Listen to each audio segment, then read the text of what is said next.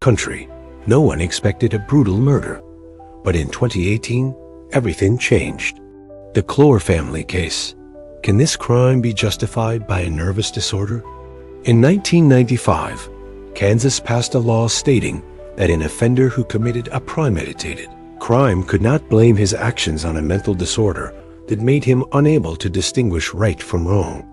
This law was passed because almost every criminal, when brought to trial, tried to avoid punishment by claiming that he was not in control of his actions or did not realize the consequences because of a mental disorder. The head of the once happy and large Clore family tried to use insanity as a defense to avoid responsibility for the atrocities he committed. However, he was found sane. Psychologists believe that his actions were motivated by jealousy, rage, and a desire for revenge against the ex-wife who left him and the daughters who supported their mother. Unfortunately, such crimes, motivated by jealousy and a pathological desire for revenge, are a common worldwide phenomenon. According to statistics, these motives account for 1 in 8 crimes committed. Excessive suspicion, insecurity, and obsessive need to control a partner can turn a person into a real beast who does not spare even his own children. The story of the Clore family. James Craig Clore was born in 1963 in Weatherford, Texas. His future wife, Karan Kaler, née White, was born in the same city in 1965. They met in the early 1980s as students at a Texas university. Craig was graduating in engineering, and Karen was a freshman in the humanities department. They quickly found common ground and soon began a romantic relationship. They were young, in love, and seemed like the perfect couple. Craig was a top student, known for his determination and talent in engineering. In the late 1980s, after graduation, they had a modest wedding attended only by close friends and family. Their first child, Emily, was born in 1991, followed by Lauren in 1993. They lived in a cozy house in Weatherford and were quite well off by local standards. In 1999, when Karen was pregnant with her third child, Craig received a lucrative job offer at a large utility company in Weatherford. His promotion coincided with the birth of their son, Sean, whom he adored.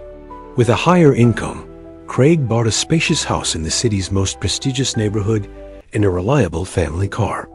Karen stayed at home, and Craig became the primary breadwinner. Outwardly, the family seemed perfect.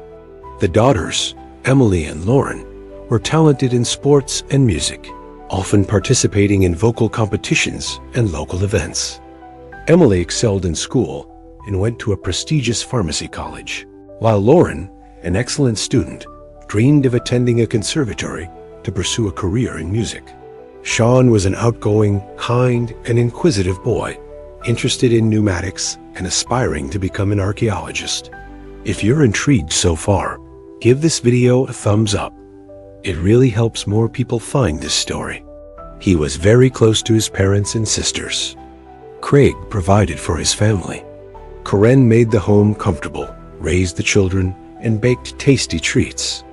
They were active in the community, striving to improve their neighborhood. They also raised 3 wonderful and talented children. However, behind the facade of perfection, there were many problems that family members kept hidden. In 2007, Karen admitted to her younger sister Linda that she was on the verge of a nervous breakdown.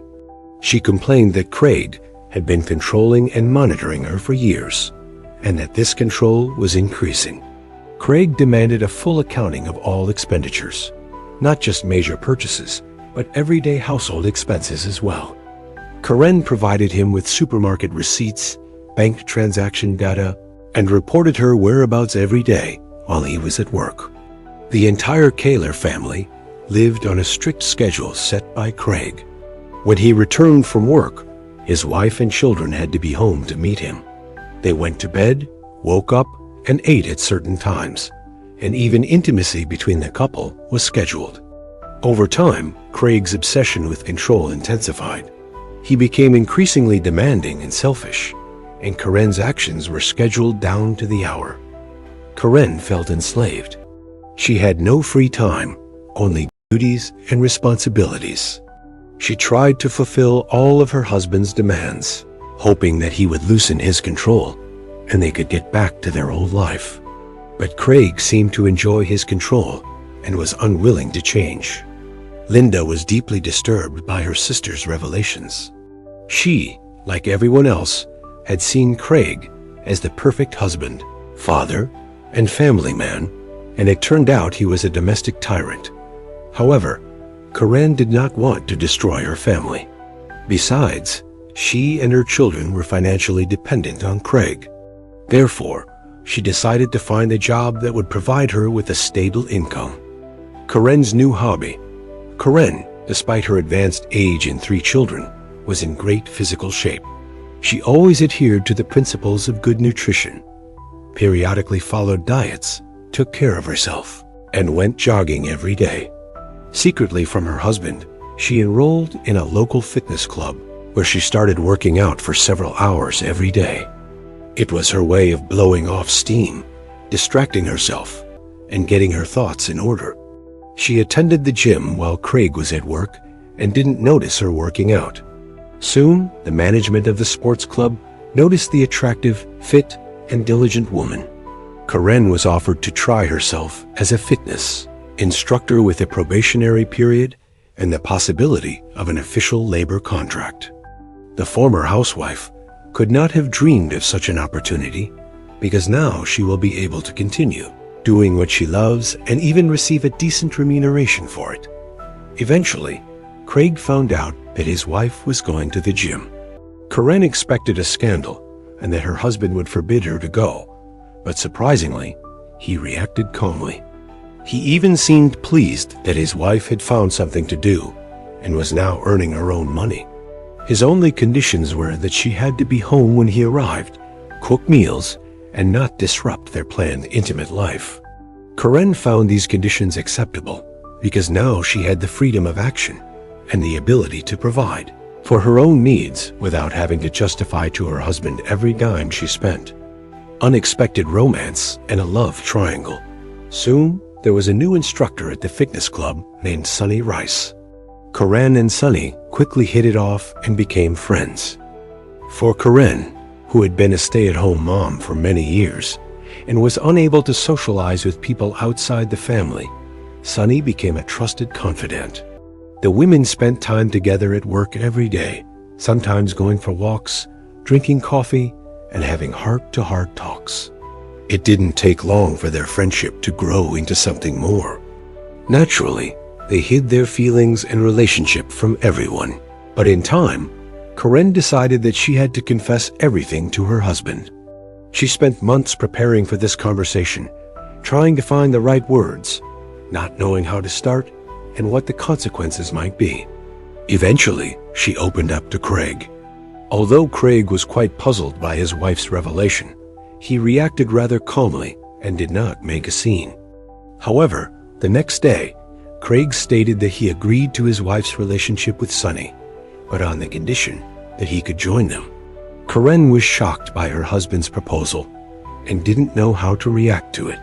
Nevertheless, Craig took the initiative and began courting Sonny, sending her flowers and small gifts. He seemed to see this as an opportunity to brighten his intimate life and add passion and new sensations to his marriage to Karen. At first, the women agreed to his proposal, but soon realized that for Craig, it was a game of dominance. Their peculiar love triangle didn't last long, and Craig was made to realize that he was not welcome in their relationship. Feeling insulted, Craig demanded that Karen end the affair immediately, but she continued to date Sonny, genuinely in love. After nearly 2 decades of marriage, it seemed that Karen was ready to leave her husband for a new relationship. A move to another state, in secret meetings, after months of scandals, confrontations, and agonizing deliberation, Craig decided that the best solution to save his family would be to move to another state. He began looking for a new job, sending out resumes, and soon landed a position as a water director for a large company in Columbia, Missouri, a city neighboring Kansas. Craig believed that his wife's move to another state would end her affair with Sonny, and their family life would return to normal. If you're intrigued so far, give this video a thumbs up. It really helps more people find this story. The move in the summer of 2008 proved difficult for the family, as the children had to change schools, make new friends, and adjust to life in a new city. Although the family was already well off, Craig's salary in his new position was nearly double what he earned in Weatherford. However, with more responsibilities and more hours on the job, Craig naively thought he had cut Sonny out of his wife's life for good, but he was wrong. Karen and Sonny continued to communicate regularly, exchanging calls and texts and meeting in secret. They would drive to meet halfway and spend a couple hours in a roadside hotel before returning home. By then, Karen knew her marriage was doomed. She no longer loved her husband, and divorce was only a matter of time. These secret trysts continued until December 2008. On that New Year's Eve, the Kaler family returned to their hometown to visit family and friends. Sonny was also present at this party. Karen and Sonny behaved low-key at first, simply exchanging greetings. However, as the party progressed and under the influence of alcohol, they seemed to forget about social norms. The lovers were inseparable, holding hands, exchanging longing glances, and some guests even caught them kissing. Craig wasn't just angry, he was furious. Karen had insulted and humiliated him in front of dozens of former roommates, friends, and co-workers, making her affair public. Craig made a scene at the party, verbally attacking his wife and Sonny. An enraged Craig forcibly dragged Karen away from the party. On the way home, he lost control of himself. He grabbed her by the shoulders and shook her with such force that her dress ripped. He then slapped her, causing her to stumble and fall, hitting her head hard. Divorce and painful harassment. After returning home, the conflict did not subside, and a few days later, Karen told Craig that she was leaving him. She initiated divorce proceedings and demanded custody of the children. At first, Craig tried to apologize, begging to keep the family for the sake of the children and offering to give their marriage another chance. However, Karen was adamant and obtained a divorce. Craig then began calling their mutual friends and relatives, asking them to talk to Karen and convince her not to break up the family and stay with him. Despite his best efforts, she firmly told him that she was leaving for Sonny and was never truly happy in their marriage.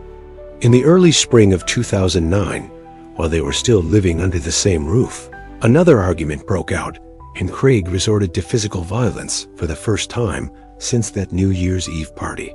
Karen reported him to the police and he was arrested. However, at the station, he claimed that his wife was hysterical and he only held her tightly to calm her down, which caused the bruises on her arms. After this incident, Karen, without waiting for an official divorce, took the children and moved out. For Craig, it was a serious blow, but even more, he was angry when he learned that his daughters sided with their mother, saying that for the first time in a long time, they saw her happy. He saw this as a betrayal and refused to communicate with Emily and Lauren, only calling Sean and taking him with him on weekends while blatantly ignoring his daughters. Meanwhile, despite the ongoing divorce proceedings, Craig still hoped that his wife would change her mind and come back to him. He was jealous, tried to control her, and followed her everywhere. He watched her house, followed her around town in a rental car, trying to remain undetected, and even tried to set up a hidden camera in her house when no one was there. Naturally, all of this took time and effort, so Craig had to sacrifice work. First, he took a vacation, and he claimed that he was sick, and in the end, he just started skipping work without explanation. This reckless behavior led to his termination. After losing his job and source of income, Craig was forced to move into his parents' house because he couldn't afford his own. Now, with plenty of free time, he was able to stalk his ex-wife all day long, leading her to take her ex-husband to court to stop him from approaching her. Horrible Thanksgiving. In November 2009, just before Thanksgiving, Karen took her children to visit her 89-year-old grandmother, Dorothy White, in the small town of Burlingame, Kansas, to spend the vacations. On the evening of November 29th, the Burlingame Police Department received an alarm call about a suspicious van and the sound of gunshots. Dorothy's neighbors reported seeing a small truck pull up to the elderly woman's home. A man got out of it and entered the house. They then allegedly heard screams and gunshots, but were not sure. The man then left the house, got back into the truck, and drove away quickly. Neighbors did not attempt to apprehend him, fearing he was armed. When police pulled up to the house, they were met by a terrified 10-year-old boy calling for help. It was Sean Kaler, who couldn't explain what had happened. But it was clear that a terrifying scene awaited the police inside. Near the front door, they found the 89-year-old homeowner lying in a pool of blood and, surprisingly, alive despite 2 gunshot wounds. In the kitchen, police found the lifeless body of 44-year-old Karen. She had been shot in the chest and then killed by a close-range gunshot to the head. Her ex-husband had left her with no chance of survival. The body of her oldest daughter, 18-year-old Emily, lay between a wall and a couch. She had apparently tried to hide from her enraged father, but he caught up with her and took her life with 2 point-blank shots. If you're intrigued so far, give this video a thumbs up. It really helps more people find this story. Her younger sister, Lauren, lay in a pool of blood in a second-floor bedroom. She was still alive, begging faintly to save her life and repeatedly stating that her father had done it. The elderly woman and Lauren were immediately rushed to the intensive care unit of a nearby hospital. Despite the doctor's best efforts, their lives could not be saved. Lauren died on the morning of December 1st from massive blood loss and damage to her internal organs, and her great-grandmother died a few hours later that day. The only surviving witness, Sean, was in a state of shock. Psychologists worked with him, but he needed a thorough interrogation as the only living witness to the tragic events at his great-grandmother's house. He said that evening, his mother was in the kitchen preparing dinner, and he approached her to ask for his favorite pies. Suddenly, the back door of the house swung open, and their father entered the house with a shotgun in his hands. Without saying a word, the man pointed the barrel at his ex-wife and shot her, then moved closer and fired again. For the first few seconds, Sean froze in horror. Then his father turned to him, but didn't aim, just silently and intently stared at him. Sean realized he had to run, so he jumped out the open back door. The boy ran toward the main entrance, hoping to alert his grandmother and sisters and call for help. However, as he reached the threshold, he heard several more gunshots. Fearing to enter the house, he hid in a small outbuilding. He heard several more shots and waited in terror for his father to come after him. Where is Mr. Kaler? Craig was immediately put on the wanted list, warning that he was armed and extremely dangerous. Meanwhile, police received several reports of a speeding truck, which helped them quickly determine the direction the gunman was traveling. At one point, the man abandoned his vehicle in a wooded area and began walking down a deserted road. Law enforcement quickly caught up with him and apprehended him the next morning. He had left the rifle and ammunition in the back seat, with prescription medication for depression and anxiety disorders lying next to the driver's seat. Mr. Kaler did not resist arrest. He did not seem to care anymore. He looked confused and even frightened, and honestly admitted that he was armed with a gun and a hunting knife, but did not intend to use them. He also admitted that he had done something terrible that he believed the police already knew about. At first, when he was taken to the police station, Craig fully admitted his guilt and poured his heart out to the investigating officer. He told how his wife had cheated on him with Sonny, how they had humiliated him in front of his friends at a New Year's Eve party, how his attempts to save his marriage had cost him his job, and what was left of his self-respect. The man cried, said he did not know how he had decided to take such a step, and complained that everyone, including his daughters, had betrayed him. Trial and fair sentence. Craig's trial began in December 2010. The defendant, who was advised by his lawyer, Thomas Heaney, recanted his initial confession, blaming his actions on mental illness and insanity. It was his only option to avoid the death penalty for the murder of 4 people. Heaney tried to convince the court that his client was in a difficult psycho-emotional state after his wife left him for a lover. His children sided with their mother. He lost his job and was forced to move back into his parents' home. All of these factors contributed to the breakdown, the lawyer said, and Mr. Kaler committed the crime while insane, not realizing what he was doing. Prior to 1995, there was indeed a law that allowed criminals to get leniency by pleading insanity. However, in Kansas, where the crime was committed and the trial took place, that law was repealed. Furthermore, the prosecution found no evidence of insanity or affective state in Craig's actions, only cold calculation. He purchased guns and ammunition in advance, went to Dorothy White's house, knowing that his entire family was there, and shot each victim twice, leaving no chance of survival. However, he deliberately spared his son Sean, allowing him to escape. In August 2011, the man was found guilty on all counts and sentenced to death. Sean, who was 12 years old at the time, testified at the final hearing. He said that he did not wish his father dead, as he was the only close relative left. Despite numerous appeals by Craig and his attorneys, the verdict remained unchanged. As of today, Mr. Kaler is still in prison and continues to fight to have the case reviewed and the death sentence overturned.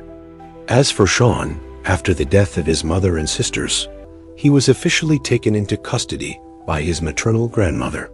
He is now an adult, has finished school, received an education, and has decided to stay and work in his home state. Thanks for watching, guys. Subscribe to the channel, and also don't forget to click the bell. There are many shocking stories ahead. If you're intrigued so far, give this video a thumbs up. It really helps more people find this story. In the world's safest country, no one expected a brutal murder. But in 2018, everything changed. The Clore family case. Can this crime be justified by a nervous disorder? In 1995, Kansas passed a law stating that an offender who committed a premeditated crime could not blame his actions on a mental disorder that made him unable to distinguish right from wrong. This law was passed because almost every criminal, when brought to trial, tried to avoid punishment by claiming that he was not in control of his actions or did not realize the consequences because of a mental disorder. The head of the once happy and large Clore family tried to use insanity as a defense to avoid responsibility for the atrocities he committed. However, he was found sane. Psychologists believe that his actions were motivated by jealousy, rage, and a desire for revenge against the ex-wife who left him and the daughters who supported their mother. Unfortunately, such crimes, motivated by jealousy and a pathological desire for revenge, are a common worldwide phenomenon. According to statistics, these motives account for 1 in 8 crimes committed. Excessive suspicion, insecurity, and obsessive need to control a partner can turn a person into a real beast who does not spare even his own children. The story of the Clore family. James Craig Clore was born in 1963 in Weatherford, Texas. His future wife, Karan Kaler, née White, was born in the same city in 1965. They met in the early 1980s as students at a Texas university. Craig was graduating in engineering, and Karen was a freshman in the humanities department. They quickly found common ground and soon began a romantic relationship. They were young, in love, and seemed like the perfect couple. Craig was a top student, known for his determination and talent in engineering. In the late 1980s, after graduation, they had a modest wedding attended only by close friends and family. Their first child, Emily, was born in 1991, followed by Lauren in 1993. They lived in a cozy house in Weatherford and were quite well off by local standards. In 1999, when Karen was pregnant with her third child, Craig received a lucrative job offer at a large utility company in Weatherford. His promotion coincided with the birth of their son, Sean, whom he adored. With a higher income, Craig bought a spacious house in the city's most prestigious neighborhood and a reliable family car. Karen stayed at home, and Craig became the primary breadwinner. Outwardly, the family seemed perfect. The daughters, Emily and Lauren, were talented in sports and music, often participating in vocal competitions and local events. Emily excelled in school and went to a prestigious pharmacy college, while Lauren, an excellent student, dreamed of attending a conservatory to pursue a career in music. Sean was an outgoing, kind, and inquisitive boy, interested in pneumatics and aspiring to become an archaeologist. If you're intrigued so far, give this video a thumbs up. It really helps more people find this story. He was very close to his parents and sisters. Craig provided for his family. Karen made the home comfortable, raised the children, and baked tasty treats. They were active in the community, striving to improve their neighborhood. They also raised 3 wonderful and talented children. However, behind the facade of perfection, there were many problems that family members kept hidden. In 2007, Karen admitted to her younger sister Linda that she was on the verge of a nervous breakdown.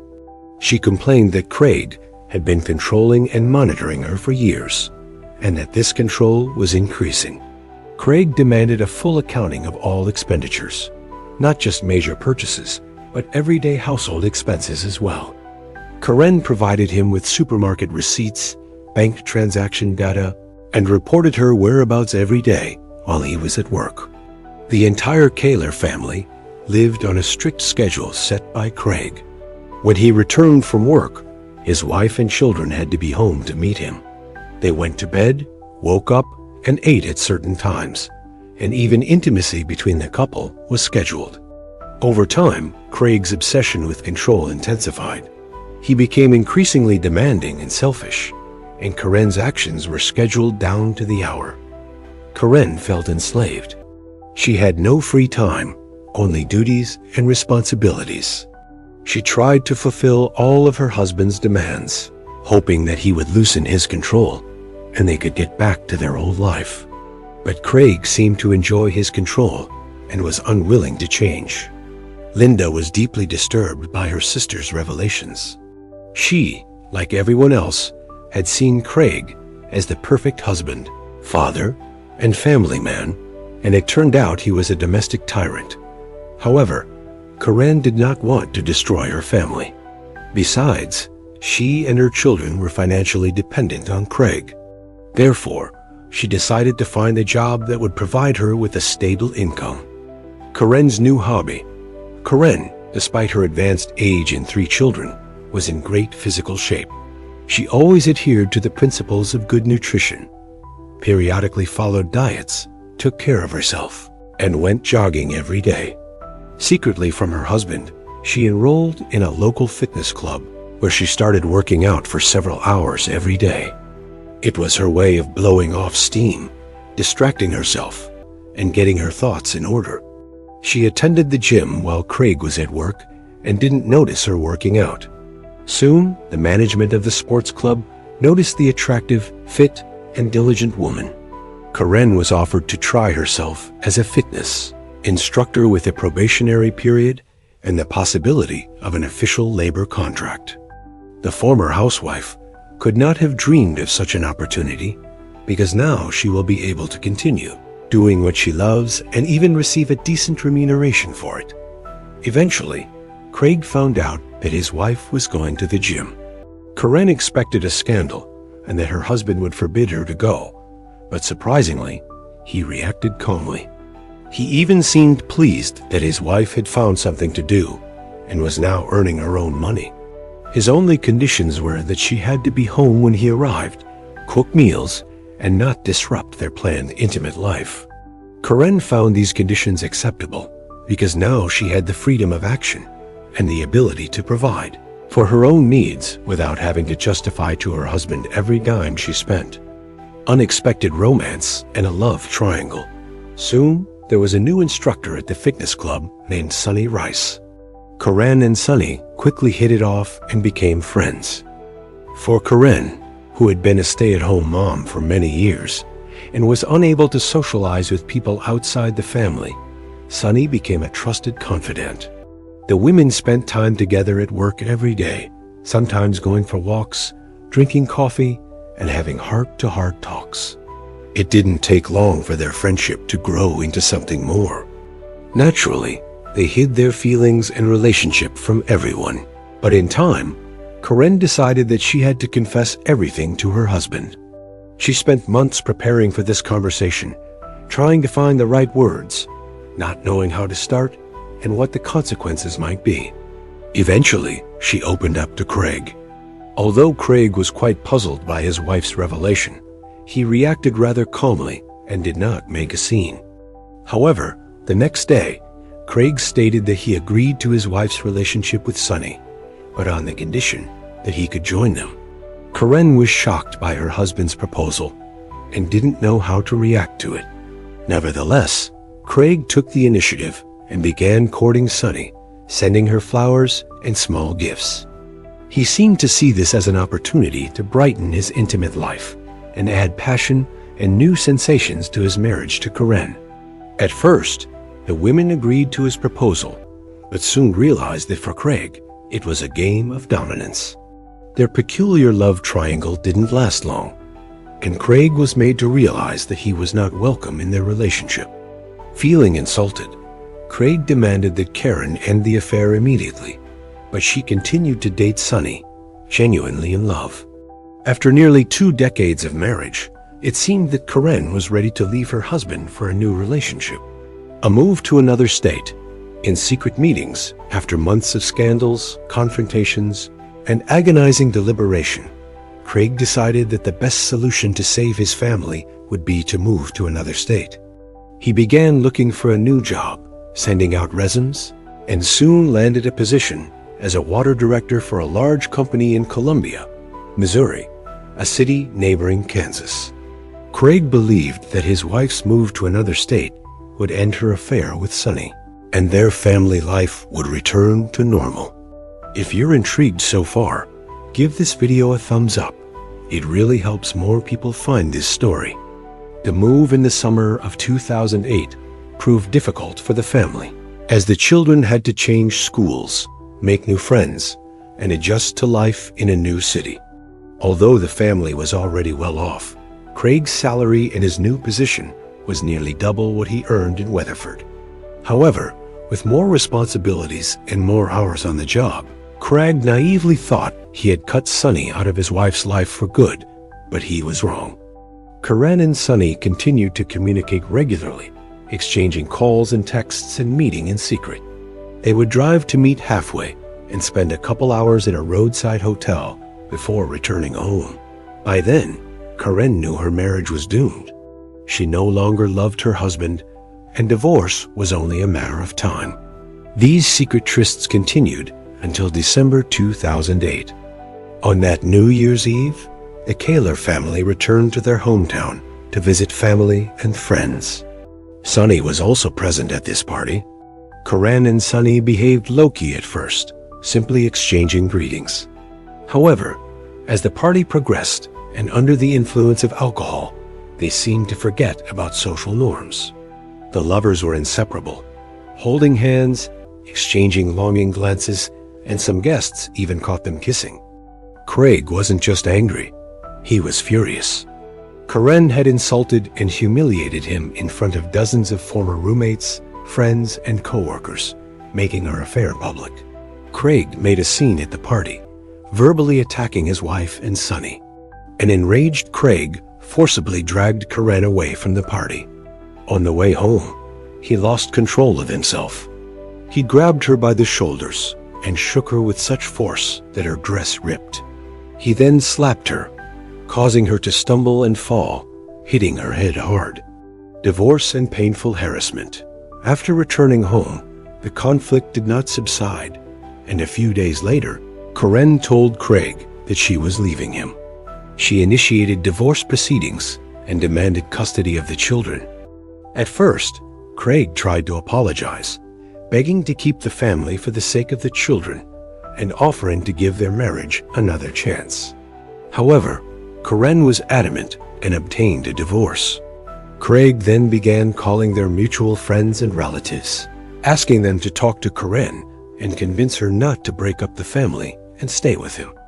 Despite his best efforts, she firmly told him that she was leaving for Sonny and was never truly happy in their marriage.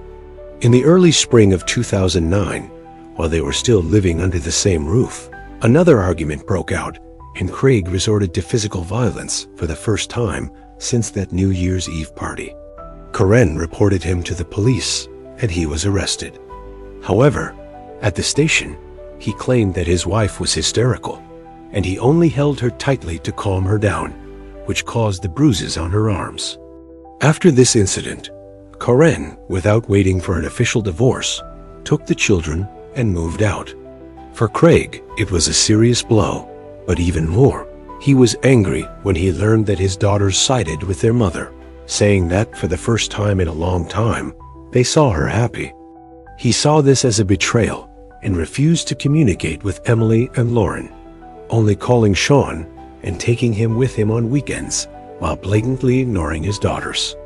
Meanwhile, despite the ongoing divorce proceedings, Craig still hoped that his wife would change her mind and come back to him. He was jealous, tried to control her, and followed her everywhere. He watched her house, followed her around town in a rental car, trying to remain undetected, and even tried to set up a hidden camera in her house when no one was there. Naturally, all of this took time and effort, so Craig had to sacrifice work. First, he took a vacation, and he claimed that he was sick, and in the end, he just started skipping work without explanation. This reckless behavior led to his termination. After losing his job and source of income, Craig was forced to move into his parents' house because he couldn't afford his own. Now, with plenty of free time, he was able to stalk his ex-wife all day long, leading her to take her ex-husband to court to stop him from approaching her. Horrible Thanksgiving.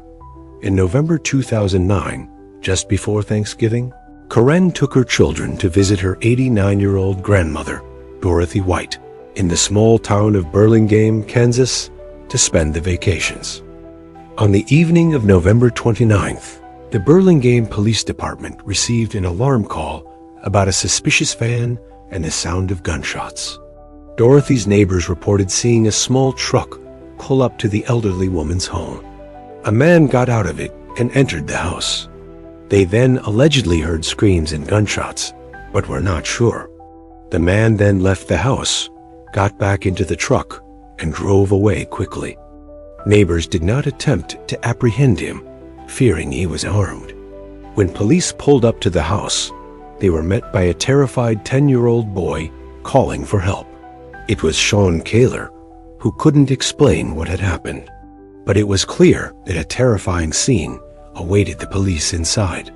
Near the front door, they found the 89-year-old homeowner lying in a pool of blood and, surprisingly, alive despite 2 gunshot wounds. In the kitchen, police found the lifeless body of 44-year-old Karen. She had been shot in the chest and then killed by a close-range gunshot to the head. Her ex-husband had left her with no chance of survival. The body of her oldest daughter, 18-year-old Emily, lay between a wall and a couch. She had apparently tried to hide from her enraged father, but he caught up with her and took her life with 2 point-blank shots. If you're intrigued so far, give this video a thumbs up. It really helps more people find this story. Her younger sister, Lauren, lay in a pool of blood in a second-floor bedroom. She was still alive, begging faintly to save her life and repeatedly stating that her father had done it. The elderly woman and Lauren were immediately rushed to the intensive care unit of a nearby hospital. Despite the doctor's best efforts, their lives could not be saved. Lauren died on the morning of December 1st from massive blood loss and damage to her internal organs, and her great-grandmother died a few hours later that day. The only surviving witness, Sean, was in a state of shock. Psychologists worked with him, but he needed a thorough interrogation as the only living witness to the tragic events at his great-grandmother's house. He said that evening, his mother was in the kitchen preparing dinner, and he approached her to ask for his favorite pies. Suddenly, the back door of the house swung open, and their father entered the house with a shotgun in his hands. Without saying a word, the man pointed the barrel at his ex-wife and shot her, then moved closer and fired again. For the first few seconds, Sean froze in horror. Then his father turned to him, but didn't aim, just silently and intently stared at him. Sean realized he had to run, so he jumped out the open back door. The boy ran toward the main entrance, hoping to alert his grandmother and sisters and call for help. However, as he reached the threshold, he heard several more gunshots. Fearing to enter the house, he hid in a small outbuilding. He heard several more shots and waited in terror for his father to come after him. Where is Mr. Kaler? Craig was immediately put on the wanted list, warning that he was armed and extremely dangerous. Meanwhile, police received several reports of a speeding truck, which helped them quickly determine the direction the gunman was traveling. At one point, the man abandoned his vehicle in a wooded area and began walking down a deserted road. Law enforcement quickly caught up with him and apprehended him the next morning. He had left the rifle and ammunition in the back seat, with prescription medication for depression and anxiety disorders lying next to the driver's seat. Mr. Kaler did not resist arrest. He did not seem to care anymore. He looked confused and even frightened, and honestly admitted that he was armed with a gun and a hunting knife, but did not intend to use them. He also admitted that he had done something terrible that he believed the police already knew about. At first, when he was taken to the police station, Craig fully admitted his guilt and poured his heart out to the investigating officer. He told how his wife had cheated on him with Sonny, how they had humiliated him in front of his friends at a New Year's Eve party, how his attempts to save his marriage had cost him his job and what was left of his self-respect. The man cried, said he did not know how he had decided to take such a step, and complained that everyone, including his daughters, had betrayed him. Trial and fair sentence. Craig's trial began in December 2010. The defendant, who was advised by his lawyer, Thomas Heaney, recanted his initial confession, blaming his actions on mental illness and insanity.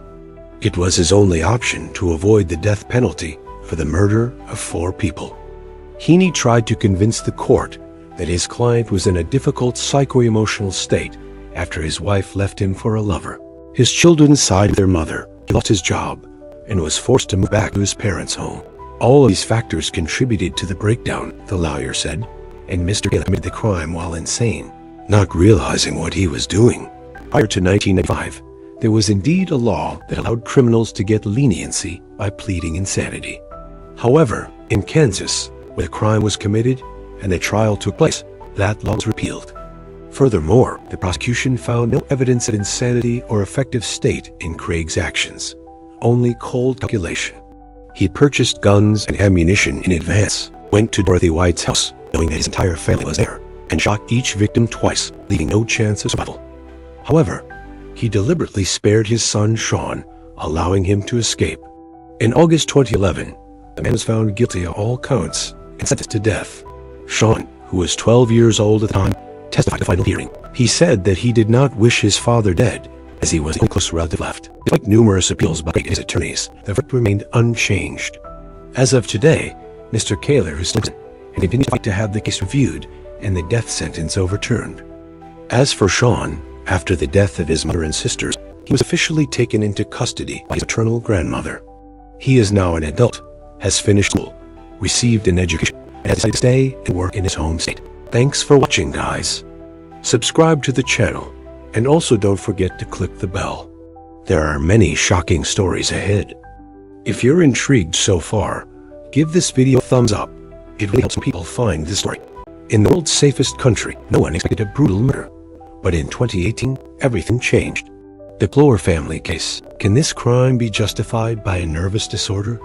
In 1995, Kansas passed a law stating that an offender who committed a premeditated crime could not blame his actions on a mental disorder that made him unable to distinguish right from wrong. This law was passed because almost every criminal, when brought to trial, tried to avoid punishment by claiming he was not in control of his actions or did not realize the consequences because of a mental disorder. The head was happy and large Clore family tried to use insanity as defense to avoid responsibility for the atrocities he committed. However, he was found sane. Psychologists believe that his actions were motivated by jealousy, rage, and a desire for revenge against the ex-wife who left him and the daughters who supported their mother. Unfortunately, such crimes, motivated by jealousy and a pathological desire for revenge, are a common worldwide phenomenon. According to statistics, these motives account for 1 in 8 crimes committed. Excessive suspicion, insecurity, and obsessive need to control a partner can turn a person into a real beast who does not spare even his own children. The story of the Clore family. James Craig Clore was born in 1963 in Weatherford, Texas. His future wife, Karan Kaler White, was born in the same city in 1965. They met in the early 1980s as students at a Texas university. Craig was graduating in engineering, and Karen was a freshman in the humanities department. They quickly found common ground and soon began a romantic relationship. They were young, in love, and seemed like the perfect couple. Craig was a top student, known for his determination and talent in engineering. In the late 1980s, after graduation, they had a modest wedding attended only by close friends and family. Their first child, Emily, was born in 1991, followed by Lauren in 1993. They lived in a cozy house in Weatherford and were quite well off by local standards. In 1999, when Karen was pregnant with her third child, Craig received a lucrative job offer at a large utility company in Weatherford. His promotion coincided with the birth of their son, Sean, whom he adored. With a higher income, Craig bought a spacious house in the city's most prestigious neighborhood and a reliable family car. Karen stayed at home, and Craig became the primary breadwinner.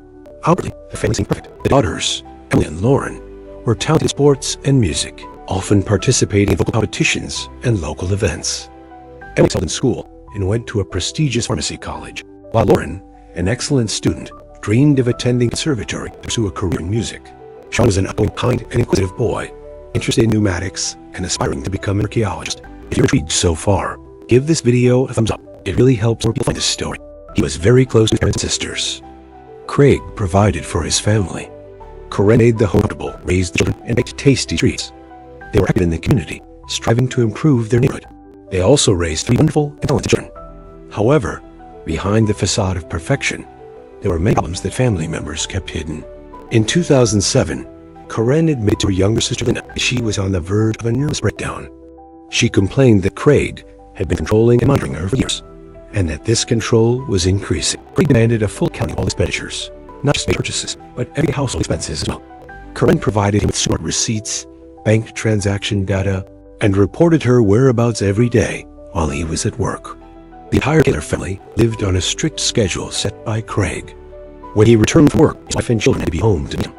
They went to bed, woke up, and ate at certain times, and even intimacy between the couple was scheduled. Over time, Craig's sexual control intensified. He became increasingly demanding and selfish, and Karen's actions were scheduled down to the hour. Karen felt enslaved. She had no free time, only duties and responsibilities. She tried to fulfill all her husband's demands, hoping that he would loosen his control and get back to their old life. But Craig seemed to enjoy his control and was unwilling to change. Linda was deeply disturbed by her sister's relations. She, like everyone else, had seen Craig as the perfect husband, father, and family man, and it turned out he was a domestic tyrant. However, Karen did not want to destroy her family. Besides, she and her children were financially dependent on Craig. Therefore, she decided to find a job that would provide her with a stable income.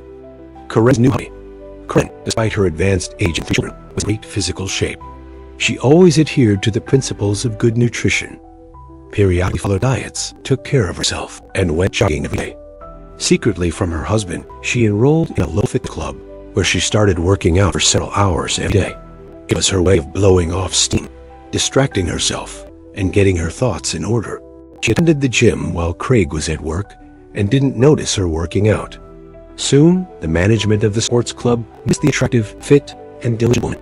Karen was offered to try herself as a fitness instructor with a probationary period and the possibility of an official labor contract. The former housewife could not have dreamed of such an opportunity, because now she will be able to continue doing what she loves and even receive a decent remuneration for it. Eventually, Craig found out that his wife was going to the gym. Karen expected a scandal and that her husband would forbid her to go, but surprisingly, he reacted calmly. He even seemed pleased that his wife had found something new and was now earning her own money. His only conditions were that she had to be home nearby, cook meals, and not disrupt her intimate life. Karen found these conditions acceptable because now she had the freedom of action and the ability to provide for her own needs without having to justify to her husband every dime she spent. Unexpected romance and a love triangle. Soon, a new instructor at the fitness club named Sunny Rice. Karen and Sunny quickly hit it off and became friends.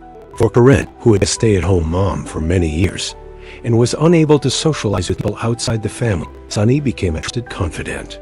The women spent time together at work every day, sometimes going for walks, drinking coffee, and having heart-to-heart talks. It didn't take long for the friendship to grow into something more. Naturally, they hid their feelings and relationship from everyone, but in time, Karen decided that she had to confess everything to her husband.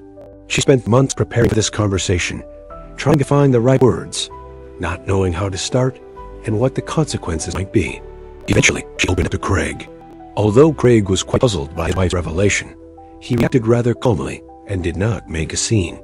However, the next day, Craig stated that he agreed to his wife's relationship with Sunny, but on the condition that he could join them. Karen was shocked by her husband's proposal and didn't know how to react to it. Nevertheless, Craig took the initiative and began courting Sunny, sending her flowers and small gifts. He seemed to see this as an opportunity to brighten his intimate life and add passion and new sensations to his marriage to Karen. At first, the women agreed to his proposal, but soon realized that for Craig, it was a game of dominance. Their peculiar love triangle didn't last long, and Craig was made to realize that he was not welcome in the relationship. Feeling insulted, Craig demanded Karen end the affair immediately, but she continued to date Sunny, genuinely in love. After nearly 2 decades of marriage, it seemed Karen was ready to leave her husband for a new relationship. A move to another state and secret meetings. After months of scandals, confrontations, and agonizing deliberation, Craig decided that the best solution to save his family would be to move to another state. He began looking for a new job, sending out resumes, and soon landed a position as a water director for a large company in Columbia, Missouri, a city neighboring Kansas. Craig believed that his wife's move to another state would end her affair with Sunny, and their family life would return to normal. If you're intrigued so far, give this video a thumbs up. It really helps more people find the story. The move in the summer of 2008 proved difficult for the family, as the children had to change schools, make new friends, and adjust to life in a new city. Although the family was already well off, Craig's salary in his new position was nearly double what he earned at Effort. However, with more responsibilities and more hours on the job, Craig naively thought he had cut Sunny out of his wife's life for good, but he was wrong. Karen and Sunny continued to communicate regularly, exchanging calls and texts and meeting in secret. They would drive me halfway and spend a couple hours at a roadside hotel before returning home. By then, Karen knew her marriage was doomed. She no longer loved her husband, and divorce was only a matter of time. These secret trysts continued until December 2008. On that New Year's Eve, the Kale family returned to their hometown to visit family and friends. Sunny was also present at this party. Karen and Sunny behaved low-key at first, simply exchanging greetings. However, as the party progressed and under the influence of alcohol, they seemed to forget about social norms. The lovers were inseparable, holding hands, exchanging longing glances, and some guests even caught them kissing. Craig wasn't just angry, he was furious. Karen had insulted and humiliated him in front of dozens of former roommates, friends, and coworkers, making our affair public. Craig made a scene at the party, verbally attacking his wife and Sunny. An enraged Craig dragged Karen away from the party. On the way home, he lost control of himself. He grabbed her by the shoulders and shook her with such force that her breasts ripped. He then slapped her, causing her to stumble and fall, hitting her head hard. Divorce and painful harassment. After returning home, the conflict did not subside, and a few days later, Karen told Craig that she was leaving him. She initiated divorce proceedings and demanded custody of the children. At first, Craig tried to apologize, begging to keep the family for the sake of the children and offering to give their marriage another chance. However, Karen was adamant and obtained a divorce. Craig then began calling their mutual friends and relatives, asking them to talk to Karen and convince her not to break up the family and stay with him. Despite his best efforts, She firmly told him that she was leaving for Sonny and was never truly happy in their marriage. In the early spring of 2009, while they were still living under the same roof, another argument broke out and Craig resorted to physical violence for the first time since the New Year's Eve party. Karen reported him to the police and he was arrested. However, at the station, he claimed that his wife was hysterical and he only held her tightly to calm her down, which caused bruises on her arms. After this incident, Karen, without waiting for an official divorce, took the children and moved out. For Craig, it was a serious blow, but even more, he was angry when he learned that his daughters sided with their mother, saying that for the first time in a long time, they saw her happy. He saw this as a betrayal and refused to communicate with Emily and Lauren, calling Sean and taking him with him on weekends, publicly ignoring his daughters. Meanwhile, despite ongoing divorce proceedings, Craig still hoped his wife would change her mind and come back to him. He was jealous, tried to control her, and followed her everywhere. He watched her house, followed her around town in a rental car, trying to remain undetected, and even tried to set up a hidden camera in her house when no one was there. Naturally, all of this took time and effort, so Craig had to sacrifice work. First, he took vacation, and he claimed he was sick, and in the end, he just started skipping work with an explanation. This reckless behavior led to his termination. After losing his job and source of income, Craig was forced to move into his parents' house because he couldn't afford his own. Now, with plenty of free time, he was able to stalk his ex-wife all day long, leading her to take her ex-husband to court to stop him from approaching her. Horrible Thanksgiving. In November 2009, just before Thanksgiving, Karen took her children to visit her 89-year-old grandmother, Dorothy White, in the small town of Burlingame, Kansas, to spend the vacations. On the evening of November 29th, the Burlingame Police Department received an alarm call about a suspicious van and the sound of gunshots. Dorothy's neighbors reported seeing a small truck pull up to the elderly woman's home. A man got out of it and entered the house. They then allegedly heard screams and gunshots, but were not sure.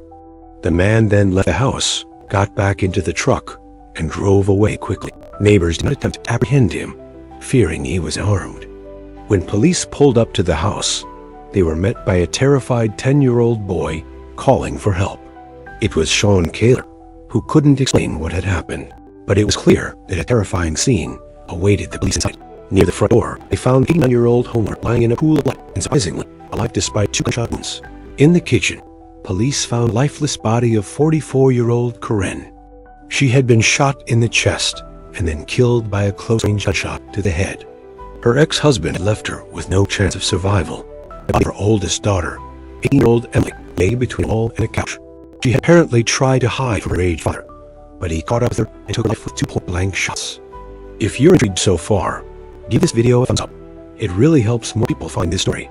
Her younger sister, Lauren, lay in a pool of blood in a second-floor bedroom. She was still alive, begging faintly to save her life and repeatedly stating that her father had done it. The elderly woman and Lauren were immediately rushed to the intensive care unit of a nearby hospital. Despite the doctor's best efforts, their lives could not be saved. Lauren died on the morning of December 1st from massive blood loss and damage to her internal organs. And her great-grandmother died a few hours later that day. The only surviving witness, Sean, was in a state of shock. Psychologists worked with him, but he needed a thorough interrogation as the only living witness to the tragic events at his great-grandmother's house. He said that evening his mother was in the kitchen preparing dinner, and he approached her to ask for his favorite pies. Suddenly, the back door of the house swung open, and their father entered the house with a shotgun in his hands. Without saying a word, the man pointed the barrel at his ex-wife and shot her, then moved closer and fired again. For the first few seconds, Sean froze in horror. Then his father turned to him, but didn't aim, just silently and intently stared at him. Sean realized he had to run, so he jumped out the open back door. The boy ran toward the main entrance, hoping to alert his grandmother and sisters and call for help. However, as he reached the threshold, he heard several more gunshots. Fearing to enter the house, he hid in a small building. He heard several more shots and waited in terror for his father to come after him. Where is Mr. Kaler? Craig was immediately put on the wanted list, warning that he was armed and extremely dangerous. Meanwhile, police received several reports of a speeding truck, which helped them quickly determine the direction the gunman was traveling. At one point, the man abandoned his vehicle in a wooded area and began walking down a deserted road. Law enforcement quickly caught up with him and apprehended him the next morning. He had left the rifle and ammunition in the back seat, with prescription medication for depression and anxiety disorders lying next to the driver's seat. Mr. Kaler did not resist arrest. He did not seem to care anymore. He looked confused and even frightened, and honestly admitted that he was armed with a gun and a hunting knife, but did not intend to use them. He also admitted that he had done something terrible that he believed the police already knew about. At first, when he was taken to the police station, Craig fully admitted his guilt and poured his heart out to the investigating officer. He told how his wife had cheated on him with Sonny, how they had humiliated him and his friends at a New Year's party, how his attempts to save his marriage had cost him his job and what was left of self-respect. The man cried, said he did not know how he had decided to take such a step, and complained that everyone, including his daughters, had betrayed him. Trial and fair sentence. Craig's trial began in December 2010. The defendant, who was advised by his lawyer, Thomas Heaney, recanted his initial confession, blaming his actions on mental illness and insanity. It was his only option to avoid the death penalty for the murder of 4 people. Heaney tried to convince the court that his client was in a difficult psycho-emotional state after his wife left him for a lover. His children sided with their mother. He lost his job and was forced to move back into his parents' home. All of these factors contributed to the breakdown, the lawyer said, and Mr. Taylor committed the crime while insane, not realizing what he was doing. Prior to 1995, there was indeed a law that allowed criminals to get leniency by pleading insanity. However, in Kansas, the crime was committed and the trial took place. That law was repealed. Furthermore, the prosecution found no evidence of insanity or affective state in Craig's actions, only cold calculation. He purchased guns and ammunition in advance, went to Dorothy White's house, knowing that his entire family was there, and shot each victim twice, leaving no chance of survival. However, he deliberately spared his son Sean, allowing him to escape. In August 2011, the man was found guilty on all counts and sentenced to death. Sean, who was 12 years old at the time, testified at the final hearing. He said that he did not wish his father dead, as he was the only close relative left. Despite numerous appeals by Craig and his attorneys, the verdict remained unchanged. As of today, Mr. Kaler is still in prison and continues to fight to have the case reviewed and the death sentence overturned. As for Sean, after the death of his mother and sisters, he was officially taken into custody by his maternal grandmother. He is now an adult, has finished school, received an education, and has decided to stay and work in his home state. Thanks for watching us. Subscribe to the channel, and also don't forget to click the bell. There are many shocking stories ahead. If you're intrigued so far, give this video a thumbs up. It helps more people find this story. In the world's safest country, no one expected a brutal murder, but in 2018, everything changed. The Clark family case. Can this crime be justified by a nervous disorder? In 1995, Kansas passed a law stating that an offender who committed a premeditated crime could not blame his actions on mental disorder that made him unable to distinguish right from wrong. This law was passed because almost every criminal, when brought to trial, tried to avoid punishment by claiming that he was not in control of his actions or didn't realize the consequences because of a mental disorder. The head of the once happy and large Clore family tried to use insanity as a defense to avoid responsibility for the crimes he committed. However, he was found sane. Psychologists believe his actions were motivated by jealousy, rage, and desire for revenge against the ex-wife who left him and the daughters who supported the mother. Unfortunately, such crimes, motivated by jealousy and pathological desire for revenge, are a common worldwide phenomenon. According to statistics, these motives account for 1 in 8 crimes committed. Excessive suspicion, insecurity, and obsessive need to control a partner can turn a person into a real beast who does not spare even his own children. The story of the Clore family. James Craig Clore was born in 1963 in West Texas. His future wife, Karen Kaler Nee White, was born in the same city in 1965. They met in the early 1980s as students at a Texas university. Craig graduated in engineering, and Karen was a freshman in the humanities department. They quickly found common ground and soon began a romantic relationship. They were young, in love, and seemed like the perfect couple. Craig was a top student, known for his determination and talent in engineering. In the late 1980s, after graduation, they had a modest wedding attended only by close friends and family. Their first child, Emily, was born in 1991, followed by Lauren in 1993. They lived in a cozy house in Watford and were quite well off by local standards. In 1999, when Karen was pregnant with her third child, Craig received a lucrative job offer at a large utility company in Watford. His promotion coincided with the birth of their son, Sean, whom he adored. With a higher income, Craig bought a spacious house in the city's most prestigious neighborhood and a reliable family car. Karen stayed at home, and Craig became the prime breadwinner. Outwardly, the family seemed perfect. The daughters, Emily and Lauren, were talented in sports and music, often participating in local competitions and local events. Emily excelled in school and went to a prestigious pharmacy college, while Lauren, an excellent student, dreamed of attending a conservatory to pursue a career in music. Sean was an outgoing, kind, and inquisitive boy interested in new facts and aspiring to become an archaeologist. If you're intrigued so far, give this video a thumbs up. It really helped more people find the story. He was very close to his parents and sisters. Craig provided for his family. Corinne made the home comfortable, raised the children, and baked tasty treats. They were active in the community, striving to improve their neighborhood. They also raised 3 wonderful and talented children. However, behind the facade of perfection were many problems that family members hidden. In 2007, Corinne admitted to her younger sister Linda that she was on the verge of a nervous breakdown. She complained that Craig had been controlling and monitoring her for years, and that his control was increasing. Craig demanded a full accounting of all expenditures, not just major purchases, but everyday household expenses as well. Corinne provided him with supermarket receipts, bank transaction data, and reported her whereabouts every day while he was at work. The entire Kaler family lived on a strict schedule set by Craig. When he returned from work, his wife and children had been home to meet him. They went to bed, woke up, and ate at certain times, and even intimacy between the couple was scheduled. Over time, Craig's obsession with control and insight, he became increasingly demanding and selfish, and Corinne's actions were scheduled down to the hour. Corinne felt enslaved. She had no free time, only duties and responsibilities. She tried to fulfill all of her husband's demands, hoping he would loosen his control, and they could get back to their old life. But Craig seemed to enjoy his control, and was unwilling to change. Linda was deeply disturbed by her sister's revelations. She, like everyone else, had seen Craig as the perfect husband, father, and family man, and it turned out he was a domestic tyrant. However, Corinne did not want to destroy her family. Besides, she and her children eventually depended on Craig. Therefore, she decided to find a job that provided her with a stable income. Corinne's new hobby. Corinne, despite her advanced age and children, was in great physical shape. She always adhered to the principles of good nutrition, periodically followed diets, took care of herself, and went jogging every day.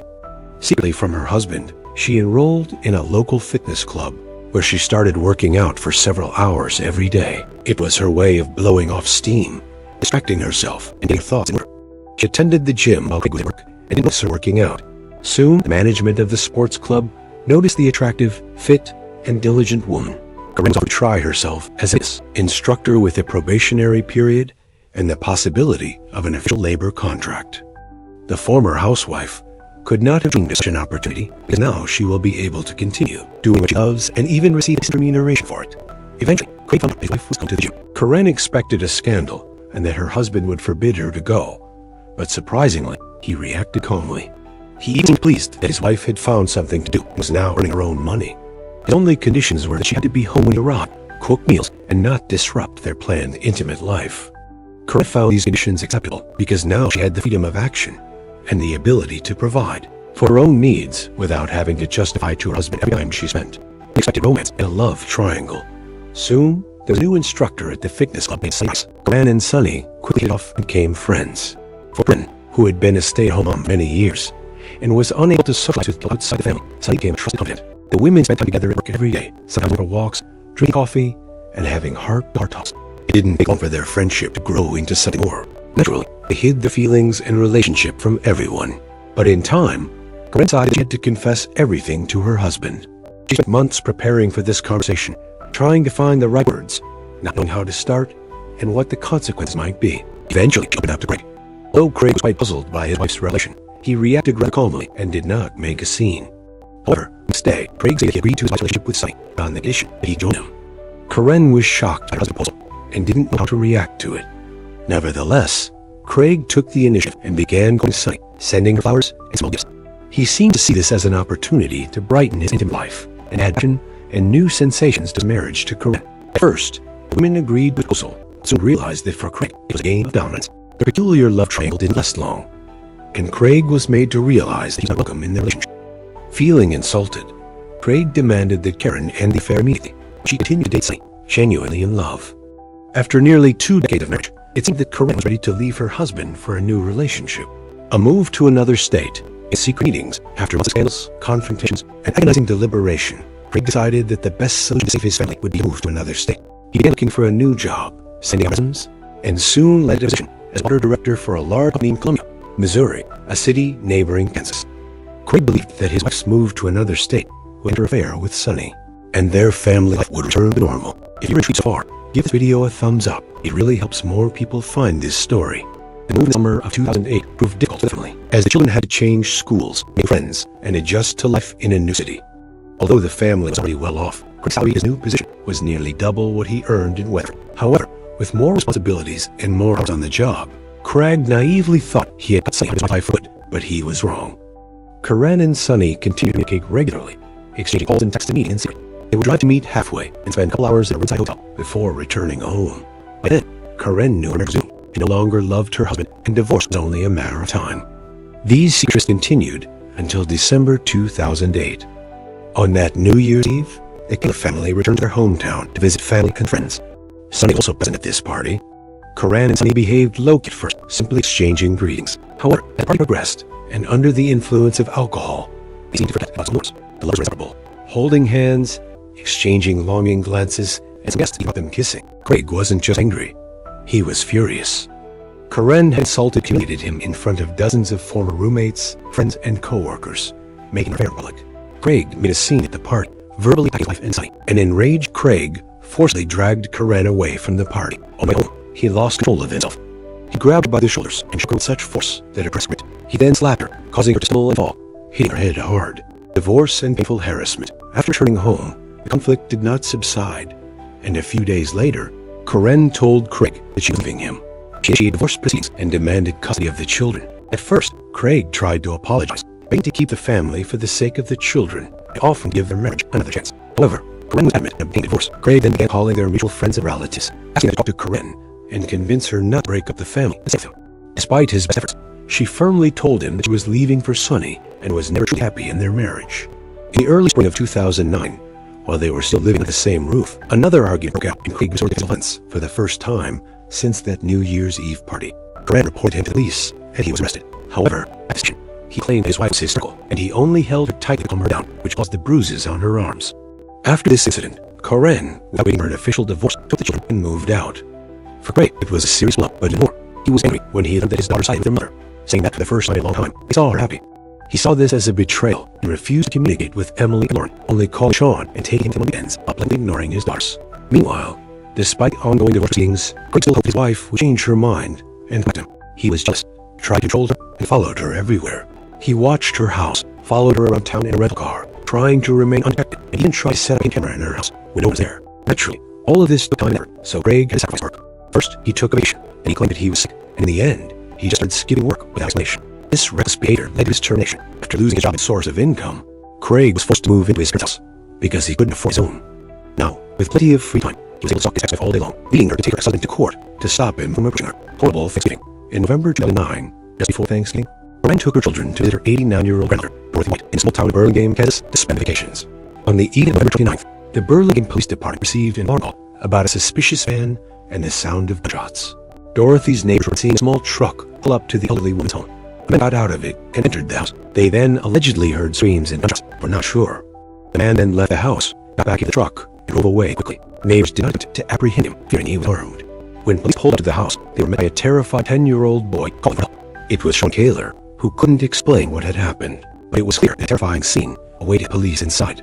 Near the front door, they found the 89-year-old homeowner lying in a pool of blood, and surprisingly, alive despite 2 gunshot wounds. In the kitchen, police found the lifeless body of 44-year-old Karen. She had been shot in the chest and killed by a close-range gunshot to the head. Her ex-husband had left her with no chance of survival. The body of her oldest daughter, 18-year-old Emily, lay between a wall and the couch. She had apparently tried to hide from her enraged father, but he caught up with her and took life with 2 point-blank shots. If you're intrigued so far, give this video a thumbs up. It really helps more people find this story. Her younger sister, Lauren, lay in a pool of blood in a second-floor bedroom. She was still alive, begging faintly to save her life, repeatedly stating that her father had died. The elderly woman and Lauren were immediately rushed to the intensive care unit of a nearby hospital. Despite the doctor's best efforts, their lives could not be saved. Lauren died on the morning of December 1st from massive blood loss and damage to her internal organs. And her great-grandmother died a few hours later that day. The only surviving witness, Sean, was in a state of shock. Psychologists spoke with him. He needed a thorough interrogation as the only living witness to tragic events at his great-grandmother's house. He said that evening, his mother was in the kitchen preparing dinner, and he approached her to ask his favorite pies. Suddenly, the back door of the house swung open, and her father entered the house with a shotgun in his hands. Without saying a word, the man pointed the barrel at his ex-wife and shot her, then moved closer and fired again. For the first few seconds, Sean froze in horror. Then his father turned to him, but didn't aim, just silently and intently stared at him. Sean realized he had to run, so he jumped out the open back door. The boy went toward the main entrance, hoping to alert his grandmother and sisters and call help. However, as he reached the threshold, he heard several more gunshots. Fearing to enter the house, he hid in a small building. He heard several more shots and waited in terror for his father to come after him. Where is Mr. Kaler? Craig was immediately put on a wanted list, warning that he was armed and extremely dangerous. Meanwhile, Police received several reports of a speeding truck, which helped them quickly determine the direction the gunman was traveling. At one point, the man abandoned his vehicle in a wooded area and began walking down a deserted road. Law enforcement quickly caught him and apprehended him the next morning. He had left the rifle and ammunition in the back seat, with prescription medication for depression and anxiety disorders lying next to the driver's seat. Mr. Kaler did not resist arrest. He did not seem to care anymore. He looked confused and even frightened, and honestly admitted that he was armed with a gun and a hunting knife, but did not intend to use them. He also admitted that he had done something terrible that he believed the police already knew about. At first, when he was at the police station, Craig fully admitted his guilt and poured his heart out to the investigating officer. He told how his wife cheated on him with something, how he had humiliated him in front of his friends at New Year's Eve party, how his attempts to save his marriage had cost him his job and what was left of his self-respect. The man cried, said he did not know how he decided to take such a step, and complained that everyone, including his daughters, had betrayed him. Trial and fair sentence. Craig's trial began in December 2010. The defendant, who was advised by his lawyer, Thomas Heaney, recanted his initial confession, blaming his actions on mental illness and insanity. It was his only option to avoid the death penalty for the murder of 4 people. Heaney tried to convince the court that his client was in a difficult psycho-emotional state after his wife left him for a lover. His children sighed with their mother. He lost his job and was forced to move back to his parents' home. All of these factors contributed to the breakdown, the lawyer said, and Mr. Kaler committed the crime on scene, not realizing what he was doing. Prior to 1995, it was a legal law that allowed criminals to get leniency by pleading insanity. However, in Kansas, where the crime was committed, the trial took place. That law was repealed. Furthermore, the prosecution found no evidence of insanity or effective state Craig's actions, only cold calculation. He purchased guns and ammunition in advance, went to Dorothy White's house, knowing that his entire family was there, and shot each victim twice, leaving no chance of survival. However, he deliberately spared his son, Sean, allowing him to escape. In August 2011, the man was found guilty on all counts and sentenced to death. Sean, 12 years old at the time, testified at the final hearing. He said that he did not wish his father dead, as he was the only close relative left. Despite numerous kills by Craig and his attorneys, the verdict remained unchanged. As of today, Mr. Kaler is still in prison and continues to fight to have the case reviewed and the death sentence overturned. As for Sean, after the death of his mother and sisters, he was officially taken into custody by his maternal grandmother. He's now an adult, has finished school, received an education, and has decided to stay and work in his home state. Thanks for watching, guys. Subscribe to the channel, and also don't forget to click the bell. There are many shocking stories ahead. If you're intrigued so far, give this video a thumbs up. It really helps more people find this story. In the world's safest country, no one expected a brutal murder. But in 2018, everything changed. The Clover family case. Can this crime be justified by a nervous disorder? In 1995, Kansas passed a law stating that an offender who committed crime could not blame his actions on a mental disorder that made him unable to distinguish right from wrong. This law was passed because almost every criminal, when brought to trial, tried to avoid punishment by claiming that he was not in control of his actions or did not realize the consequences because of a mental disorder. The head of the once happy and large Clover family tried to use insanity as a defense to avoid responsibility for atrocities he committed. However, he was found sane. Psychologists believed that his actions were motivated by jealousy, rage, and a desire for revenge against the ex-wife who left him and the daughters who supported their mother. Unfortunately, such crimes, motivated by jealousy and a pathological desire for revenge, are a common worldwide phenomenon. According to statistics, these motives account for more than 8 crimes committed. Excessive suspicion, insecurity, and obsessive need to control a partner can turn a person into a real beast who does not spare even his own children. The story of the Clover family. James Craig Clover was born in 1963 in Weatherford, Texas. His future wife, Karan Kaler White, was born in the same city in 1975. They met in the early 1980s as students at a Texas university. Craig was graduating in engineering, and Karan was a freshman in the humanities department. They quickly found common ground and soon began a romantic relationship. They were young, in love, and seemed like a perfect couple. Craig was a top student, known for his determination and talent in engineering. In the late 1980s, after graduation, they had a modest wedding attended only by close friends and family. Their first child, Emily, was born in 1991, followed by Lauren in 1993. They lived in a cozy house in Weatherford and were quite well off by local standards. In 1999, when Karan was pregnant with their third child, Craig received a lucrative job offer at a large utility company in Weatherford. His promotion coincided with the birth of their son, Sean, whom he adored. With a higher income, Craig bought a spacious house in the city's most prestigious neighborhood in a reliable family car. Karan stayed at home, and Craig became the primary breadwinner. Outwardly, the family seemed perfect. The daughters, Emily and Lauren, were talented in sports and music, often participating in vocal competitions and local events. Emily excelled in school and went to a prestigious pharmacy college, while Lauren, an excellent student, dreamed of attending a conservatory to pursue a career in music. Sean was an outgoing, kind, and inquisitive boy, interested in music and aspiring to become an archaeologist. If you're intrigued so far, give this video a thumbs up. It really helps more people find this story. He was very close to his parents and sisters. Craig provided for his family, made the home comfortable, raised the children, and baked tasty treats. They were active in the community, striving to improve their neighborhood. They raised 3 wonderful and talented children. However, behind the facade of perfection, there were many problems that family members skipped in. In 2007, Karan admitted to her younger sister that she was on the verge of a nervous breakdown. She complained that Craig had been controlling and monitoring her for years, and that his control was increasing. Craig demanded a full accounting of all expenditures, not just major purchases, but everyday household expenses as well.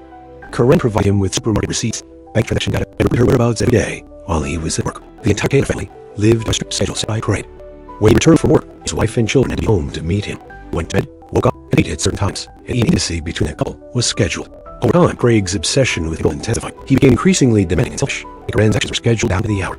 Corinne felt enslaved. She had no free time, only duties and responsibilities. She tried to fulfill all her husband's demands, hoping that he was in his control and get back to their old life. But Craig seemed to enjoy his control and was unwilling to change. Linda was deeply disturbed by her sister's revelations. She, like everyone else, had seen Craig as the perfect husband, father, and family man, and it turned out he was a domestic tyrant. However, Corinne did not want to destroy her family. Besides, she and her children financially dependent on Craig. Therefore, she decided to find a job that would provide her with a stable income. Corinne's new hobby. Corinne, despite her age and 3 children, was in great physical shape. She always adhered to the principles of good nutrition, periodically followed diets, took care of herself, and went jogging every day. Secretly from her husband, she enrolled in a local fitness club. She started working out for several hours every day. It was a way of blowing off steam, distracting herself, and getting her thoughts in order. She attended the gym while Craig did work and didn't notice her working out. Soon, management sports club noticed the attractive fit and woman. Corinne was offered to try herself as a fitness instructor with a probationary period and the possibility of an official labor contract. The former housewife could not dream of such an opportunity because now she will be able to continue doing what she loves and even receive a decent remuneration for it. Eventually, Craig found out that his wife was going to the gym. Corinne expected a scandal and that her husband forbid her to go, but surprisingly, he reacted calmly. He even seemed pleased that his wife had found something to do and was now earning her own money. His only conditions were that she had to be home when he arrived, cook meals, and not disrupt their planned intimate life. Corinne found the conditions acceptable because now she had the freedom of action and the ability to provide for her needs without having to justify to her husband every time she spent. Unexpected romance and a love triangle. Soon, there was a new instructor at the fitness club named Sonny Rice. Corinne and Sonny quickly hit it off and became friends. For Corinne, who had been a stay-at-home mom for many years and was unable to socialize people outside the family, Sonny became a trusted confidant. The women spent time together every day, sometimes going for walks, drinking coffee, and having heart-to-heart talks. It didn't take long for the friendship to grow into something more. Naturally, they hid their feelings and relationship from everyone. But in time, Corinne decided that she had to confess everything to her husband. She spent months preparing for this conversation, trying to find the right words, not knowing how to start, or what the consequences might be. Eventually, she opened up to Craig. Although Craig was quite puzzled by his wife's revelation, he reacted rather calmly and did not make a scene. However, the next day, Craig stated that he agreed to his wife's relationship with Sonny on the condition that he joined him. Corinne was shocked by her husband's proposal and didn't know how to react to it. Nevertheless, Craig took the initiative and began courting Sonny, sending flowers and small gifts. He seemed to see this as an opportunity to brighten his intimate life and add passion and new sensations to marriage to Corinne. At first, he agreed to his proposal, but soon realized that Craig, it was game of evidence. Their peculiar love triangle didn't last long, and Craig was made to realize that he was not welcome in their relationship. Feeling insulted, Craig demanded Karen end the affair immediately, but she continued to date Sonny, genuinely in love. After nearly 2 decades of marriage, it seemed that Corinne was ready to leave her husband for a new relationship. A move to another state.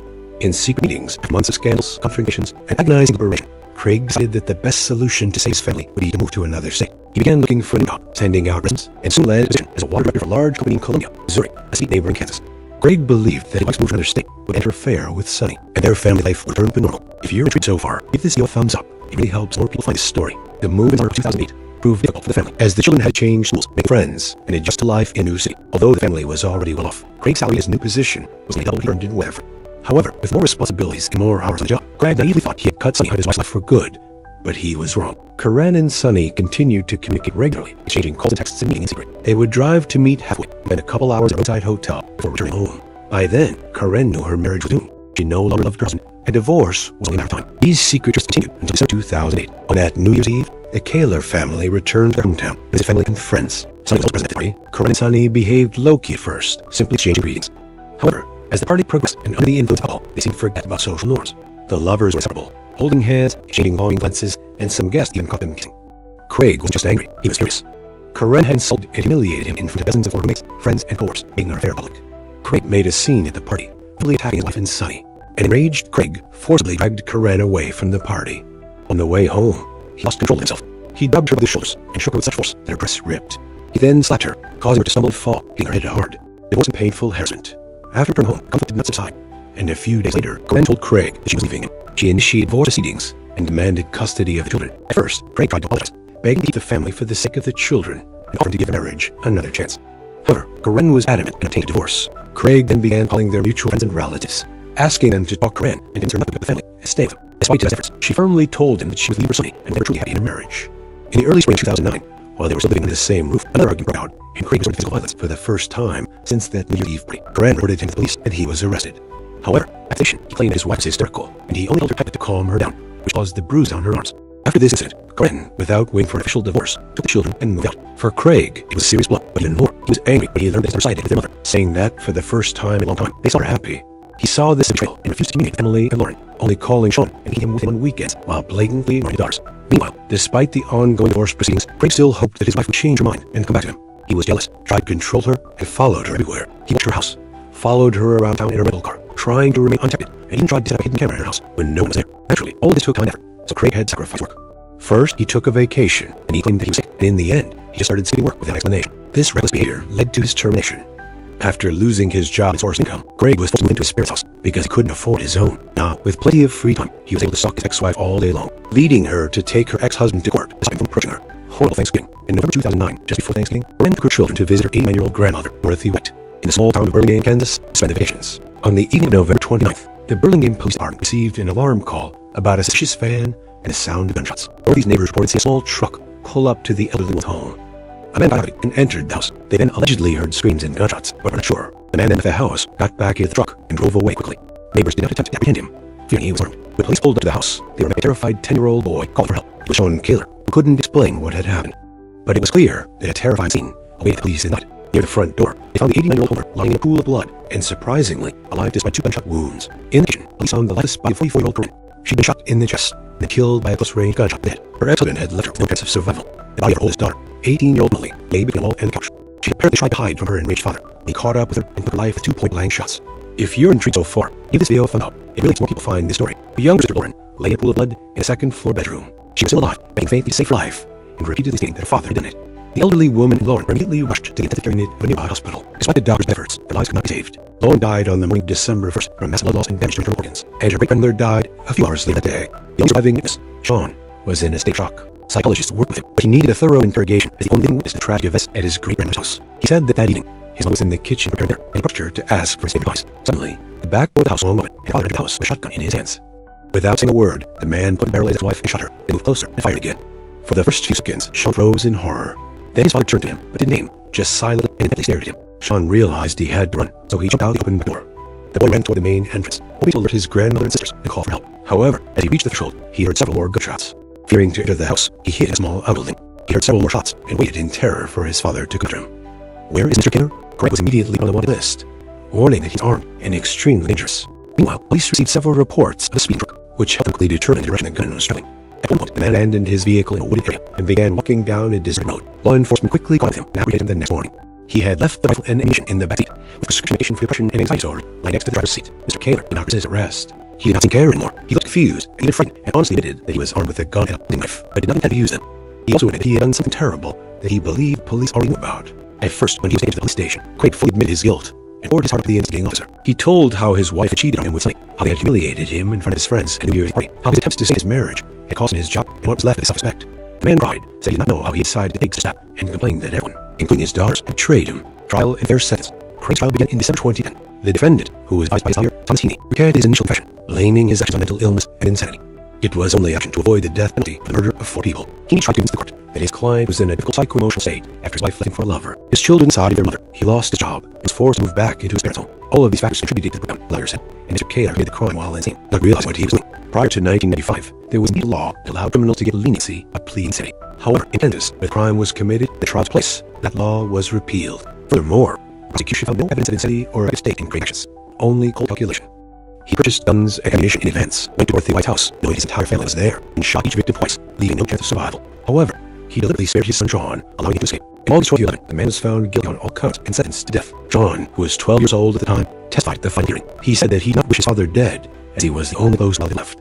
His story was appealed by Craig and his attorneys. The verdict remained unchanged. As of today, Mr. Kaler is still in prison and continues to fight to have the case viewed, and the death sentence overturned. As for Sean, after the death of his mother and sisters, he was officially taken into custody while in general ground. He is now an adult, has finished school, received an education, and has decided to stay and work in home state. Thanks for watching, guys. Subscribe to the channel, and also don't forget to click the bell. There are many shocking stories ahead.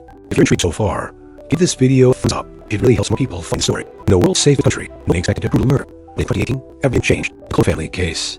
Can this crime be justified by a nervous disorder? In 1995, Kansas passed a law stating that an offender who committed a premeditated crime could not blame his actions on a mental disorder to make him unable to distinguish right from wrong. This law was passed because almost every criminal, when on trial, tried to avoid punishment by claiming that he was not in control of his actions or did not realize the consequences because of a mental disorder. The head of the once happy and large Cole family tried to use insanity as a defense to avoid responsibility for the atrocities he committed. However, he was found sane. Psychologists believe that his actions were motivated by jealousy, rage, and a desire for revenge against the ex-wife who left him and the daughters who supported the mother. Unfortunately, such crimes, motivated by jealousy and a pathological desire for revenge, are common worldwide phenomenon. According to statistics, these motives account for 1 in 8 crimes committed. Excessive suspicion, insecurity, and obsessive need to control order and turned person into a real beast who does not spare even his own children. The story of the Clore family. James Craig Clore was born in 1963 in Waterford, Texas. His future wife, Karen Taylor White, was born in the same city in 1965. They met in the early 1980s as students at Texas University.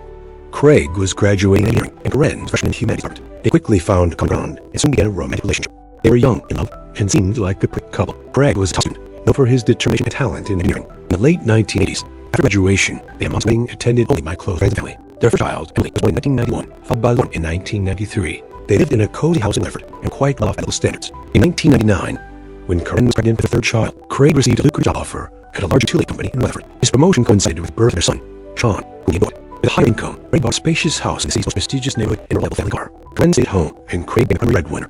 Outwardly, the family seemed perfect. The daughters, Emily and Lauren, were talented in sports and music, often participating in local competitions and local events. Emily excelled in school and went to a prestigious pharmacy college. Lauren, an excellent student, dreamed of attending the conservatory to pursue a career in music. Sean was an outgoing, kind, and inquisitive boy, interested in pneumatics and aspiring to become an archaeologist. If you're intrigued so far, give this video a thumbs up. It really helps more people find this story. He was very close to his parents and sisters. Craig provided for his family. Karen made the home comfortable, raised the children, and baked tasty treats. They were active in the community, striving to improve their neighborhood. They also raised 3 wonderful and talented children. However, behind the facade of perfection, there were many problems the family members kept in. In 2007, Karen admitted to her younger sister Linda that she was on the verge of a nervous breakdown. She complained that Craig had been controlling and monitoring her for years, and that this control was increasing. Craig demanded a full accounting of all expenditures, not just major purchases, but everyday household expenses as well. Karen provided him supermarket receipts, bank transaction data, and reported her whereabouts every day while he was at work. The entire Taylor family lived on a strict schedule set by Craig. When he returned from work, his wife and children had to be home to meet him. They went to bed, woke up, and ate at certain times, and even intimacy between the couple was scheduled. Over time, Craig's obsession with control intensified. He became increasingly demanding and selfish, and Karen's actions were scheduled down to the hour. Karen felt enslaved. She had no free time, only duties and responsibilities. She tried to fulfill all of her husband's demands, hoping that he would loosen his control and they could get back to their own life. But Craig seemed to enjoy his control and was unwilling to change. Linda was deeply disturbed by her sister's relations. She, like everyone else, had seen Craig as the perfect husband, father, and family man. It turned out he was a domestic tyrant. However, Karen did not want to destroy her family. Besides, she and her children were financially dependent on Craig. Therefore, she decided to find a job that provided her with a stable income. Karen's new hobby. Karen, despite her advanced age and 3 children, was in great physical shape. She always adhered to the principles of nutrition, periodically followed diets, took care of herself, and went jogging every day. Secretly from her husband, she enrolled in a local fitness club, where she started working out for several hours every day. It was her way of blowing off steam, distracting herself, and getting her thoughts in order. She attended the gym while Craig's at work, and did notice her working out. Soon, the management of the sport club noticed the attractive, fit, and diligent woman. Karen was offered to try herself as a fitness instructor with a probationary period and the possibility of an official labor contract. The former housewife could not have dreamed of such an opportunity, because now she will be able to continue doing what she loves and even receive a decent remuneration for it. Eventually, Craig found out his wife was going to the gym. Karen expected a scandal, and that her husband would forbid her to go. But surprisingly, he acted calmly. He even seemed pleased that his wife found something to do, and was now earning her own money. His only conditions were that she had to be home when he arrived, cook meals, and not disrupt their planned intimate life. Karen found these conditions acceptable, because now she had freedom of action and the ability to provide for her own needs without having to justify to her husband every dime she spent. Unexpected romance and love triangle. Soon, there was a new instructor at the fitness club named Sonny Rice. Karen and Sonny quickly hit it off and became friends. For Karen, who had been stay-at-home mom for many years and was unable to socialize with people outside the family, Sonny became a trusted confidant. The women spent time together at work every day, sometimes going for walks, drinking coffee, and having heart-to-heart talks. It didn't take long for their friendship to grow into something more. Naturally, they hid their feelings and relationship from everyone. In time, Karen decided that she had to confess everything to her husband. She spent months preparing for this conversation, trying to find the right words, not knowing how to start and what the consequences might be. Eventually, she opened up to Craig. Although Craig was quite puzzled by his wife's relation, he reacted calmly and did not make a scene. However, the next day, Craig stated that he agreed to his wife's relationship with Sonny, but on the condition that he could join them. Karen was shocked by her husband's proposal and didn't know how to react to it. Nevertheless, Craig took the initiative and began courting Sonny, sending her flowers and small gifts. He seemed to see this as an opportunity to brighten his intimate life and add passion and new sensations to his marriage to Karen. At first, the women agreed to his proposal. Soon realized for Craig, it was a game of dominance. The peculiar love triangle didn't last long, and Craig was realized he was not welcome in the relationship. Feeling insulted, Craig demanded that Karen end the affair immediately, but she continued to Sonny genuinely in love. After nearly 2 decades of marriage, it seemed that Karen was ready to leave her husband for a new relationship.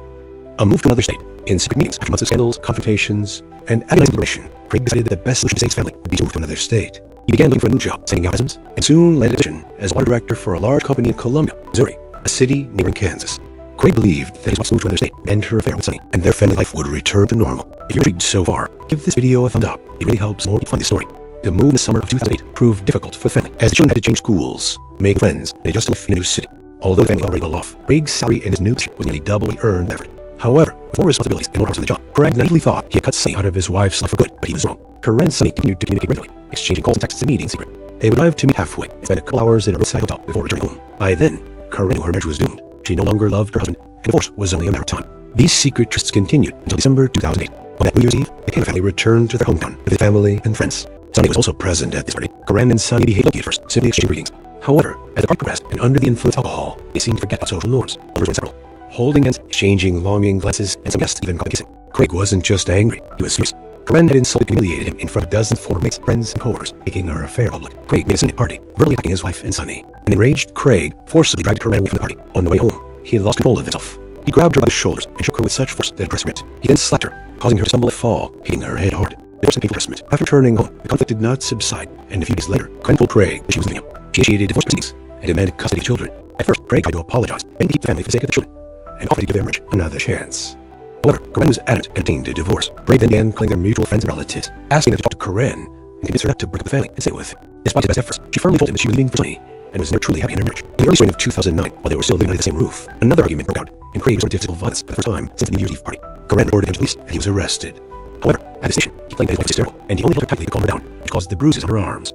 After this incident, Karen, without waiting for an official divorce, took the children and moved out. For Craig, it was a serious blow, but even more, he was angry when he learned that his daughter sided with their mother, saying that for the first time in a long time, he saw her happy. He saw this as a betrayal and refused to communicate with Emily and Lauren, on calling Sean and taking him on weekends, but blatantly ignoring his daughters. Meanwhile, despite the ongoing divorce proceedings, Craig still hoped that his wife would change her mind and come back to him. He was jealous, tried to control her, and followed her everywhere. He watched her house, followed her around town in a rental car, trying to remain undetected, and even tried to set up a hidden camera in the house when no one was there. Naturally, all this took time and effort, so Craig had to sacrifice work. First, he took a vacation, and he continued sick, and in the end, just started seeking work without explanation. This reckless behavior led to his termination. After losing his job and sort of income, Craig was forced to move into his parents' house because he couldn't afford his own. Now, with plenty of free time, he was able to stalk his ex-wife all day long, leading her to take her ex-husband to court to stop him from approaching her. Horrible Thanksgiving. In November 2009, just before Thanksgiving, Moran took children to visit her 89-year-old grandmother, Dorothy Knight, in a small town in Burlingame, Kansas, to spend vacations. On the evening of November 29th, the Burlingame Police Department received a phone call about a suspicious man and the sound of gunshots.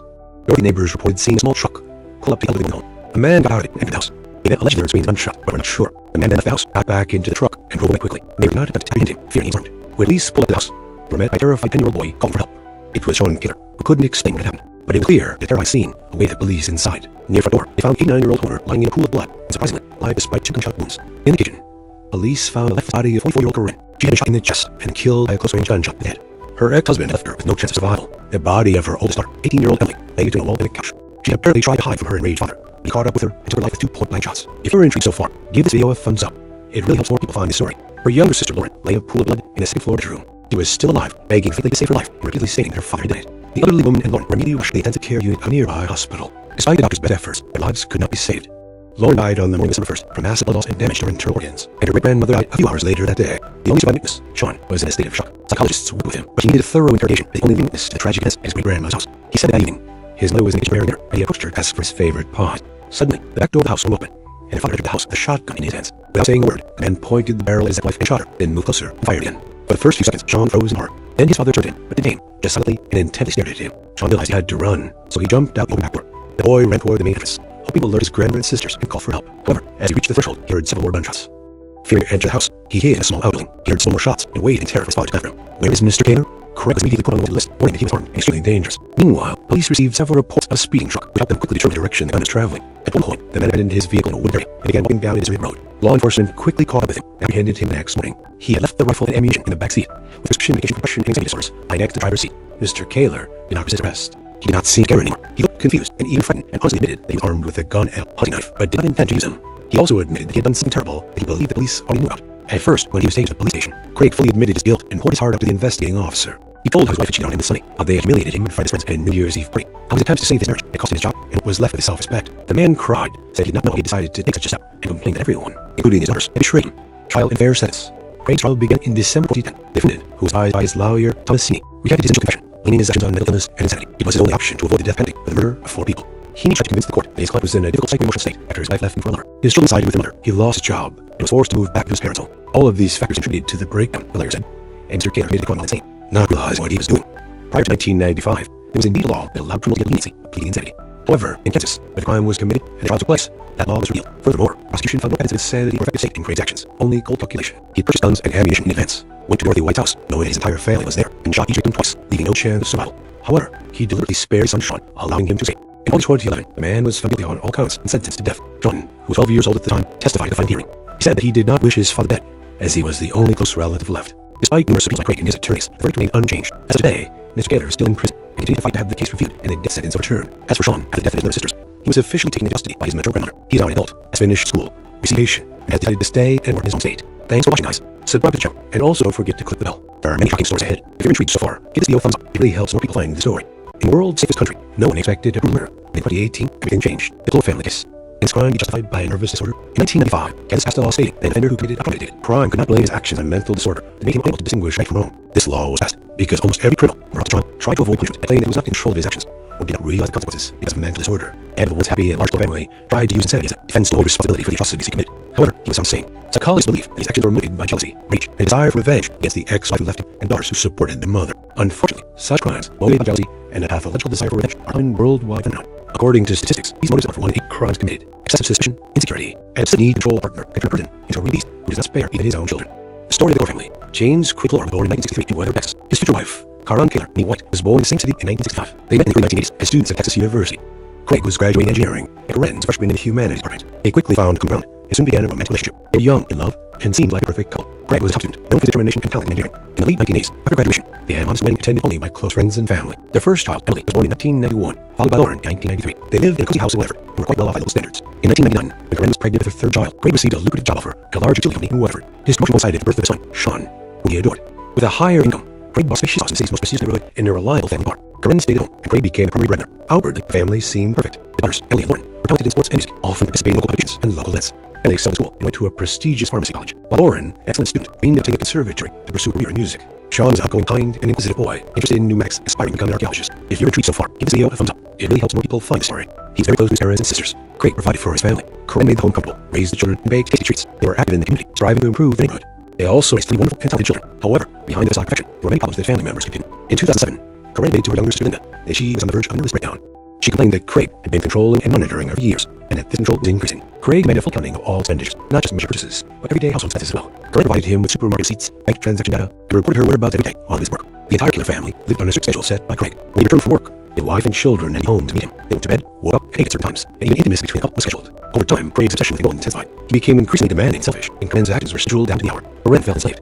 She had no free time, only duties and responsibilities. She tried to fulfill all of her husband's demands, hoping that he would loosen his control, and they could get back to normal life. But Craig seemed to enjoy his control and was unwilling to change.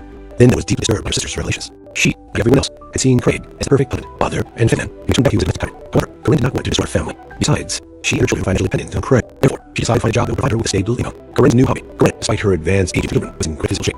She always adhered to the principles of good nutrition, periodically followed diets, took care of herself, and went jogging every day. Secretly from her husband, she enrolled in a local fitness club where she started working out for several hours a day. It was a way of blowing off steam, distracting herself, and getting her thoughts in order. She attended the gym while Craig said work and didn't notice her working out. Soon, management of the sports club noticed the attractive, fit, and diligent woman. Karen was offered to try herself as a fitness instructor with a probationary period and possibility of an official labor contract. The former housewife would not have dreamed of such an opportunity because now she would be able to continue doing what she loves and even receive a decent remuneration for it. Eventually, Craig found out that his wife was going to the gym. Karen expected a scandal and her husband would forbid her to go. Surprisingly, he reacted calmly. He even seemed pleased that his wife had found something to do and was now earning her own money. His only conditions were that she had to be home when he arrived, cook meals, and not disrupt their planned intimate life. Karen found these conditions acceptable because now she had freedom of action and the ability to provide for her own needs without having to justify to her husband every dollar she spent. Unexpected romance and a love triangle. Soon, there was a new instructor at the fitness club named Sonny Rice. Karen and Sonny quickly hit it off and became friends. For Karen, who had been a stay-at-home mom for many years and was unable to socialize with people outside the family, Sonny became a trusted confidant. The women spent time together at work every day, sometimes going for walks, drinking coffee, and having heart-to-heart talks. It didn't take long for their friendship to grow into something more. Naturally, they hid their feelings and relationship from everyone, but in time, Karen decided that she had to confess everything to her husband. She spent months preparing for this conversation, trying on the right words, not knowing how to start and what the consequences might be. Eventually, she opened to Craig. Although Craig was quite puzzled by his wife's relation, he reacted rather calmly and did not make a scene. However, the next day, Craig stated that he agreed to his wife's relationship with Sonny, but on the condition that he could join them. Karen was shocked by her husband's proposal and didn't know how to react to it. Nevertheless, Craig took the initiative and began courting Sonny, sending her flowers and small gifts. He seemed to see this as an opportunity to brighten his intimate life and add passion and new sensations to his marriage to Karen. At first, the woman agreed to his proposal, but soon realized that for Craig, it was a game of dominance. Their peculiar love triangle didn't last long, and Craig was made to realize he was not welcome in the relationship. Feeling insulted, Craig demanded that Karen end the affair immediately, but she continued to date Sonny, genuinely in love. After nearly 2 decades of marriage, it seemed that Karen was ready to leave her husband for a relationship, a move in another state. In secret meetings, after months of scandals, confrontations, and agonizing deliberation, Craig decided that the best solution to save his family would be moved to another state. He began looking for a new job, sending out resumes, and soon landed a position as a water director for a large company in Columbia, Missouri, a city neighboring Kansas. Craig believed that his wife's move to another state would interfere with Sonny, and their family life would return to normal. If you're intrigued so far, give this video a thumbs up. It really helps more people find the story. The move in the summer of 2008 proved difficult for the family, as the children had to change schools, making friends, and adjust to life in a new city. Although the family was already well off, Craig's salary in his new position was nearly double what he earned in Weatherford. However, with more responsibilities and more hours of the job, Craig naively thought he had cut Sonny out of his wife's life for good, but he was wrong. Karen and Sonny continued to communicate regularly, exchange calls and texts, meeting in secret. They would drive to meet halfway and spend a couple hours at a roadside hotel before returning home. By then, Karen knew her marriage was doomed. She no longer loved her husband, A divorce was only a matter of time. These secret trysts continued until December 2008. On that New Year's Eve, the Kane family returned to their hometown to visit family and friends. Sunny was also present at this party. Corinne and Sunny gave lucky numbers, simply exchanging greetings. However, as the party progressed and under the influence of alcohol, they seemed to forget about social norms. The lovers were inseparable, holding hands, exchanging longing glances, and some guests even kissing. Craig wasn't just angry, he was furious. Corinne had insulted and humiliated him in front of dozens of former roommates, friends, and coworkers, making our affair public. Craig had seen at the party, verbally attacking his wife and Sunny. An enraged Craig forcibly dragged Corinne away from the party. On the way home, he lost control of himself. He grabbed her by the shoulders and shook her with such force that her breast ripped. He then slapped her, causing her to stumble and fall, hitting her head hard. Divorce and painful harassment. After returning home, the conflict did not subside, and a few days later, Corinne told Craig she was leaving. She initiated divorce proceedings and demanded custody of the children. At first, Craig tried to apologize, begging to keep the family for the sake of the children, and offering to give their marriage another chance. However, Corinne was adamant in obtaining the divorce. Craig then began calling her mutual friends and relatives, asking them to talk to Corinne and convince her not to break up the family and stay with him. Despite his best efforts, she firmly told him she was leaving Sunny and was never truly happy in their marriage. In the early spring of 2009, while they were still living under the same roof, another argument broke out, and Craig resorted to physical violence for the first time since that New Year's Eve party. Corinne reported him to the police and he was arrested. However, at the station, he claimed that his wife was hysterical. He only held her tightly to calm her down, which caused the bruises on her arms. After this incident, Corinne, without waiting for a free divorce, took the children and moved out. For Craig, it was a serious blow, but even more, he was angry when he learned that his daughter sided with their mother, saying that for the first time in a long time, they saw her happy. He saw this as a betrayal and refused to communicate with Emily and Lauren, only calling Sean and eating with him on weekends, while completely ignoring his daughters. Meanwhile, despite the ongoing divorce proceedings, Craig still hoped that his wife would change her mind and come back to him. He was jealous, tried to control her, and followed her everywhere. He watched her house, followed her around town in a rental car, trying to remain undetected, and even tried to set up a hidden camera in her house when no one was there. Naturally, all this took time and effort, so Craig had to sacrifice work. First, he took a vacation, and he claimed he was sick, and in the end, he just started skipping work without explanation. This reckless behavior led to his termination. After losing a job and source of income, Craig was forced to move to his parents' house because he couldn't afford his own. Now, with plenty of free time, he was able to stalk his ex-wife all day long, leading her to take her ex-husband to court to stop him from approaching her. Horrible Thanksgiving. In November 2009, just before Thanksgiving, Corinne took her children to visit her 89-year-old grandmother, Dorothy White, in the small town of Burlingame, Kansas, to spend the vacations. On the evening of November 9th, the Burlingame Police Department received an alarm call about a suspicious man and sound of gunshots. Dorothy's neighbors were seeing a small truck pull up to the elderly woman's home. A man got out of it and entered the house. They then allegedly heard screams and gunshots, but were not sure. The man then left the house, got back in the truck, and drove away quickly. They did not have to apprehend him, fearing he was armed. When police pulled up to the house, they were met by a terrified 10-year-old boy calling for help. It was Sean Gator, who couldn't explain what had happened, but it was clear that terrorized scene awaited the police inside. Near the front door, they found the 89-year-old homeowner lying in a pool of blood, and surprisingly, alive despite 2 gunshot wounds. In the kitchen, police found the lifeless body of 44-year-old Corinne. She had been shot in the chest and then killed by a close-range gunshot to the head. Her ex-husband had left her with no chance of survival. The body of her oldest daughter, 8-year-old Emily, lay between a wall and a couch. She had apparently tried to hide from her enraged father, but he caught up with her and took her life with 2 point-blank shots. If you're intrigued so far, give this video a thumbs up. It really helps more people find the story. Her younger sister, Lauren, lay in a pool of blood in a second-floor bedroom. She was still alive, begging fate to save her life, and repeatedly stating their father had done it. The elderly woman and Lauren were immediately rushed to the intensive care unit of a nearby hospital. Despite the doctor's best efforts, their lives could not be saved. Lauren died on the morning of December 1st from massive blood loss and damage to her internal organs, and her great-grandmother died a few hours later that day. The only surviving witness, Sean, was in a state of shock. Psychologists worked with him. He needed a thorough interrogation as the only living witness to the tragic events at his grandmother's house. He said that evening, his mother and Peter buried her, and he approached her to ask for their advice. Suddenly, the back door of the house was open, and their father entered the house with a shotgun in his hands. Without saying a word, the man pointed a barrel at his ex-wife and shot her, then moved closer, and fire began. For the first few seconds, Sean froze in horror. Then his father turned to him, but didn't aim, just silently and intently stared at him. Sean realized he had to run, so he jumped out the open back door. The boy ran for the main entrance, hoping to alert his grandmother and sisters and call for help. However, as he reached the threshold, he heard several more gunshots. Fearing to enter the house, he hid in a small building. He heard several more shots, and waited for his father could for him. Where is Mr. Gator? Craig was immediately put on a wanted list, when he was armed and extremely dangerous. Meanwhile, police received several parts of a speeding truck, which helped them quickly determine the direction the gunman was traveling. At one point, the man abandoned his vehicle in an area and began walking down a distant road. Law enforcement quickly caught up with him and apprehended him next morning. He had left the rifle and ammunition in the back seat. He was medication for depression and anxiety disorders, lying next to the driver's seat. Mr. Gator did not resist arrest. He didn't seem to care anymore. He looked confused, even frightened, and honestly admitted he was armed with a gun and hunting knife, but did not intend to use them. He also admitted that he had done something terrible that he believed the police already knew about. At first, when he was taken to the police station, Craig fully admitted his guilt and poured his heart out to the investigating officer. He told how his wife had cheated on him, saying how they humiliated him from his friends at a New Year's Eve party, how his attempts to save his marriage had cost him his job and what was left of his self-respect. The man cried, said he did not know how he decided to take such a step, and complained that everyone, including his daughters, had betrayed him. Trial and fair sentence. Craig's trial began in December 2010. The defendant, who was advised by his lawyer, Tomasini, recanted his initial confession, laying his actions on mental illness and insanity. It was only option to avoid the death penalty for murder of 4 people. He tried to convince the court that his life was in a difficult psycho-emotional state after his wife left him for another. His children sided with the murder. He lost his job and was forced to move back into his parents' home. All these factors contributed to the breakdown, the lawyer said, and his Gaylor committed crime while insane, not realizing what he was doing. Prior to 1995, there was indeed a law that allowed criminals to get leniency by plea insanity. However, in Kansas, the crime was committed and the trial took place. That law was repealed. Furthermore, the prosecution found no evidence of insanity or effective state in great sections. Only cold calculation. He purchased guns and ammunition in advance, went to Dorothy White's house, knowing that his entire family was there, and shot each victim twice, leaving no chance of survival. However, he deliberately spared his son Sean, allowing him to escape. In August 2011, the man was found guilty on all counts and sentenced to death. Sean, who was 12 years old at the time, testified at the final hearing. He said that he did not wish his father dead, as he was the only close relative left. Despite numerous appeals by Craig and his attorneys, the verdict remained unchanged. As of today, Mr. Gator is still in prison and continues to have the case reviewed and death sentence overturned. As for Sean, after the death of his mother and sisters, he was officially taken into custody by his mature grandmother. He is now an adult, has finished school, received an education, and has decided to stay or in his home state. Thanks for watching, guys. Subscribe to the channel, and also don't forget to hit the bell. There are many shocking stories ahead. If you're intrigued so far, give this video a thumbs up. It really helps more people find this story. In the world's safest country, no one expected a brutal murder, but in 2018, everything changed. The Clore family case. Is crime be justified by nervous disorder? In 1995, Kansas passed a law stating that an offender who committed premeditated crime could not blame his actions on mental disorder that made him unable to distinguish right from wrong. This law was passed because almost every criminal, when brought to trial, tried to avoid punishment by claiming that he was not in control of his actions or did not realize the consequences because of mental disorder. The head of the once happy and large Clore family tried to use insanity as defense to avoid responsibility for the atrocities he committed. However, he was found sane. Psychologists believe that his actions were motivated by jealousy, rage, and a desire for revenge against the ex-wife who left him and the daughters who supported their mother. Unfortunately, such crimes, motivated by jealousy and a pathological desire for revenge, are common worldwide phenomenon. According to statistics, these motives account for 1 in 8 crimes committed. Excessive suspicion, insecurity, and excessive need to control a partner can turn a person into a real beast who does not spare even his own children. The story of the Clore family. James Craig Clore was born in 1963 in Weatherford, Texas.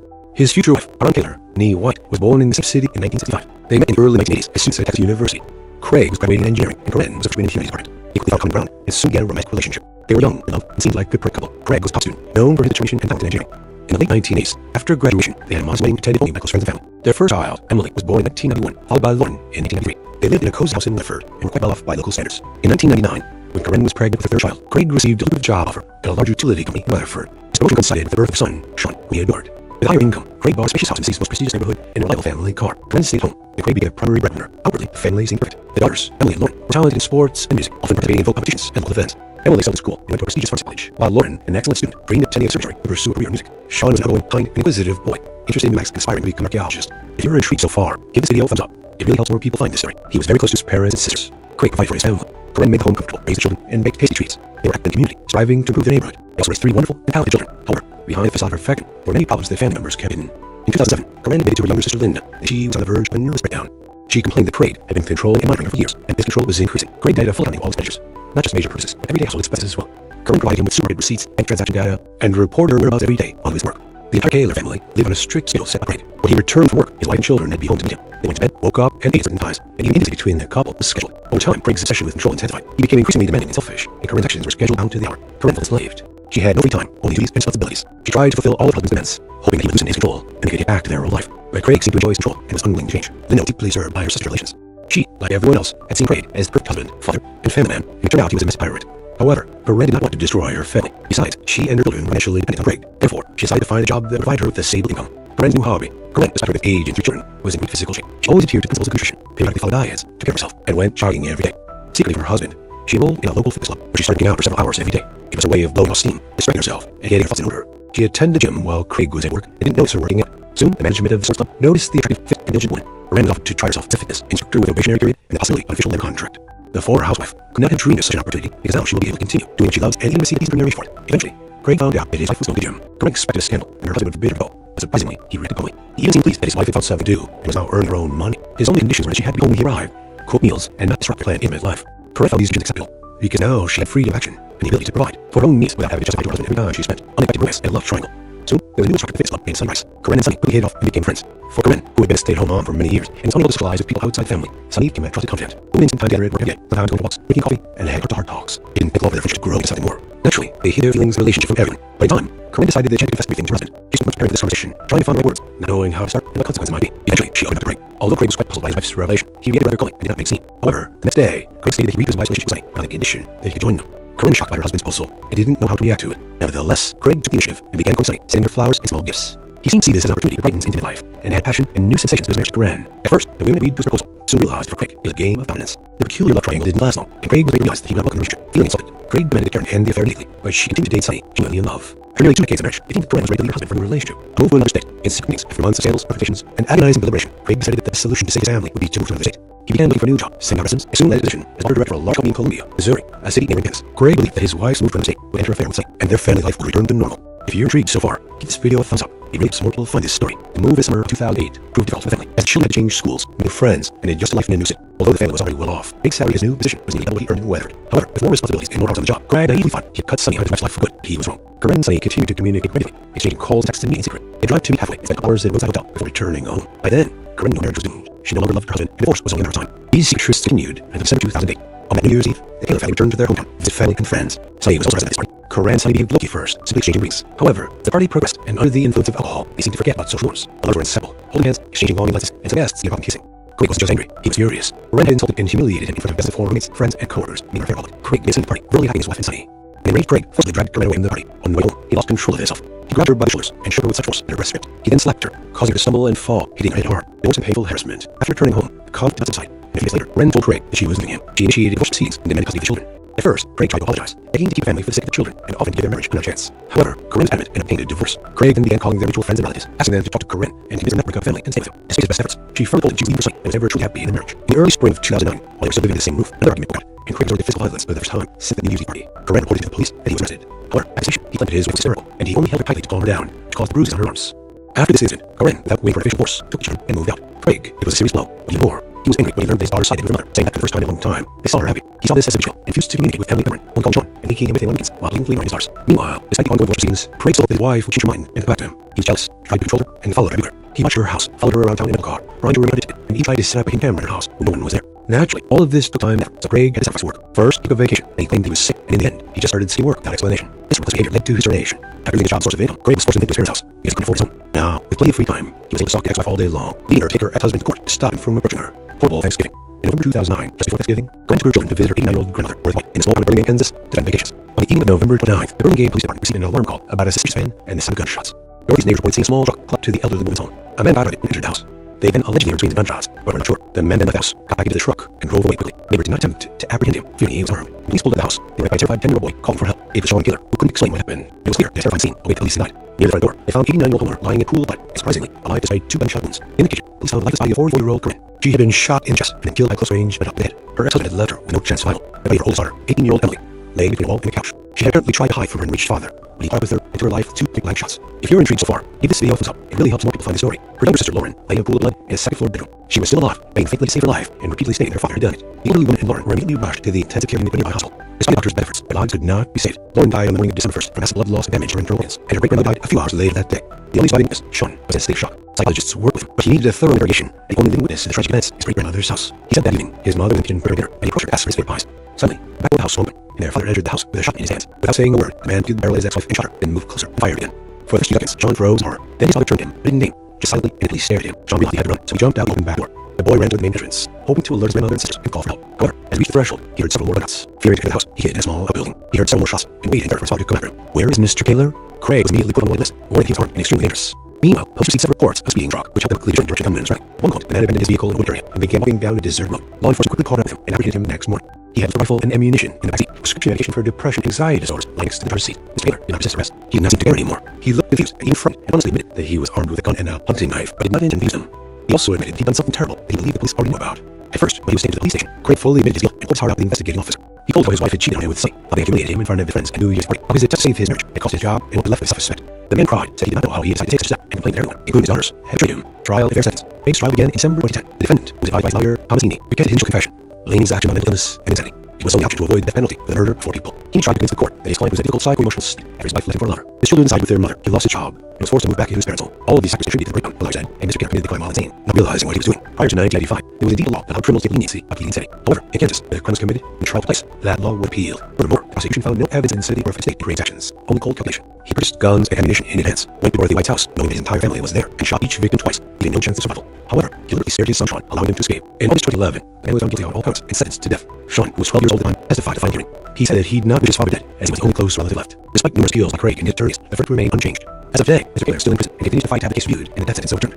As for Sean, after the death of his mother and sisters, he was officially taken into custody by his maternal grandmother. He is now an adult, has finished school, received an education, and has decided to stay and work in his home state. Thanks for watching, guys. Subscribe to the channel, and also don't forget to click the bell. There are many shocking stories ahead. If you're intrigued so far, give this video a thumbs up. It really helps more people find the story. In the world's safest country, no one expected brutal murder, but in 2018, everything changed. The Glow family case. Can this crime be justified by nervous disorder? In 1995, Kansas passed a law stating that an offender who committed a crime could blame his actions on a mental disorder that made him unable to distinguish right from wrong. This law was passed because almost every criminal brought to trial tried to avoid punishment by claiming that he was under control of his actions and did not realize the consequences because of a mental disorder. The head of the once happy and large Glow family tried to use insanity as a defense to avoid responsibility for the atrocities he committed. However, he was found sane. Psychologists believed that his actions were motivated by jealousy, rage, and a desire for revenge against the ex-wife who left him and daughters who supported their mother. Unfortunately, such crimes, motivated by jealousy and a pathological desire for revenge, are common worldwide phenomena. According to statistics, these motives account for 1 in 8 crimes committed. Excessive suspicion, insecurity, and obsession to control a partner can turn a person into a real beast who does not care even his own children. The story of the Clore family. James Gray Clore was born in 1963 in Weatherford, Texas. His future wife, Karen Kaler was born in Mississippi in 1965. They met in the early 1980s as students at Texas University. Craig was graduating engineering, and Karen was a freshman in humanities department. They quickly found common ground and soon began a romantic relationship.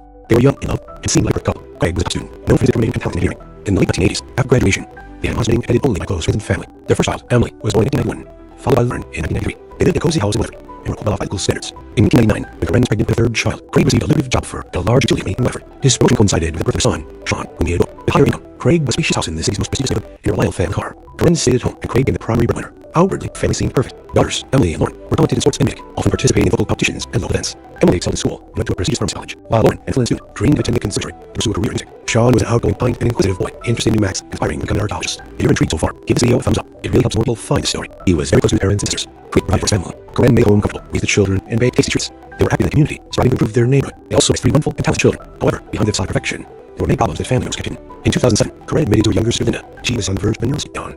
She complained that Craig had been controlling and monitoring her for years, and its control was increasing. Craig demanded a full accounting of all expenditures, not just major purchases, but everyday household expenses as well. Corinne provided him with receipts, bank transaction data, and reported her whereabouts every day while he was at work. The entire Taylor family lived on a strict schedule set by Craig. When he returned from work, his wife and children had to be home to meet him.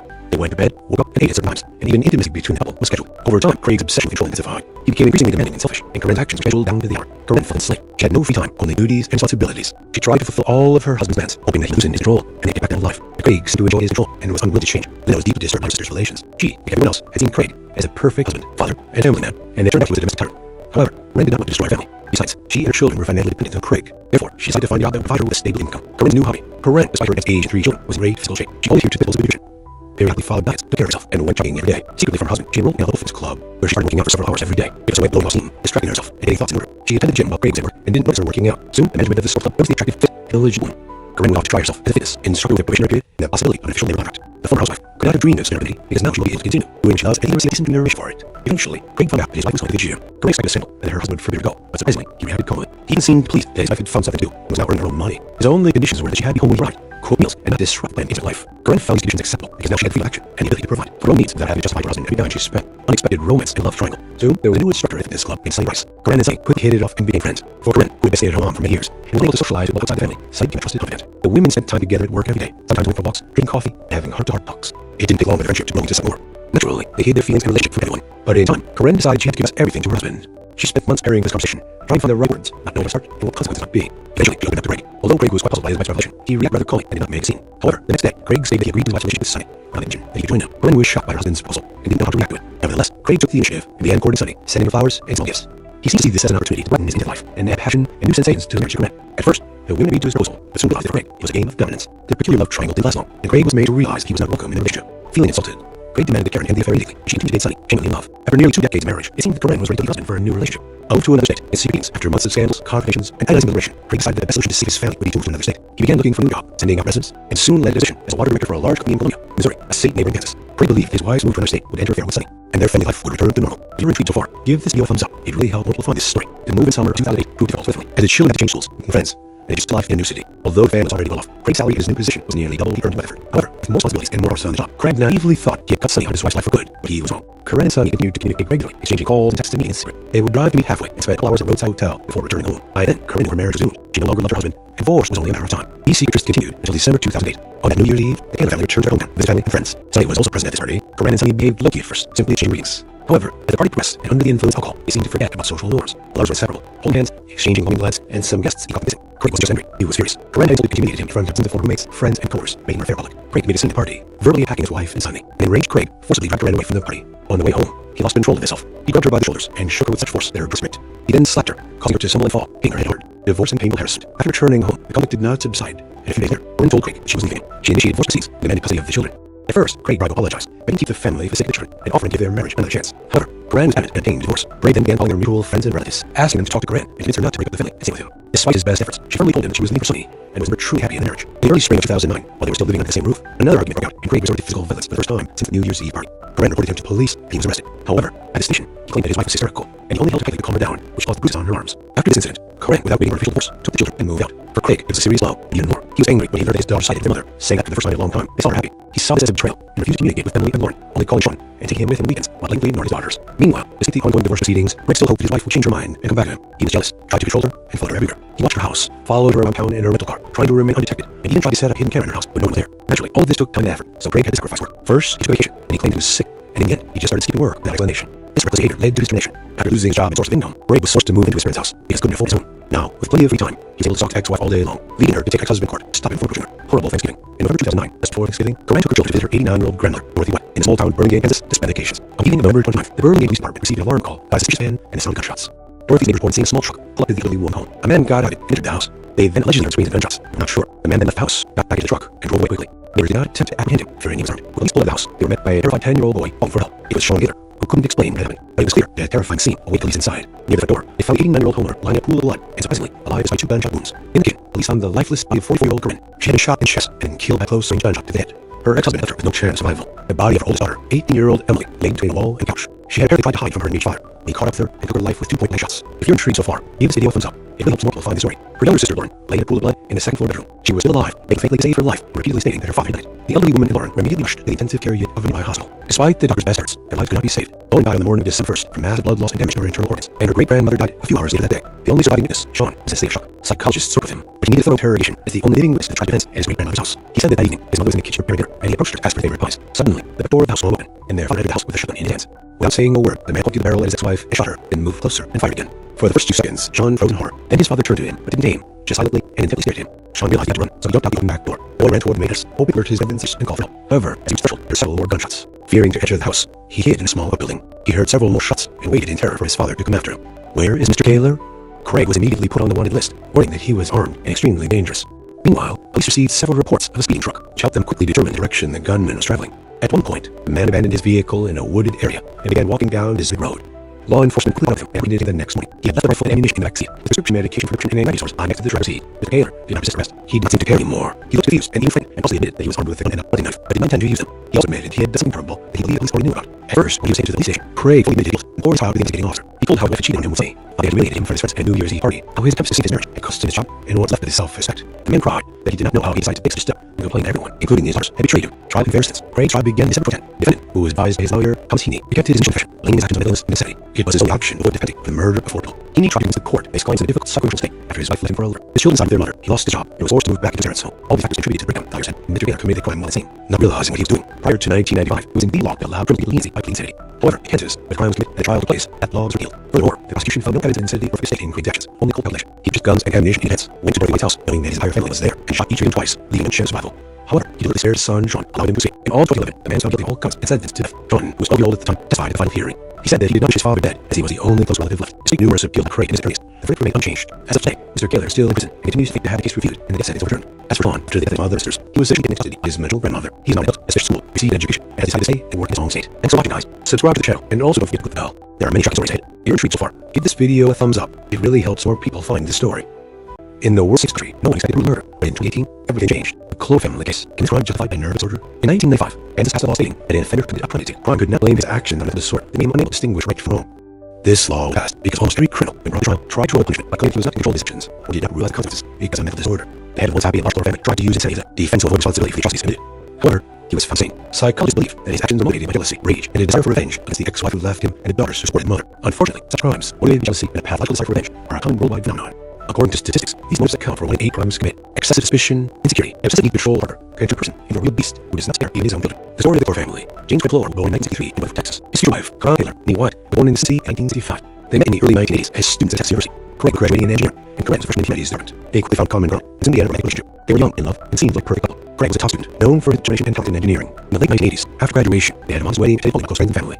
Their first child, Emily, was born in 1991, followed by Lauren in 1993. They lived in a cozy house in whatever, and quite well off by local standards. In 1999, Corinne was pregnant with the third child. Craig received a lucrative job offer at a large utility company in Medford. His promotion coincided with the birth of their son, Sean, who he adored. With higher income, Craig bought a spacious house in the city's most prestigious neighborhood in a reliable family car. Corinne stayed at home, and Craig became the primary breadwinner. Outwardly, everything seemed perfect. The daughters, Emily and Lauren, were talented in sports and music, often participating in vocal competitions and local events. They excelled in school and went to a prestigious sports college, while Lauren, an excellent student, trained at the conservatory to pursue a career in music. Sean was an outgoing, kind, inquisitive boy, interested in new magic, aspiring to become a geologist. If you're intrigued so far, give this video a thumbs up. It really helped more people find this story. He was very close to his parents and sisters. Craig provided for his family. Corinne made the home comfortable, raised the children, and ate tasty treats. They were active in the community, striving to improve their neighborhood. They also raised 3 wonderful and talented children. However, behind the facade of fiction, there were many problems the family members hid. In 2007, Corinne made the sister Linda, and she was on the verge of an breakdown. He complained that Craig had been controlling and monitoring her for years, and that this control would increase. Craig demanded a full accounting of all expenditures, not just make purchases, but everyday household expenses as well. Corinne provided him with supermarket receipts, bank transaction data, and reported her whereabouts every day while he was at work. The entire Taylor family lived on a schedule set by Craig. When he returned from work, his wife and children had to be home with him. They went to bed, woke up at certain times, and even intimacy between the couple was scheduled. Over time, Craig's obsession with control intensified. He became increasingly demanding and selfish, and Corinne's actions were scheduled down to the hour. Corinne felt enslaved. She had no free time, only weak responsibilities. She tried to fulfill all her husband's demands, hoping that he loosened his control and make it back their old life. But Craig seemed to enjoy his control and was unwilling to change. He was deeply disturbed by her sister's relations. She, like everyone else, had seen Craig as the perfect husband, father, and family man, and turned out to live a tyrant. However, Corinne did not want to destroy her family. Besides, she and her children were financially dependent on Craig. Therefore, she decided to find a job that would provide her with a stable income. Corinne's new hobby. Corinne is after advanced age children in beautiful shape. She adheres to the principles of good nutrition, periodically follow advice, care of herself, and jogging every day. Secret for her husband, she enrolled in a local fitness club, where she started working out several hours every day. It was made low self-esteem, distracting herself, and getting thoughts in order. She attended the gym while Craig was at work, and didn't notice her working out. Soon, the management of the sports club noticed the attractive, fit, and gentleman. Corinne would have to try herself at fitness, and struggled with a probationary period and the possibility of an official labor contract. The former housewife could not dream of such an opportunity, because now she would be able to continue doing what she loves and even receive a decent remuneration for it. Eventually, Craig found out that his wife was going to the gym. Craig's practice handle, and their husband forbade her to go. Surprisingly, he acted calmly. He even seemed pleased that he could find something to do, and was now earning her own money. His only conditions were that she had to be home when he arrived, cook meals, and not disrupt the planned into life. Corinne found these conditions acceptable, because now she had the freedom of action and the ability to provide her own needs that have adjusted to her husband every day she spent. Looks like romance and a love triangle. Soon, there was a new stalker that fixed and sunrise. Corinne and Sunny quickly hit it off and became friends. For Corinne, who had been a stay-at-home mom for many years, and was able to socialize with people outside the family, Sunny kept us confident. We spent time together every day, sometimes going for walks, drinking coffee, and having heart talks. It didn't take long for the friendship to grow and to say more. Eventually, they hid their feelings and relationship from everyone, but in time, Corinne decided that she had to confess everything to her husband. She spent months preparing for this conversation, trying to find the right words, not knowing how to start, and what the consequences might be. Eventually, she opened up to Craig. Although Craig was quite puzzled by his wife's revelation, he reacted rather calmly and did not make a scene. However, the next day, Craig stated that he agreed to his wife's relationship with Sunny, rather than that he could join him. Corinne was shocked by her husband's proposal and didn't know how to react to it. Nevertheless, Craig took the initiative and began with Sunny, sending her flowers and small gifts. He seemed to see this as an opportunity to brighten his life and had passion and new sensations to marriage to Corinne. At first, women reached his proposal, but soon realized that Craig is a game of abundance. Their clear love triangle didn't last long, and Craig made her realize that he was not welcome in the relationship. Feeling insulted, Craig demanded to turn and the affair immediately, but she continued to take Sunny, shamefully enough. After nearly 2 decades of marriage, it seemed Corinne was ready to leave her husband for a new relationship. Moved to another state, in secret after months of scandals, confrontations, and agonizing deliberation, Craig decided that the best solution to save his family would be to move to the state. He began looking for a new job, seeing friends, and soon landed a position that wanted to work for a large company in Columbia, Missouri, a city neighboring Kansas. Craig believed that his wife's move to another state would interfere with Sunny, and their family life would return to normal. If you're intrigued so far, give this video a thumbs up. It really helps more people find this story. The move in summer of 2008 proved difficult for the family, as children had changed schools, new friends, and adjusted life in a new city. Although the family was already off, Craig's salary in the position was nearly double what he earned in life. However, with more responsibilities and more hours on the job, Craig naively thought he had cut Sunny out of his wild life for good, but he was wrong. Corinne and Sunny continued to meet regularly, exchanging calls and texts and meeting in secret. They would drive to meet halfway and spend a couple hours at a roadside hotel before returning home. By then, Corinne's marriage was doomed. She no longer loved her husband, and divorce was only a matter of time. These secrets continued until December 2008. On that New Year's Eve, the Kayla family returned to hometown to visit family and friends. Sunny was also present at this party. Corinne and Sunny began gifts to exchange greetings. However, as the party progressed and under the influence of alcohol, he seemed to forget about social norms. The lovers were assembled, holding hands, exchanging long glances, and some guests got them missing. Craig wasn't just angry, he was furious. Corinne insulted and humiliated him in front of them, former roommates, friends, and coworkers, making her feel public. Craig gave Sunny the party, verbally attacking his wife and Sunny. They made Craig forcibly drag Corinne away from the party. On the way home, he lost control of himself. He grabbed her by the shoulders and shook her with such force that her dress ripped. He then slapped her, causing her to stumble and fall, hitting her head hard. Divorce and painful harassment. After returning home, conflict did subside, and a few days later, Corinne told Craig that she was leaving him. She initiated divorce proceedings and demanded custody of children. At first, Craig tried to apologize, begging to keep family to save the children, and offered to give their marriage another chance. However, Corinne was adamant and obtained a divorce. Craig then began calling their mutual friends and relatives, asking them to talk to Corinne and convince her not to break up the family and stay with him. Despite his best efforts, she finally told him that she would leave her Sunny and was there truly happy in marriage. In the early spring of 2009, while they were still living under the same roof, another argument broke out, and Craig resorted to physical violence for the first time since the New Year's Eve party. Corinne reported him to the police and was arrested. However, the decision, he claimed his wife was hysterical, and he only directed to calm her down, which caused the police on her arrest. For this incident, Corinne, with a full divorce, took children and moved out. For Craig, it was a serious blow, but even more. He was angry when he learned that his daughter sided with his mother, saying that the first time in a long time, they saw her happy. He saw this as a betrayal and refused to communicate with family in the morning, only calling Sean, taking him with him on meetings, blatantly ignoring his daughters. Meanwhile, despite the ongoing divorce proceedings, Corinne hoped his wife would change her mind and come back to him. He was jealous, tried to control her, and followed her everywhere. He watched her house, followed her around town in a rental car, trying to remain undetected, and he tried to set up in the house, no one was there. Naturally, all of this took time and effort, so Craig had sacrificed work. First, he took vacation, and he claimed he was sick, and in the end, he just started taking work without explanation. This reckless behavior led to discrimination. After losing his job source, Craig was forced to move into his house because he could afford to. Now, with plenty of free time, he was able to support the ex-wife all day long, even to take her husband to court to stop him from murdering her. Horrible Thanksgiving. In November 2009, just before Thanksgiving, Corinne took children to visit her 89-year-old grandmother, Dorothy White, in a small town in Birmingham, Kansas, to spend vacations. On the evening of November 29th, the Birmingham Police Department received a phone call by a suspicious man and sounded gunshots. Dorothy's neighbors reported seeing a small truck pull up to the one's home. A man got out of it, entered the house, and allegedly heard screaming and gunshots, but are not sure. The man left the house, got back into the truck, and drove away quickly. Neighbors attempted him, fitting his room. When police pulled up to the house, they were met by a terrified 10-year-old boy, calling for help. It was Sean Killer, who explained what had happened. It was clear that the terrifying scene awaited police inside. Near the door, they found the 89-year-old homeowner lying in a pool of blood, and surprisingly, alive despite 2 gunshot wounds. Indicated, police found the left side of 44-year-old Corinne. She had been shot in the chest and killed by a close-range gunshot to the head. Her ex-husband had left her with no chance of survival. The body of her oldest daughter, 18-year-old Emily, lay between a wall and a couch. She had apparently tried to hide from her late father, but he caught with her and took her life with 2 point-blank shots. If you're intrigued so far, give this video a thumbs up. It will help more people find the story. Her younger sister, Lauren, lay in a pool of blood in a 7th-floor bedroom. She was still alive, begging faithfully to save her life, and repeatedly stating their father died. The other woman, Lauren, were immediately rushed to the intensive care unit at a nearby hospital. Despite the doctor's best efforts, her life could not be saved. Lauren died on the morning of December 1st from massive blood loss and damage to her internal organs, and her great-grandmother died a few hours later that day. The only surviving witness, Sean, was in a state of shock. Psychologists worked with him, but he needed a thorough interrogation as the only witness to tragedies his great-grandmother's loss. He said that evening, his wife was in shivering her and pushed her to have his safe house. Suddenly, the back door of the house opened, and her father entered the house with a shotgun in his hands. Without saying a word, the man plugged the paralyzed ex-wife and shot her. They moved closer and fired at him. For the first few seconds, Sean froze in horror. Then his father turned to him, didn't aim, just silently and instantly stared at him. Sean realized he had to run, so he jumped out the open back door. The boy ran toward the main entrance, hoping to his grandmother's sisters and called for help. However, at each threshold, he had several warning shots. Freaking out of the house, he hit his building. He heard some more shots and waited in terror for his daughter to come after him. Where is Mr. Kim? Craig was immediately put on the list, warning that he was armed and extremely dangerous. Meanwhile, police received several reports of a speeding truck, which helped them quickly determine the direction of the traveling. At one point, the man abandoned his vehicle and waited for him and began walking down a deserted road. Law enforcement quickly caught him and apprehended him the next morning. He had left the and ammunition in the backseat, with prescription medication, depression, and anxiety disorders lying next to the driver's seat. The pair did not distress. He did not see terror anymore. He looked confused and frightened and honestly admitted that he was armed with a gun and a hunting knife, but did not intend to use them. He also admitted that he had done something terrible that he believed the police already knew about. At first, when he was taken to the police station, Craig fully admitted his guilt and was hired as the investigating officer. He told how his wife had cheated on him and Sunny, how he humiliated him from his friends and New Year's Eve, how his attempts to save his marriage had cost him the job and what was left of his self-respect. The man cried, so he did not know how he decided to take such a step, and to claim that everyone, including his daughters, had treated him. Trial and fair sentence. Craig's trial began in December 2010. The defendant was advised by his lawyer, Tom Heaney, regret his initial confession, blaming action on mental illness and insanity. It was his only option to avoid death penalty for the murder of Foyle. Heaney tried to convince the court that his client was in a difficult psycho-emotional state after his wife left him for lover. His children died with their mother. He lost his job and was forced to move back to his parents' home. All these factors contributed to the breakdown, the lawyer said, and McCann committed crime while insane, not realizing what he was doing. Prior to 1995, it was indeed law that allowed criminals to get leniency up to insanity. However, in Kansas, where the crime was committed and the trial took place, that law was repealed. Furthermore, the prosecution found no insanity or state in Craig's actions. Only cold calculation. He purchased guns and ammunition in advance, went to Dorothy White's house, knowing his entire family was there, and shot Jim Price, leaving no chance of survival. However, he deliberately spared his son Sean, allowing him to escape. In August 11, the man found guilty of all counts and sentenced to death. Sean, who was 12 years old at the time, defied final hearing. He said that he did not wish his father dead, as the only close relative left. Despite numerous appeals of Craig, his attorneys, the verdict remained unchanged. As of today, Scaler is still living. He continues to fight out the case appeal and the death sentence returned. As for Sean, after the death of his mother's sisters, he was civilly taken into custody by the grandmother. He is now an adult, has finished school, received an education, and has decided to stay and work in his home state. Thanks for watching, guys. Subscribe to the channel. Also, don't forget to click the bell. There are many shocking stories ahead. If you're so far, give this video a thumb up. It really helps people find the story. In the world of country, owning a brutal murder, in 2018, everything changed. The Clover case, his crime justified by a nervous disorder. In 1895, Kansas passed a law stating that the offender committed a premeditated crime could not blame the action of the disorder. It made him unable to distinguish right from wrong. This law was passed. He was almost criminal and brought to trial, tried to avoid punishment by claiming that he was not in control of actions, but did not realize consequences because of mental disorder. The head of the once happy and large Clover family tried to use insanity as a defense to avoid responsibility for the actions he committed. However, he was not saying, psychologically, that his actions were motivated by jealousy, rage, and desire for revenge against the wife who left him and daughters who scored them. Unfortunately, such crimes, motivated by jealousy and a political desire for revenge, are a common worldwide phenomenon. According to statistics, these motivated come from the crimes committed. Excessive suspicion, insecurity, and excessive need to control a partner can turn a person into a real beast who does not spare even his own children. The story of the Clover family. James Craig Clover was born in 1963 in Memphis, Texas. His future wife, Carmen Taylor, Nee White, was born in Tennessee in 1965. They met in the early 1980s as students at Texas University. Craig was graduating in engineering, and Carmen was a freshman in the humanities course. They found common ground and soon began a romantic relationship. They were young, in love, and seemed like a perfect couple. Craig was a top student, known for his determination and talent in engineering. In the late 1980s, after graduating, they and husband continued to be a close friend family. Their first child, Emily, was born in 1991, followed by one in 1993. They lived in a cozy house in Rutherford, were quite well off by those standards. In 1999, when Corinne was pregnant with her third child, Craig received a lucrative job offer at a large utility company in Rutherford. His career coincided with the birth of their son, Sean. He bored. With higher income, Craig bought a spacious house in the city's most prestigious neighborhood and relied on the family car. Corinne stayed at home, and Craig became the primary breadwinner. Outwardly, the family seemed perfect. The daughters, Emily and Lauren, were talented in sports and music, often participating in photo competitions and all events. Emily excelled in school and went to a prestigious pharmacy college. While Lauren, an excellent student, dreamed of attending the conservatory, pursuing career music. John was a growing, kind, and inquisitive boy, interested in mathematics, and aspired to be a biologist. If you're intrigued so far, give this video a thumbs up. It really helps more people find this story. He was very close to his parents and sisters. Craig provided for his family. Corinne made the home comfortable, raised the children, and made tasty treats. They were active in the community, striving to improve the neighborhood. They also raised three wonderful and talented children. However, behind the side perfection, there were many problems family members hidden. In 2000, Corinne admitted to her husband that she was members of another breakdown. She complained that Craig had been controlling and monitoring for years, and that the control was increasing. Craig admitted full accounting of all his ventures, not just major business, but everyday household expenses as well. Corinne provided him with supporting receipts, bank transaction data, and reported whereabouts every day while he was at work. The entire Cater family lived on a strict schedule set by Craig. When he returned from work, his wife and children had to be home to meet him. They went to bed, woke up, could meet at certain times, and even intimacy between the couple was scheduled. Over time, Craig's obsession with control intensified. He became increasingly demanding and selfish. Corinne's actions were scheduled down to the hour. Corinne felt enslaved. She had no free time, only duties and responsibilities. Tried to fulfill all her husband's demands, hoping he would loosen his control and get back to their old life. But Craig seemed to be able to control and was unwilling to change. Linda was deeply disturbed by her sister's relations. She, like everyone else, had seen Craig as the perfect husband, father, and family man. It turned out he was a domestic tyrant. However, Corinne did not want to destroy her family. Besides, she and her children were financially dependent on Craig. Therefore, she decided to find a job that would provide her with a stable income. Corinne's new hobby. Corinne, despite having age 2 children, was simply shape. She always adhered to the principles of good nutrition.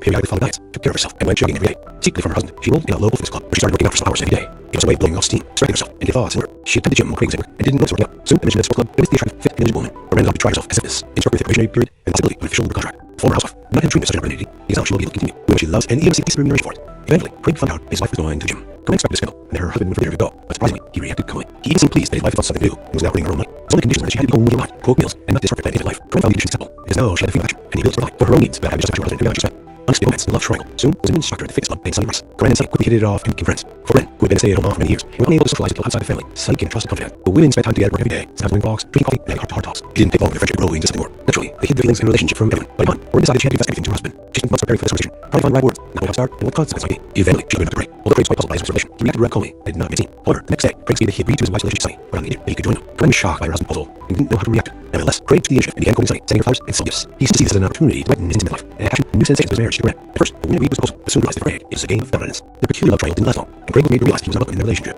Feeling insulted, Craig demanded Karen to the affair immediately, but she continued to date Sunny, genuinely in love. After a 2-decade marriage, it seemed that Corinne was ready for her husband for a new relationship. Moved to another date, and secret meetings after months of scandals, confrontations, and analyzing the relationship, Craig decided that the solution to his family would be moved to another state. He began looking for a new job, sending her presents, and soon in addition, as a director of a large company in Columbia, Missouri, city neighboring Kansas. Craig believed that his wife's moved to another state and her fiancé, and their family life would return to normal. If you're intrigued so far, give this video a thumbs up. It really helped more people like this story. The movie in the summer of 2008 proved valuable to the family, as the children had changed schools, made friends, and just left in New City. Although the family was already well off, Craig's salary and new position was double what he earned whatever. However, with more responsibilities and more hours on the job, Craig naively thought he had Sunny on his wife's life for good. He was wrong. Corinne and Sunny continued to communicate regularly, exchanging calls and texts and meetings in secret. They would drive me halfway and spend a whole hour in a side hotel before returning home. By then, Corinne knew her marriage doomed. She no longer with her husband, and divorced no matter of time. These secrets continued until December 2008. On that New Year's Eve, the Keller family returned to their hometown as if family and friends. Sunny was also present at this party. Corinne and Sunny began low-key at first, simply exchanging greetings. However, as the party progressed and under the influence of alcohol, they seemed to forget about social norms. The lovers were inseparable, holding hands, exchanging long glances, and guests didn't compromising. Craig wasn't angry. He was furious. Corinne had insulted and humiliated him in front of dozens of roommates, friends, and course, making her unfair look. Craig listened to the party, verbally attacking his wife and Sunny, and enraged Craig forcibly dragged her away from the party. On the way home, he lost control of himself. He grabbed her by the shoulders and shook her with such force and pressed. He then slapped her, causing her to stumble and fall, hitting her hard. Divorce and painful harassment. After going home, conflict was subsided, and a few days later, Corinne told Craig that she was leaving. She initiated divorce proceedings and demanded custody of the children.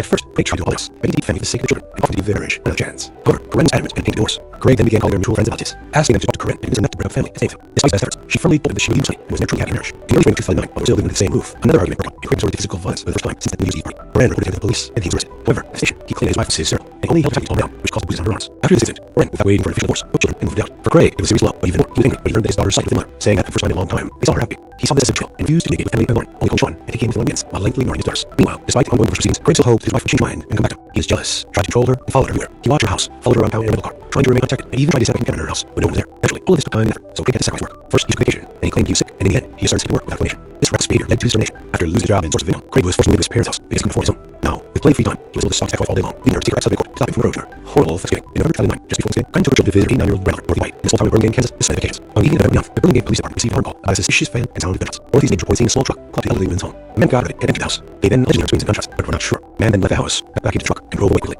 Neighbors did not attempt to apprehend him, fearing he was armed. When police pulled up to the house, were met by a terrified 10-year-old boy calling for help. He was shown a gator, who couldn't explain what had happened. But it was clear the terrifying scene awaited police inside. Near the front door, they found the 89-year-old homeowner lying in pool of blood, and surprisingly, alive despite 2 gunshot wounds. In the kitchen, police found the lifeless body of a 44-year-old man. She had been shot in the chest and then killed by close-range gunshot to the head. Her husband had left her with no chance of survival. The body of her oldest daughter, 18-year-old Emily, lay between a wall and a couch. He had apparently tried to hide from her enraged father, but he caught up with her and took her life with 2 pointing shots. If you're intrigued so far, give this video a thumbs up. It really helps more people find this story. Her younger sister, Lauren, lay in a pool of blood in the second-floor bedroom. She was still alive, begging faintly to save her life, and repeatedly stating that her father had died. The elderly woman and Lauren were immediately rushed to the intended care unit of the nearby hospital. Despite the doctor's efforts, their lives could not be saved. Lauren died on morning first from massive blood loss and damage to her organs, and her great-grandmother died 2 hours later that day. The only surviving witness, John, was in a state of shock. Psychologists worked with him, but she needed a thorough interrogation. His only witness to the tragic events at his great-grandmother's house. He said that evening, his mother was in the kitchen preparing dinner, and he approached her to ask for his favorite pies. Suddenly, the back door of the house swung open, and the father entered the house with a shotgun in his hand. Without saying a word, the man pointed the barrel at his ex-wife and shot her, then moved closer and fired again. For the first few seconds, Sean froze in horror. Then his father turned to him, didn't aim, silently and intently stared at him. Sean realized he had to run until he jumped out the open back door. The boy ran toward the main entrance, hoping to alert his grandmother and sisters and call for help. However, as he reached the threshold, he heard several more shots. Nearing the end of the house, he hid his small building. He heard several more shots and waited in terror for his father to come after him. Where his sister came in, Craig immediately put him on the list, warning that he was armed and extremely dangerous. Meanwhile, police received several reports of a speeding truck, shot him quickly determined direction gun and struggling.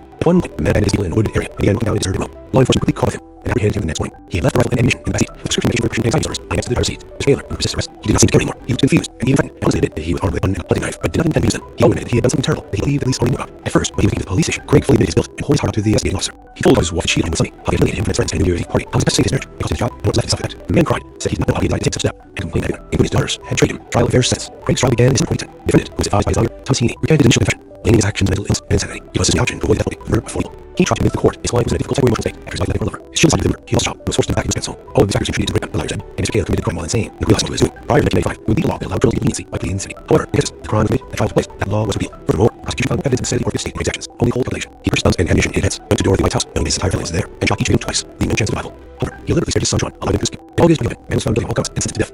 Sean, who was 12 years old at the time, testified to the hearing. He said that he did not wish his father dead, as he was the only close relative left. Despite numerous appeals by Craig in his case, the verdict remained unchanged. As today, Mr. Taylor is still in prison and continues to fight down reviewed and a death sentence to return. As Sean, after the death of his mother and sisters, he was officially taken into custody by his maternal grandmother. He's on adult, has finished school, received admission, and has decided to stay and work in his home state. Thanks for watching, guys. Subscribe to the channel, and also don't forget to click the bell. There are many shocking stories ahead. If you're intrigued so far, give this video a thumbs up. It really helps more people find the story. In the world's safest country, no one expected to murder, but in 2018, everything changed. The Clore family case can be justified by nervous disorder. In 1985, Kansas passed a law stating that an offender who committed a crime indicated crime could not blame his actions on mental disorder. The main claim to distinguish right from wrong. This law was passed because almost every criminal, when brought to trial, tried to avoid punishment by claiming that he was not in control of his actions or not realize the consequences because of mental disorder. The head of the once happy and large Clore family tried to use his city as defense to avoid responsibility for the atrocities he committed. However, he was found insane. Psychologists believe that his actions were motivated by jealousy, rage, and a desire for revenge against the ex-wife who left him and daughters who supported another. Unfortunately, such crimes, motivated by jealousy and a pathological desire for revenge, are a common worldwide phenomenon. According to statistics, these motives account for 1 in 8 crimes committed. Excessive suspicion, insecurity, and excessive need to control a partner can turn a person into a beast without spare even his own children. The story of the Clore family. James Craig Clore was born in 1963 in Texas. His wife, Con Taylor, White, was born in the same city in 1965. They met in early 1980s as students at Texas University. Craig was graduating in engineering, and Glenn was a freshman in the humanities department. They quickly found common ground and soon began a romantic relationship. They were young, in love, and seemed like a great couple. Craig was a top student, known for his determination and talent in engineering. In the late 1980s, after graduation, they had on his way to take home to close friends and family.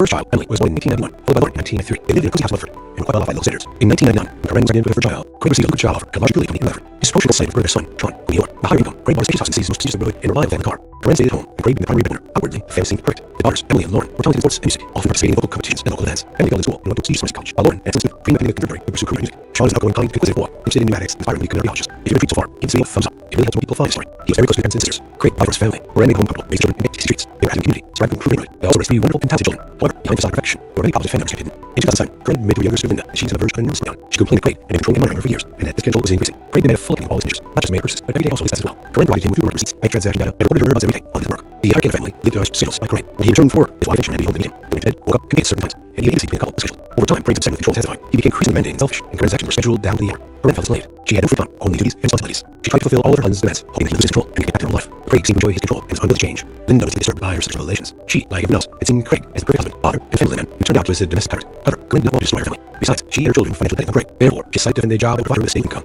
Karen knew how Craig, despite her man's age and children, was in good physical shape. She always adhered to the principles of good nutrition, periodically followed diets, took care of herself, and went showering every day. Secretly for her husband, she enrolled in a local fitness club. She started working out for several hours every day. It was her way of building off steam, distracting herself, and getting her thoughts in order. She attended the gym while Craig was there, and noticed her working out. Soon, manager of the sports club noticed the attractive, fit, and diligent woman. Karen was offered to try herself in fitness, talking with a probationary period and the possibility of official labor contract. The former housewife could not agree to such an opportunity because now she would be able to continue doing what she loves and even receive decent remuneration for it. Eventually, Craig found out that his wife was going to the gym. Karen expected a scandal and her husband would forbid her to go, but surprisingly, he reacted calmly. He even seemed pleased that his wife had found something to do and was now earning more money. His only conditions were that she had to be home when he arrived, cook meals, and not shop at plenty of life. Karen found these unacceptable. He could now get from the match and ability to provide for her own needs without justified her husband every time she spent. Honey romance and love triangle. Soon, there was a new soccer fitness club named Savings. Corinne and Sunny quickly hit it off and became friends. For Corinne, who had been staying at home for many years, and was unable to socialize with the outside family, Sunny became trusted confidant. The women spent time together at work every day, time going walks, talking, and heart to heart talks. It didn't involve their friendship growing into something more. Eventually, they hid their feelings and relationship from everyone. But at a time, Corinne decided that she had to confess everything to her husband. She spent months praying for this conversation, trying to find the right words, not knowing how to start and what the consequences might be. Eventually, she let it break. Though Craig was puzzled by his revelation, he reacted rather calmly and did not make a scene. However, instead, Craig stated that he agreed to his wife's relationship with Sunny, without condition he would join him. Corinne was shocked by her husband's proposal and didn't know how to react to it. Nevertheless, Craig's initiative began courting Sunny, sending her flowers and small gifts. He seemed to see this as an opportunity to brighten his intimate life, add passion and new sensations to his marriage to men. At first, the women agreed to the proposal, soon realized that for Craig, it was game honest. Their peculiar love triangle didn't last long, and Craig realized that he was not welcome in their relationship. Feeling exhausted, Craig demanded Karen hand the affair immediately. She continued to date Sunny, gently in love. After nearly 2 decades of marriage, it seemed Corinne was ready to leave her husband for a relationship. A move to another state, in secret meetings, after scandals, contradictions, and agonizing the Craig decided that the best solution to save his family would be to move to another state. He began looking for a new job, studying prisons, and soon landed a position as a water breeder for a large company in Colombia, Missouri, a city named Kansas. Craig believed that his wife's move to another state would enter a affair with Sunny, and their family life would return to normal. If you're intrigued so far, give this video a thumbs up. It really helps more people find this story. The move in the summer of 2008 proved difficult for the family, as the children had to change schools, making friends, and just life in the new city. Although the family was already well off, Craig's salary and his position was needed to earn effort. However, with more responsibilities and more hours on the job, Craig never thought to keep Sunny out of his wife's life good, but he was wrong. Corinne and Sunny continued to communicate regularly, exchanging calls, texts, and meetings in secret. They would drive to meet halfway and spend a couple hours in a roadside hotel before reaching home. By then, Corinne knew her marriage was doomed. She no longer lived with her husband, and divorce was only a matter of time. These secret trysts continued until December 2008. On that New Year's Eve, the Taylor family returned to their hometown to visit family and friends.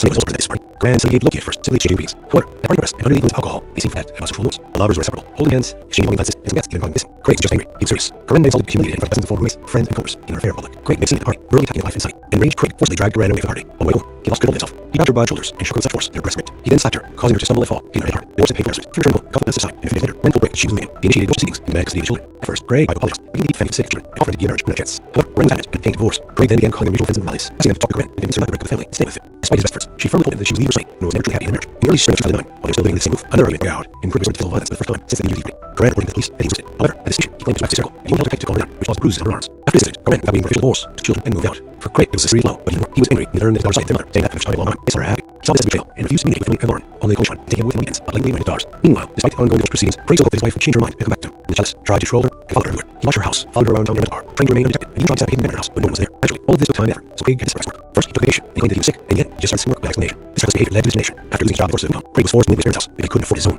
Now, with plenty of free time, he was able to stalk his ex-wife all day long, leading her to take her ex-husband to court to stop him from approaching her. Court Thanksgiving. In November 2009, just before Thanksgiving, Corinne and her children visited her 89-year-old grandmother, Dorothy White, in the small town of Birmingham, Kansas, to defend the case. On the evening of November 29th, the Birmingham Police Department received an alarm call by a suspicious man and the sound of gunshots. Dorothy's neighbors were seeing a small truck pull up to the elderly woman's home. A man named Howard had entered the house. They then allegedly heard screaming gunshots, but were not sure. The man then left the house, got back in the truck, and drove away quickly. They did not attempt to apprehend him, fearing the encounter. When he pulled up to the house, they were met by a terrified 10-year-old boy calling for help. He was showing Taylor, who couldn't explain what had happened, but it was clear that a terrifying scene awaited the police inside. Near the front door, they found the 89-year-old homeowner lying in a pool of blood, and surprisingly, alive despite 2 gunshot wounds. In the kitchen, police found the lifeless body of 44-year-old Corinne. She had been shot in the chest and killed by a close-range gunshot to the head. Her ex-husband left her with no chance to survive. The body of her oldest daughter, 18-year-old Emily, lay between the wall and the couch. She had apparently tried to hide from her enraged father, but he caught up with her and took her off with 2 blank shots. If you're intrigued so far, give this video a thumbs up. It really helps more people find the story. Her younger sister, Lauren, lay in a pool of blood in a second-floor bedroom. He was still alive, begging the family to save her life, and repeatedly stating their father had done it. The elderly woman and daughter were immediately rushed to the intensive care unit by hospital. Despite the doctor's efforts, their lives could not be saved. Lauren died on morning first from massive blood loss and damage to her organs. And her grandmother died a few hours later that day. The only surviving was Sean, who was in a state of shock. Psychologists worked with him, but he needed further interrogation. His only living was to try events at his great-grandmother's house. He said that the evening, they were preparing dinner, and he pushed her to ask for his favorite cause. Suddenly, the back door of the house swung open, and the father entered the house with a shotgun in his hands. Without saying a word, the man pointed the barrel at his wife and shot. They moved closer and fired again. For the first few seconds, Sean froze in horror. Then his father turned in, but didn't aim, just silently and intently stared at him. Sean realized he had to run, so he jumped out the open back door. The boy ran toward the main entrance, hoping to let his grandmother and sisters and called help.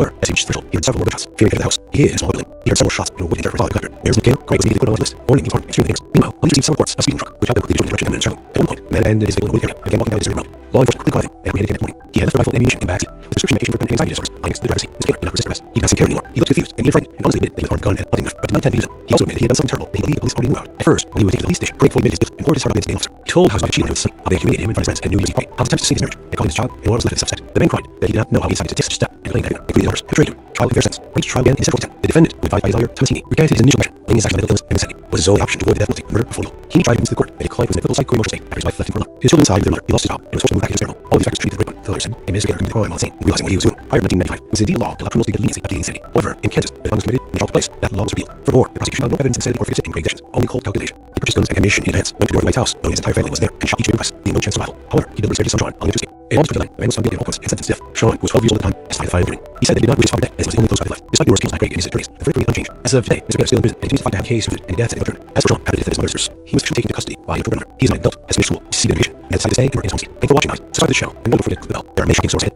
If you're intrigued so far, give this video a thumbs up. It really helps more people find the story. In the United States country, no one expected to murder. In 2018, everything changed. The Cole family is, in this crime, justified and nervous disorder. In 1995, Kansas passed a law stating that an offender who committed a premeditated crime could not lay his actions on mental disorder and became unable to distinguish right from wrong. This law was passed because almost every criminal, when brought to trial, tried to avoid punishment by claiming that he was not controlling his actions or did not realize consequences because of mental disorder. The head of the once happy Clark family tried to use insanity as a defense to avoid responsibility for the atrocities he committed. However, he was found sane. Psychologists believe that his actions were motivated by jealousy, age, and desire for revenge against the ex-wife left him, and the others supported their mother. Unfortunately, such crimes motivated by jealousy and a path of desire for revenge are commonly by phenomenon. According to statistics, he was found for one in 8 crime committed. Excessive suspicion, insecurity, and necessity to control a partner. If a person is a real beast who does not spare even his own children. The story of the Core family. James Craig Clore was born in 1963 in Manhattan, his future wife, Karen Taylor, knee was born in the same city in 1965. They met in the early 1980s, students at Texas University. Craig was graduating in engineering, and Karen was a freshman in humanities department. They quickly found common ground and soon began a romantic relationship. They were young, in love, and seemed like a perfect couple. Craig was a top student, known for his determination and talent in engineering. In the late 1980s, after graduation, they had a modest wedding spent only by close friends and family. Their first child, Emily, was born in 1991, followed by Lauren in 1993. They lived in a cozy house in Waterford and were quite well by local standards. In 1999, when Karen was pregnant with her third child, he received a blue collar and a large utility company in Waterford. This crucially coincided with the birth of his son, Sean, whom he adored. With high income, Craig bought a spacious house in the city's most prestigious neighborhood in a reliable family bar. Karen stayed at home. Craig became the primary breadwinner. Outwardly, the family seemed perfect. The daughters, Emily and Lauren, were talented in sports and music, often participating in local competitions and events. Emily attended school and went to prestigious pharmacy college, while Lauren, an excellent student, dreamed of attending surgery and pursue a career in music. Sean was an outgoing, kind, and inquisitive boy, interested in maths and aspiring to become an archaeologist. If you're intrigued so far, give this video a thumbs up. It really helps more people find the story. He was very close to his parents and sisters. Craig provided for his family. Karen made home comfortable, raised the children, and made tasty treats. They were active in the community, providing food for the neighborhood. They also raised 3 wonderful and talented children. However, behind this affection, there were many problems the family was kept in. In 2007, Karen admitted to her younger sister Nina she was on the verge of a nervous breakdown. She complained that Craig had been controlling and monitoring her for years, and that this control was increasing. Craig demanded full accounting of all expenditures, not just major purchases. Every household expenses as well. Karen provided him with supermarket receipts, bank transaction data, and reported her whereabouts every day while he was at work. The entire Keller family lived their strict schedule set by Craig. He returned from work, his wife and children had to be home to meet him. They went to bed, woke up, and ate at certain times, and even his vehicle was scheduled. Over time, Craig's obsession with control intensified. He became increasingly demanding and selfish, and Karen's actions were scheduled down to the hour. Karen felt enslaved. She had no free time, only responsibilities. She tried to fulfill all of her husband's demands, hoping that he would lose his control and get back their old life. But Craig seemed to his control and was willing to change. Linda was deeply disturbed by her sister's relations. She, like everyone else, had seen Craig as a perfect husband, father, and family man. They turned out to be tired. However, Karen did not want to destroy her family. Besides, she and her children had depended on Craig. Therefore, she decided to find a job that would provide her with a stable income. Karen knew hobby. Karen, despite her advanced age and 3 children, was in great physical shape. She always adhered to the principles of good nutrition, periodically followed diets, took care of herself, and went jogging every day. Secretly for her husband, she enrolled in a local fitness club where she started working out for several hours every day. It was her way of blowing off steam, distracting herself, and getting thoughts in order. She attended the gym while Craig was at work and didn't notice her working out. Soon, management of the fitness club noticed the attractive, fit, and diligent woman. Karen was offered to try herself in fitness, instructing for probationary period and possibility of an official labor contract. The former housewife could not dream of such an opportunity, even though she would be able to continue doing what she loves and even significantly remain for it. Eventually, Craig found out that his wife was going to the gym. Karen expected a scandal, and their husband would feed her to go. But anyway, he reacted calmly. He even seemed pleased that his wife had found something to do, and without earning her own money. His only condition were that she had to be home when he arrived, cook meals, and not disrupt them and his life. Karen found these conditions acceptable, because now she had freedom of action and the ability to provide for her own needs without having to justify to her husband every dime she spent. Unexpected romance and a love triangle soon was in the structure of the club in Sunny Rice. Karen and Sunny quickly hit off and became friends.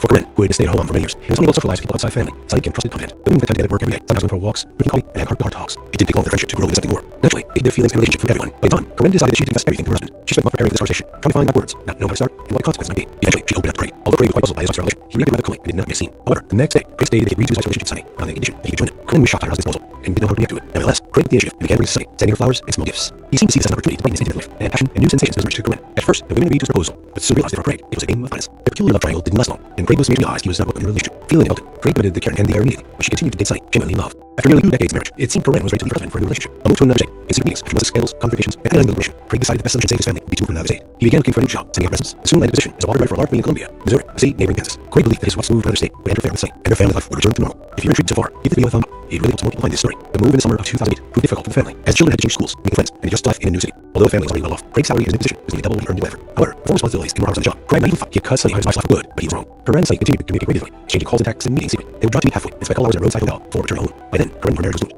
She no longer loved her husband, and divorce was only a matter of time. These secrets continued until December 2008. On that New Year's Eve, the King family returned home now to his family and friends. Sunny was also present at his party. Karen and Sunny behaved lucky at first, simply exchanging greetings. However, as the party progressed and under the influence of alcohol, they seemed to forget about social norms. The lovers were inseparable, holding hands, exchanging loving glances, and some guests neglecting kissing. Craig was angry. He was furious. Karen absolutely intimidated him with the best of friends and course, making her very ugly. Craig made a silly party, verbally attacking his wife and Sunny. And unleashed Craig forced her to drag Karen away from the party. On the way home, he lost control of himself. He grabbed her by the shoulders and shook her with such force that her script. He then slapped her, causing her to stumble and fall, hitting her head hard. Divorce and painful herment. After returning home, the conduct did not subside, and a few days later, Karen told Craig she was leaving him. She initiated divorce proceedings and demanded custody of the children. At first, Craig tried to apologize, begging to keep the family for the sake of children, and offering to give their marriage another chance. However, Karen was adamant and aimed to divorce. Craig then began calling her mutual friends and relatives, asking them to talk to Karen and convince her not to break up the family and stay with him. Despite his best efforts, she fully told him she was leaving Sunny and was never truly happy in the marriage. In the spring of 2009, while they were still living in the same roof, another argument broke out, and Craig resorted to physical violence for the first time since the New New Year's party. Corinne reported him to police and he was arrested. However, at the station, he claimed that his wife was hysterical and he only told her to calm her down. She caused bruises on her arms. After this incident, Corinne, without waiting for official reports, took the children and moved out. For Craig, it was a serious blow, but even more, he was angry when he learned that his daughter sided with his mother, saying that for the first time in a long time, they saw her happy. He saw this as a betrayal and refused to communicate with family and Corinne, only calling Sean and taking him with him on weekends, blatantly running his daughters. Meanwhile, despite the ongoing divorce proceedings, Craig still hoped that his wife would change her mind and come back to him. He was jealous, tried to control her, and followed her everywhere. He watched her house, followed her around town in a rental car, trying to remain undetected, and even tried to set up a hidden camera in her house when no one was there. Naturally, all this took time and effort. Craig had to sacrifice work. First, he took vacation, and he claimed that he was sick. In the end, he just started seeking work without explanation. This reckless behavior led to his termination. After losing his job and source of income, Craig was forced to move into his parents' house as he couldn't afford his own. Now, with plenty of free time, he was able to talk to his ex-wife all day long, leading her to take her son to court, deciding to court. Horrible Thanksgiving. In November 2009, just before Thanksgiving, Corinne took her children to visit her 89-year-old grandmother, Dorothy, in a small town of Burlingame, Kansas, to spend vacations. On evening November 29th, Burlingame Police Department received an alarm call about a sister man and sound gunshots. Dorothy's neighbor reported seeing a small truck pull up the elderly woman's home. The man got out of it, entered the house, began allegedly heard screams and gunshots, but not sure. The man then left the house, got back into the truck, and drove away quickly. Neighbors did not attempt to apprehend him, fearing he was armed. Police pulled up to the house. They were met by a terrified 10-year-old boy calling for help. It was Sean Cale, who couldn't explain what happened, but it was clear a terrifying scene awaited the police inside. Near the front door, they found the 89-year-old homeowner lying in a pool of blood, and surprisingly, alive despite 2 gunshot wounds. In addition, police found the life body of 44-year-old Corinne. She'd been shot in the chest and then killed by a close-range gunshot to the head. Her ex-husband left her with no chance of survival. The body of her oldest daughter, 18-year-old Emily, lay between a wall and a couch. She had apparently tried to hide from her enraged father, but he caught with her and took her life with 2 point-blank shots. If you're intrigued so far, give this video a thumbs up. It really helps more people find this story. Her younger sister Lauren lay in a pool of blood, beside the floor. She was still alive, begging faintly to save her life, but really stating her father had been. The elderly woman and Lauren were immediately rushed to the intensive care unit at hospital. Despite doctors' efforts, lives could not be saved. Lauren died on the morning of December 1st from massive blood loss and damage to her internal organs, and her great-grandma died a few hours later that day. The only surviving witness, Sean, was in a state of shock. Psychologists spoke with him, but he needed a thorough interrogation as he didn't witness the tragic events at his great-grandmother's house. He said that evening, he went in the kitchen during dinner, and he approached her to ask for his advice. Suddenly, the battle of the house swung open, and the father of the house was shotgun in his hands. Without saying a word, the man pointed the barrel of his ex-wife and shot her, then moved closer and fired again. For the next few seconds, Sean rose more. Then his father turned to him, didn't aim, just silently and intently stared at him. Sean realized he had to run, so jumped out the open back door. The boy ran toward the main entrance, hoping to alert his grandmother and sisters and call for help. However, as he reached the threshold, he heard several more gunshots. Fearing capture of the house, he hid in a small outbuilding. He heard several more shots and waited in terror for his father to come after him. Where is Mr. Taylor?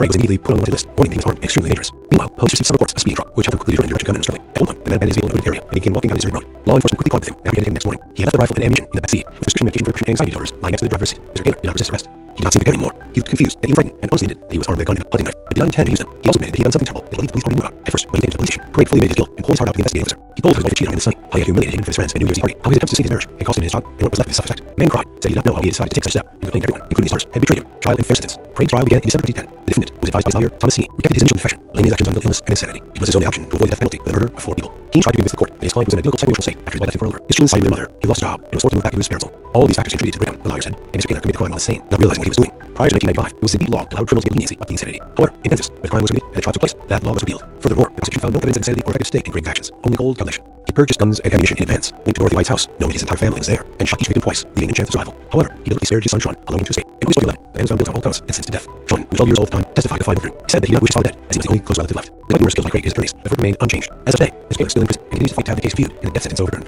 As for Sean, after the death of his mother and sisters, he was officially taken into custody as his maternal grandmother. He is not an adult, has finished school, received education, and has decided to stay and work his home state. Thanks for watching, guys. Subscribe to the channel, and also don't forget to click the bell. There are many shocking stories ahead. If you're intrigued so far, give this video a thumbs up. It really helps people find the story. In the world's safest country, no one expected brutal murder. In 2018, everything changed. The Cole family case. Can this crime be justified by nervous disorder? In 1995, Kansas passed a law stating that an offender who committed a promulgated crime could not name his actions on mental disorder to make him unable to distinguish right from wrong. This law was passed because most every criminal, when brought to trial, tried to avoid punishment by claiming that he was not in control of his actions or did not realize the consequences because of mental disorder. Head of the happy and logical family tried to use his sanity as a defense to avoid responsibility for the atrocities he committed. However, he was insane. Psychologists believe that his actions were motivated by jealousy, rage, and a desire for revenge against the ex-wife who left him and daughters to support their mother. Unfortunately, such crimes, motivated by jealousy and a pathological desire for revenge, are a common worldwide phenomenon. According to statistics, these mostly account for when a crime committed. Excessive suspicion, insecurity, and excessive need to control a partner and represent a real beast who does not spare even his own children. The story of the Cole family. James Craig Lawrence was born in 1963 in Bedford, Texas. His future wife, Carmen Taylor, was born in the same city in 1965. They met in the early 1980s as students at Texas University. Craig, who was graduating in engineering, and Corinne was a freshman in the humanities department, quickly found a common ground and soon began a romantic relationship. They were young, in love, and seemed like a perfect couple. Craig was a student, known for his determination and talent in engineering. In the late 1980s, after graduation, they had a modest wedding to only a close friend and family. Their first child, Emily, was born in 1991, followed by Lauren in 1993. They lived in a cozy house in Rutherford and were quite well off by local standards. In 1999, when Corinne was pregnant with her third child, Craig received a lucrative job offer at a large utility company in Rutherford. His promotion coincided with the birth of their son, Sean, whom he adored. With a higher income, Craig bought a spacious house in the city's most prestigious neighborhood and a reliable family car.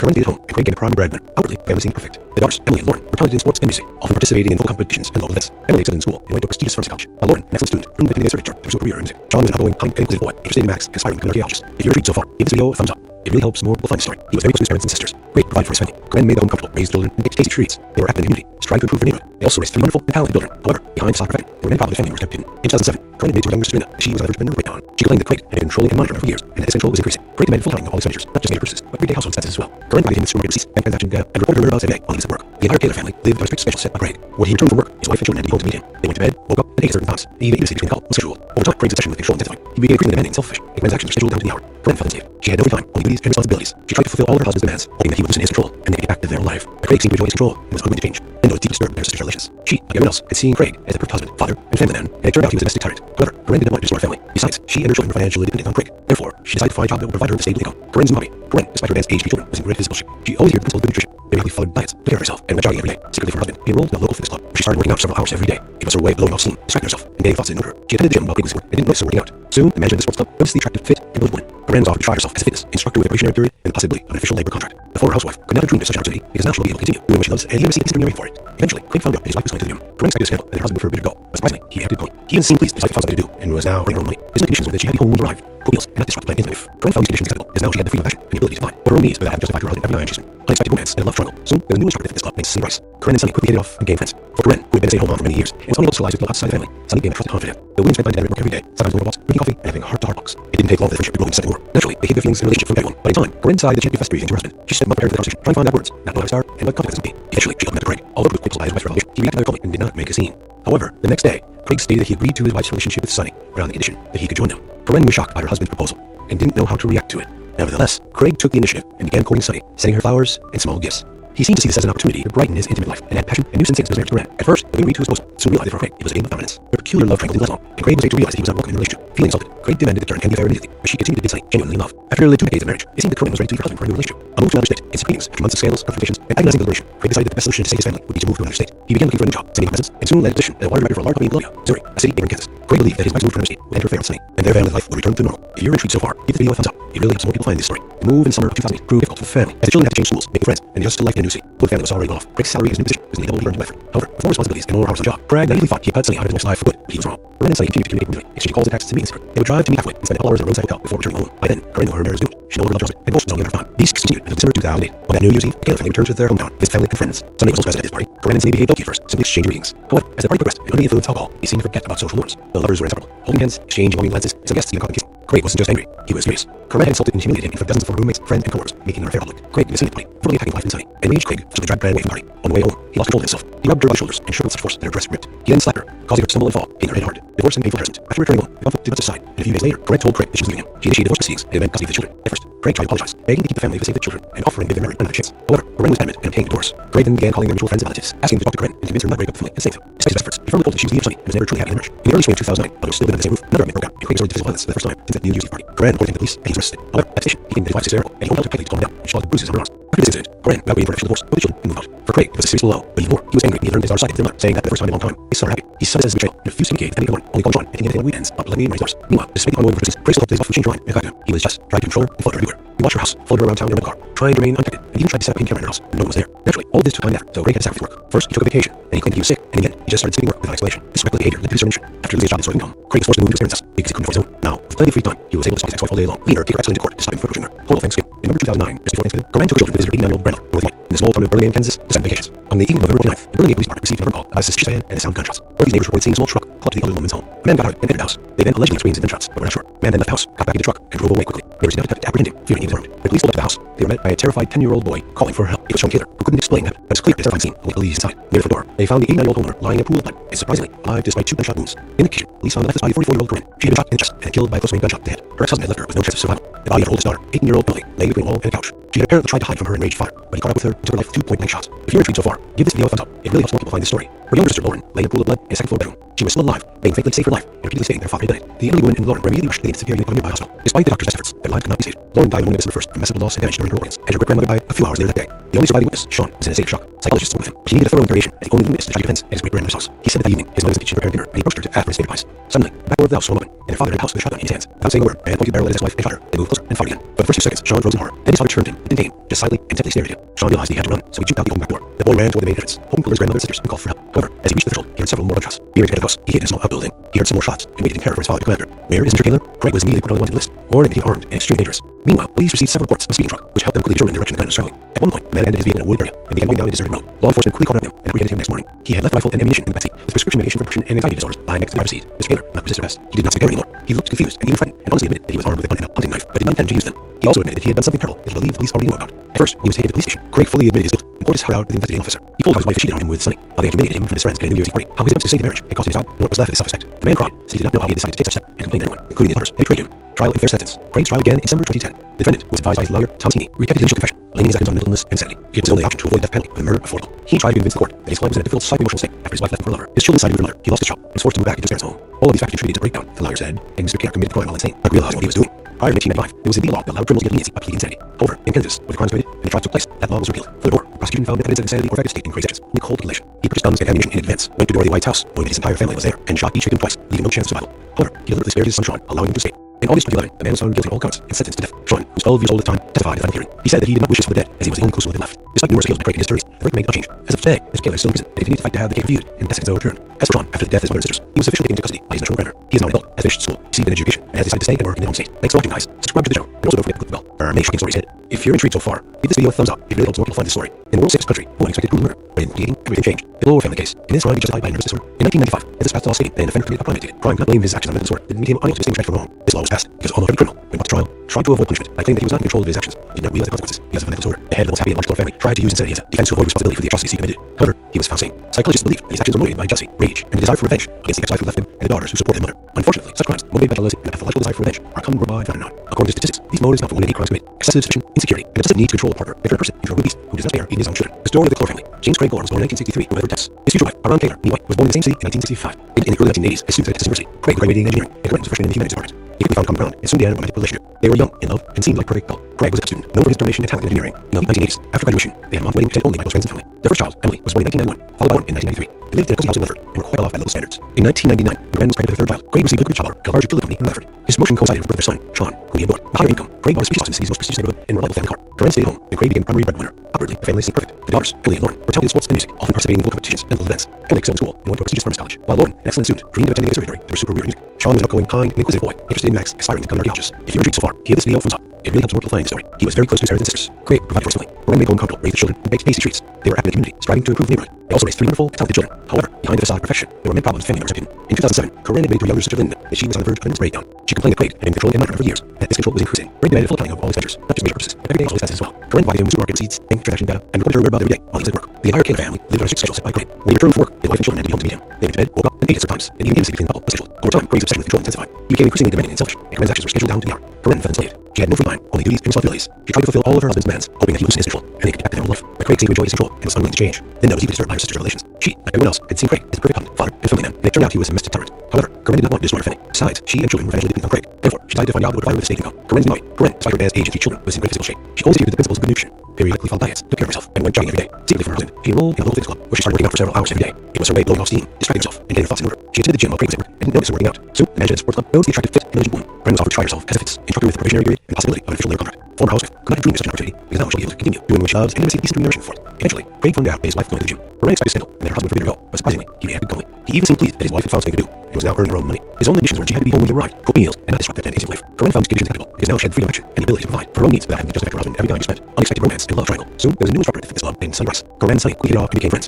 For Corinne, who had been a stay-at-home mom for many years, he was unable to socialize with people outside the family, so he became a trusted confidant. The women spent time together at work every day, sometimes going for walks, drinking coffee, and having heart-to-heart talks. It didn't take long for their friendship to grow into something more. Naturally, they hid their feelings and relationship from everyone, but in time, Corinne decided she had to confess everything to her husband. She spent months preparing for this conversation, trying to find the right words, not knowing how to start and what the consequences may be. Eventually, she opened up to Craig. Although Craig was quite puzzled by his wife's reaction, he acted rather calmly and did not make a scene. However, the next day, Craig stated that he agreed to his relationship with Sunny by allegation that he joined him. Corinne was shocked by her husband's proposal and didn't know how to react with it. Nevertheless, Craig took the initiative and began courting Sunny, sending flowers and small gifts. He seemed to see this as an opportunity to broaden his intimate life and add passion and new sensations to his marriage to Corinne. At first, the women agreed to the proposal, but soon realized for Craig it was a game of dominance. Their peculiar love triangle didn't last long, and Craig was made to realize that he was not welcome in their relationship. Feeling insulted, Craig demanded that Karen end the affair immediately, but she continued to date Sunny, genuinely in love. After nearly 2 decades of marriage, it seemed that Corinne was ready to leave her husband for a new relationship. A move to another state. In secret meetings, after months of scandals, contradictions, and agonizing deliberation, Craig decided the best solution to save his family would be to move to another state. He began looking for a new job, sending out friends, and soon landed a position as water director for a large company in Columbia, Missouri, a city neighboring Kansas. Craig believed that his wife's move to another state would end her affair with Sunny, and their family life would return to normal. If you're intrigued so far, give this video a thumbs up. It really helps more people find this story. The move in summer of 2008 proved difficult for the family, as the children had to change schools, making friends, and adjust to life in the new city. Although the family was already well off, Craig's salary and his position was nearly double what he earned in Medford. However, with more responsibilities and more hours on the job, Craig even thought he had got Sunny on his wife's side for good, but he was wrong. Corinne and Sunny continued to communicate regularly, exchanging calls and texts and meeting in secret. They would drive to meet halfway and spend a couple hours at a roadside hotel before returning home. By then, Corinne knew her marriage was doomed. She no longer loved her husband, and divorce was only a matter of time. These secret trysts continued until December 2008.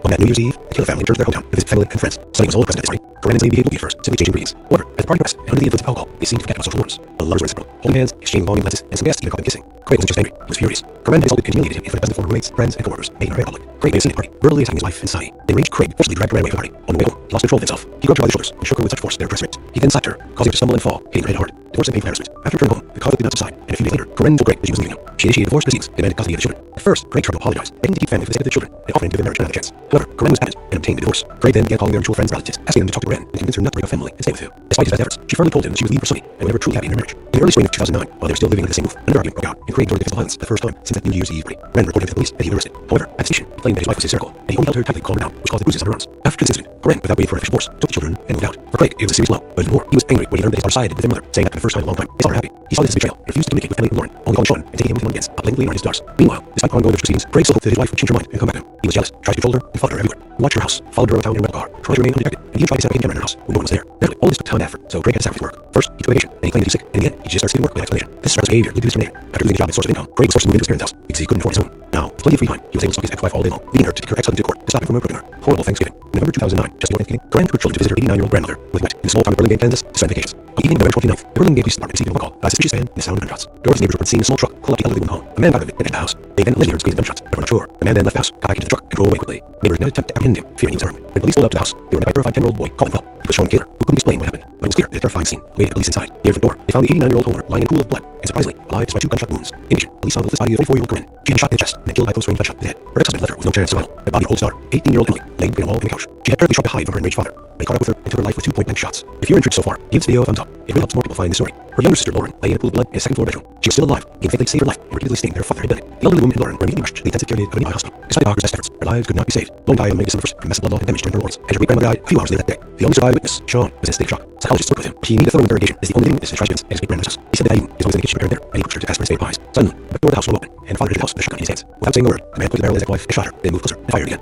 For the first few seconds, Sean froze in horror. Then his father turned in, but didn't aim, just silently and intently stared at him. Sean realized he had to run, so he jumped out the open back door. The boy ran toward the main entrance, hoping to alert his grandmother and sisters and call for help. However, as he reached the threshold, he heard several more gunshots. Fearing to enter the house, he hid in a small outbuilding. He heard several more shots and waited in terror for his father to come through. Where Mr. Gamer? Craig was immediately put on the wanted list, warning that he was armed and extremely dangerous. Meanwhile, police received some reports of a speed drop, which helped them quickly join the direction of gunmen Australia. At one point, the man abandoned his vehicle in a wooded area and began walking down a deserted road. Law enforcement quickly caught up with him and apprehended him the next morning. He had left rifle and ammunition in the back seat, with description making sure the anxiety disorders lying at the driver's seat. Mr. Gamer did not resist arrest. He did not seem to care anymore. He was confused and even frightened, and mostly admitted that he was armed with a gun and a hunting knife, but did not intend to use it. He also admitted that he had done something terrible that he believed the police would move out. At first, when he was taken to the police station, Craig pleaded his guilt and pointed out the instigating officer. He told how his wife had cheated on him with Sunny, how he humiliated him in front of his friends and numerous how his attempts to save his marriage had cost him his job and what was left his self-respect. The man cried, said he did not know how he decided to take such a step, and complained anyone, including his daughters, had treated him. Trial and fair sentence. Craig's trial began in December 2010. The defendant, who was advised by his lawyer, Halsini, kept his initial confession, laying his actions on mental illness and insanity. It was the only option to avoid the death penalty, the murder of 4 people. He tried to convince the court that his client was in a difficult psycho-emotional state after he got nothing for another. His children sided with another. He lost his job and was forced to move back to his parents' home. All these factors contributed to the crime, the lawyer said, and Mr. Gamer committed a crime while insane, not realizing what he was doing. Prior to 1995, it was indeed the law that allowed criminals to leniency up to insanity. However, in Kansas, when a crime was committed and a trial took place, that law was repealed. Furthermore, prosecution found no evidence of insanity or fed a state in creating actions. In cold calculation, he purchased gun and ammunition in advance, went to the North White House, knowing his entire family was there, and shot each victim twice, leaving no chance of survival.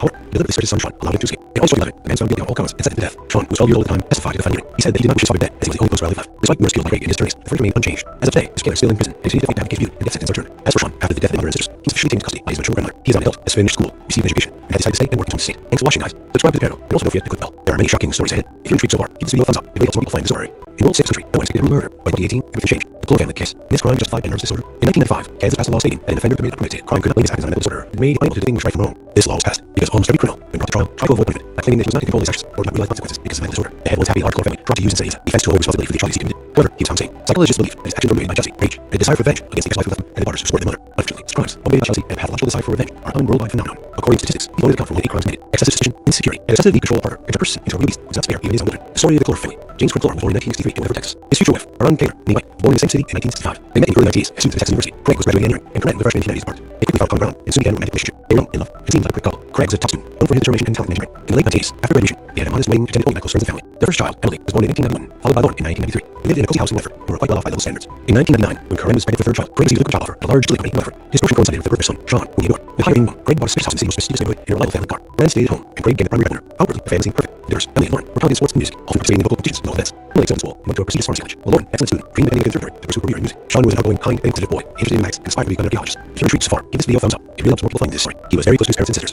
Craig provided for his family. Corinne made the home comfortable, raised the children, and ate tasty treats. They were active in the community, striving to improve the neighborhood. They also raised 3 wonderful and talented children. However, behind this sacrifice, there were many problems the family members kept hidden. In 2007, Corinne admitted to her younger sister Linda that she was on the verge of coming to this breakdown. She claimed that Craig had been controlling and monitoring her for years, and that this control was increasing. Craig demanded full accounting of all expenses, not just maid purchases, but everyday household expenses as well. Corinne provided him supermarket receipts, bank transaction data, and reported her whereabouts every day while he was at work. The entire Kaler family lived on a strict schedule by Craig. When he returned from work, his wife and children had to be home to meet him. They went to bed, woke up, and ate at certain times, and even intimacy between the couple was scheduled. Over time, Craig's obsession with control testified. He became increasingly demanding and selfish, and Corinne's actions were scheduled down to the hour. Corinne felt enslaved. She had no free time, only duties and responsibilities. She tried to fulfill all of her husband's demands, hoping that he would lose his control and they'd get back to normal life. But Craig seemed to enjoy his control and was unwilling to change. Linda was deeply disturbed by her sister's relations. She, like everyone else, had seen Craig as a perfect husband, father, and family man, and it turned out he was a tyrant. However, Corinne did not want to destroy her family. Besides, she and her children financially depended on Craig. Therefore, she decided to find a job that would provide her with a stable income. Corinne's new hobby, Gwen, the second advanced age of 3 children, was in meat business. She always adhered to principles of good nutrition, periodically found nights, took care of herself, and would jogging every day. Secretly from her husband, she enrolled in a local fitness club. She started working out for some hours every day. It was a way of blowing off steam, distracting herself, and getting her thoughts in order. She attended the gym while Craig was at work and didn't notice her working out. Soon, the manager of the sports club noticed the attractive, fit, and diligent woman. Corinne was offered to try herself as a fitness instructor with a probationary period and possibility of an official year contract. The former housewife could not have leaned such an opportunity because now she'd be able to continue doing what he loves and receive decent remuneration for it. Eventually, Craig found out his wife was going to the gym. Corinne expected a scandal, and her husband forbade her to go, but surprisingly, he reacted calmly. He even seemed pleased that his wife found something to do and was now earning her own money. His only conditions were that she had to be home when he arrived, cook meals, and not disrupt the planned life. Corinne found these conditions acceptable because now she had the freedom of action and the ability to provide her own needs without having to justify to her husband who got adjustment. Unexpected romance and a love triangle. Soon, there was a new instructor at the fitness club in Sunny West. Corinne and Sunny quickly hit off and became friends. For Corinne, who had been a stay-at-home mom for many years, and was unable to socialize with people outside the family, Sunny even trusted confidence. But women spent time together at work every day. Sometimes going for walks, drinking coffee, and having hard talks.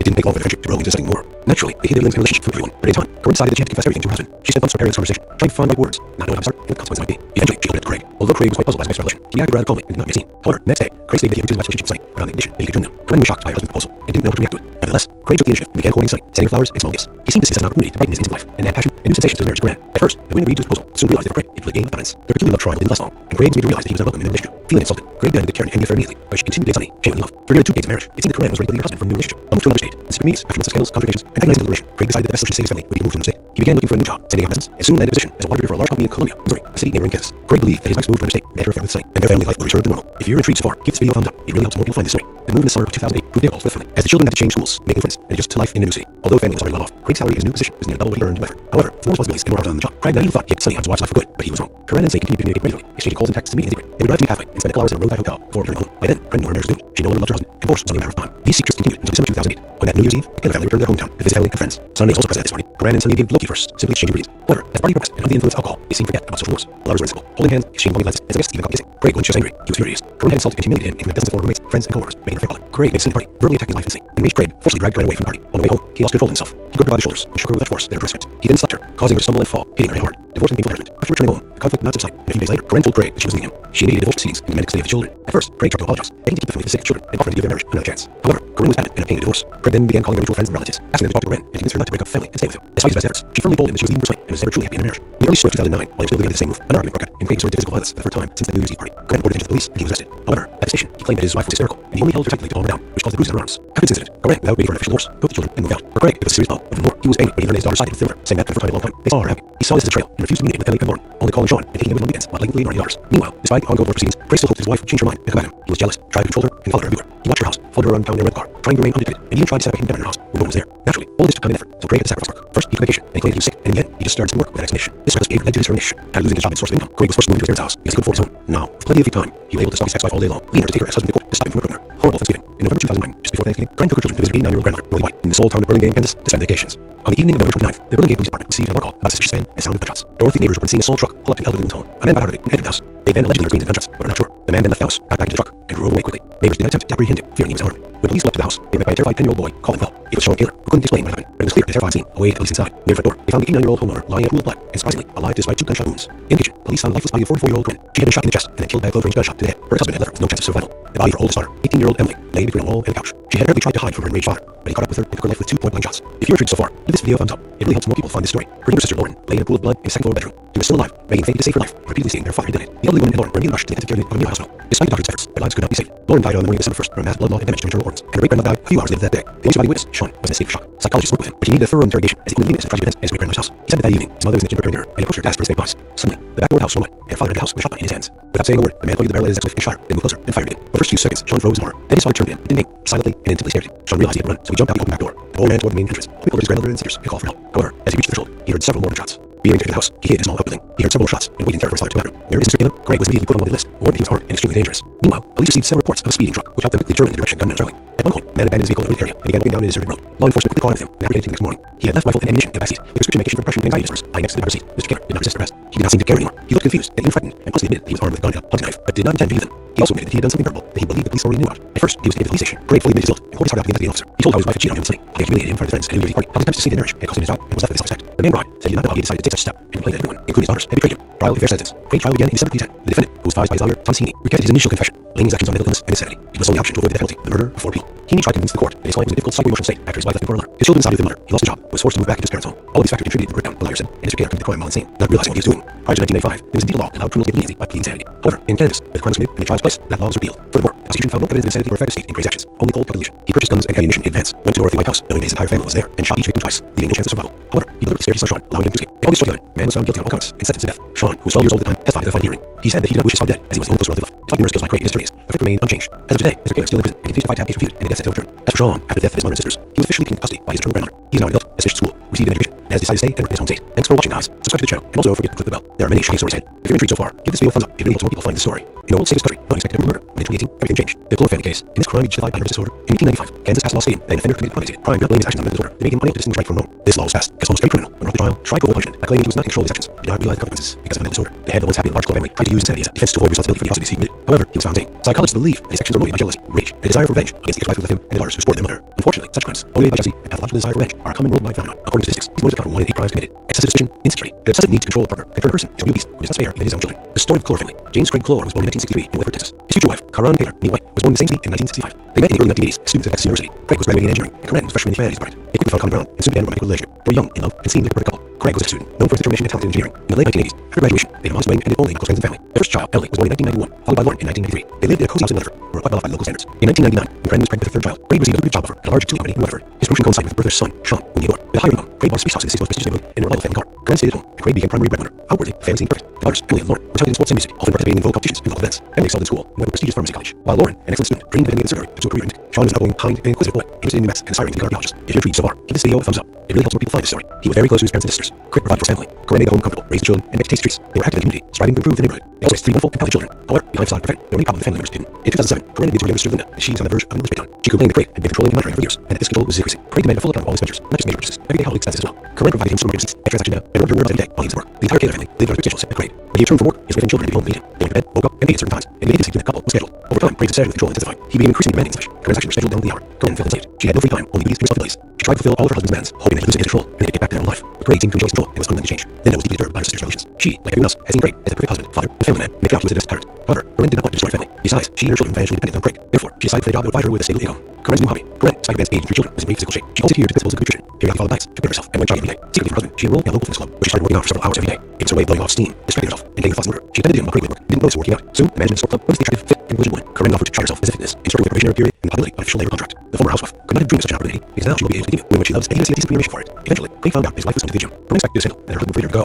Surprisingly, he reacted calmly. He even seemed pleased that his wife had found something to do and was now earning her own money. His only condition was that she had to be home with her life, cook meals, and not disrupt their daily life. Corinne found these conditions acceptable because now she had freedom of action and the ability to provide for her own needs without having to justify her husband every night she spent. They expected romance and love triangle. Soon, there was a new instructor at the fitness club named Sunny Rice. Corinne and Sunny quickly hit off and became friends. For Corinne, who had been a stay-at-home mom for many years and was unable to socialize with people outside family, Sunny became a trusted confidant. The women spent time together working every day, sometimes going for walks, drinking coffee, and having heart-to-heart talks. It didn't take long for their friendship to grow into something more. Naturally, they gave their feelings and relationship from everyone. By the time, Corinne decided she had to confess everything to her husband. She spent much preparing this conversation, trying to find the right words, knowing how to start and what consequences might be. Eventually, she opened up to Craig. Although Craig was quite puzzled by his wife's relation, he reacted calmly and did not make a scene. However, the next day, Craig stated that he agreed to his wife's relationship with Sunny on the condition that he joined them. Corinne was shocked by her husband's proposal and didn't know how to react to it. Nevertheless, Craig took the initiative and began courting Sunny, sending her flowers and small gifts. He seemed to see this as an opportunity to brighten his life and add passion and new sensations to his marriage to Corinne. At first, Corinne agreed to his proposal, but soon realized for Craig it was gaining dominance. The peculiar love triangle didn't last long, and Craig would make her realize he was not welcome in the relationship. Feeling engulfed, Craig demanded Karen Handy fair immediately, but she continued to Sunny genuinely love. After nearly 2 decades of marriage, it seemed that Corinne was ready to leave her husband for a new relationship. Moved to another state in secret meetings after months of scandals, contradictions, and agonizing deliberation, Craig decided that the best solution to save his family would be to move to another state. He began looking for a new job, setting up residence, and soon landed a position as a water director for a large company in Columbia, Missouri, a city neighboring Kansas. Craig believed that his wife's move to another state would interfere with Sunny, and their family life would return to normal. If you're intrigued so far, give this video a thumbs up. It really helps more people find this story. The move in the summer of 2008 proved difficult for the family. The children had changed schools, made friends, and just a life in a city. Although the family was already well off, Craig's salary and his position was nearly double what he earned in Bedford. However, with more responsibilities and more hours on the job, Craig naively thought he had cut Sunny out of his life for good, but he was wrong. Corinne and Sunny continued to communicate regularly, exchanging calls and texts and meetings in secret. They would drive to meet halfway and spend a couple hours at a roadside hotel before returning home. By then, Corinne, marriage resumed. She no longer loved her husband, and divorce was only a matter of time. These secrets continued until December 2008. On that New Year's Eve, the Taylor family returned to their hometown, visit family and friends. Sunny was also present at the party. Corinne and Sunny behaved low-key at first, simply exchanging greetings.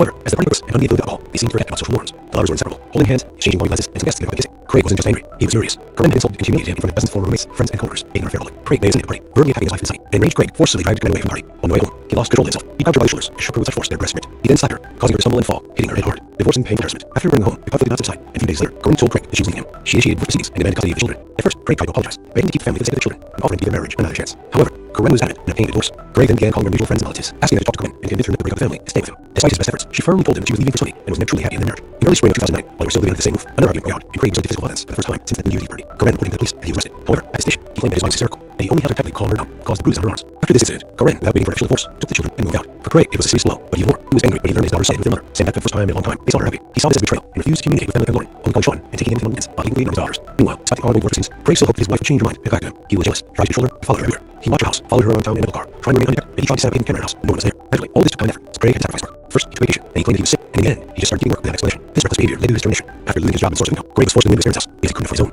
Now, with plenty of free time, he was able to saw his ex-wife all day long, leading her to take her exes to court to stop him from approaching her. For all Thanksgiving. In November 2009, just before Thanksgiving, Corinne and her children visited her 89-year-old brother, Dorothy White, in the small town of Burlingame, Kansas, to spend decades. On the evening of November 29th, the Burlingame Police Department received an alarm call about a street stand and the sound of gunshots. Dorothy's neighbors reported seeing a small truck pull up to the elderly woman's home. A man got out and entered the house. He then allegedly heard screams and gunshots, but were unsure. The man then left the house, got back into the truck, and drove away quickly. Neighbors did not attempt to apprehend him, fearing he was armed. When police pulled out of the house, they were met by a terrified 10-year-old boy calling for help. It was Sean Taylor, who couldn't explain what happened, but it was clear that a terrifying scene awaited the police inside. Near the front door, they found the 89-year-old homeowner lying in a pool of blood, and surprisingly, alive despite 2 gunshot wounds. In the kitchen, police found the lifeless body of 44-year-old Corinne. She had been shot in the chest and killed by blows from a gunshot to the head. Her ex-husband left her with no chance of survival. The body of her oldest daughter, 18-year-old Emily, lay between a wall and the couch. She had apparently tried to hide from her enraged father, but he caught up with her and took her life with 2 point-blank shots. If you're intrigued so far, give this video a thumbs up. It really helps more people find the story. Her younger sister Lauren lay in a pool of blood in a second-floor bedroom. She was still alive, begging faintly to save her life, and repeatedly stating that her father had done it. The elderly woman and Lauren were immediately rushed to the intensive care unit of the nearby hospital. Despite the doctor's best efforts, their lives could not be saved. Lauren died on the morning of December 1st from massive blood loss and damage to her internal organs, and her great-grandmother died a few hours later that day. The only surviving witness, Sean, was in a state of shock. Psychologists worked with him, but he needed thorough interrogation, and he only didn't witness the tragic events at his great-grandmother's house. He said that evening, his mother was in the kitchen preparing dinner, and he approached her to ask for his favorite pies. Suddenly, the back door of the house swung open, and their father entered the house with a shotgun in his hands. Without saying a word, the man pointed the barrel at his ex-wife and shot her, then moved closer and fired again. For the first few seconds, Sean froze in horror. Then his father turned to him, but didn't aim, just silently and intently stared at him. Sean realized he had to run, so he jumped out the open back door.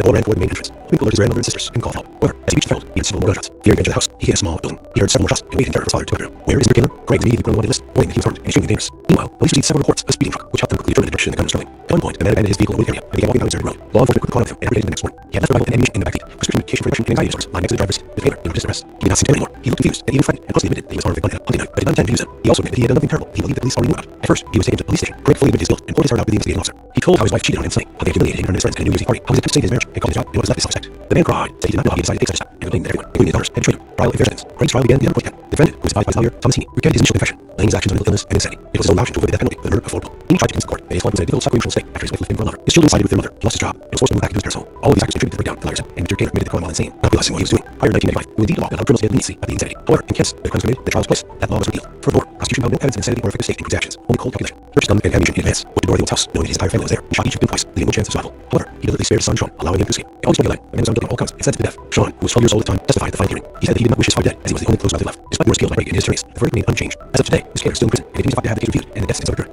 As for Sean, after the death of his mother and sisters, he was officially taken into custody by his maternal grandmother. He is now an adult, has finished school, received education, and has decided to stay and work in his home state. Thanks for watching, guys. Subscribe to the channel, and also don't forget to click the bell. There are many shocking stories ahead. If you're intrigued so far, give this video a thumbs up. It really helps more people find the story. In the world's safest country, nobody expected a murder. By 2018, we can change. The Clore family case. In this crime justified by nervous disorder. In 1895, and this passed law stating that offender committed a premeditated crime could not blame his actions on mental disorder that made him unable to distinguish right from wrong. This law was passed because almost every criminal brought to trial tried to avoid punishment by claiming that he was not in control of his actions. We did not realize the consequences because of mental disorder. The head of the once happy and large Clore family tried to use insanity as a defense to avoid responsibility for the atrocities he committed. However, he was found sane. Psychologists believe that his actions were motivated by jealousy, rage, and a desire for revenge against the ex-wife who left him and daughters who supported their mother. Unfortunately, such crimes, motivated by jealousy and a pathological desire for revenge, are a common worldwide phenomenon. According to statistics, these motives come from 1 crime committed, excessive suspicion, insecurity, and necessity to control a partner, can turn a person into a real beast who does not spare even his own children. The story of the Clore family. James Craig Clore was born in 1963 in Weatherford, Texas. His future wife, Aron Keller Niemet, was born in the same city in 1965. They met in the early 1980s as students at Texas University. Craig was graduating engineering, and Corinne was a freshman in the humanities department. They quickly found common ground and soon began romantic relationship. They were young, in love, and seemed like a great couple. Craig was a top student, known for his situation and talent in engineering. In the late 1980s, after graduation, he had a mind made pretend only by close friends and family. Their first child, Emily, was born in 1991, followed by one in 1993. They lived in a co-house together and were quite well off the local standards. In 1999, when Corinne pregnant with her third child, Craig received a lucrative job offer at a large league making effort. His promotion coincided with the birth of their son, Sean, whom he adored. With hiring income, Craig bought a ski house in the city's most prestigious neighborhood in a reliable family car. Corinne stayed at home, and Craig became the primary breadwinner. Outwardly, the family seemed perfect. The daughters, Emily and Lauren, were talented in sports and music, often participating in vocal competitions and local events.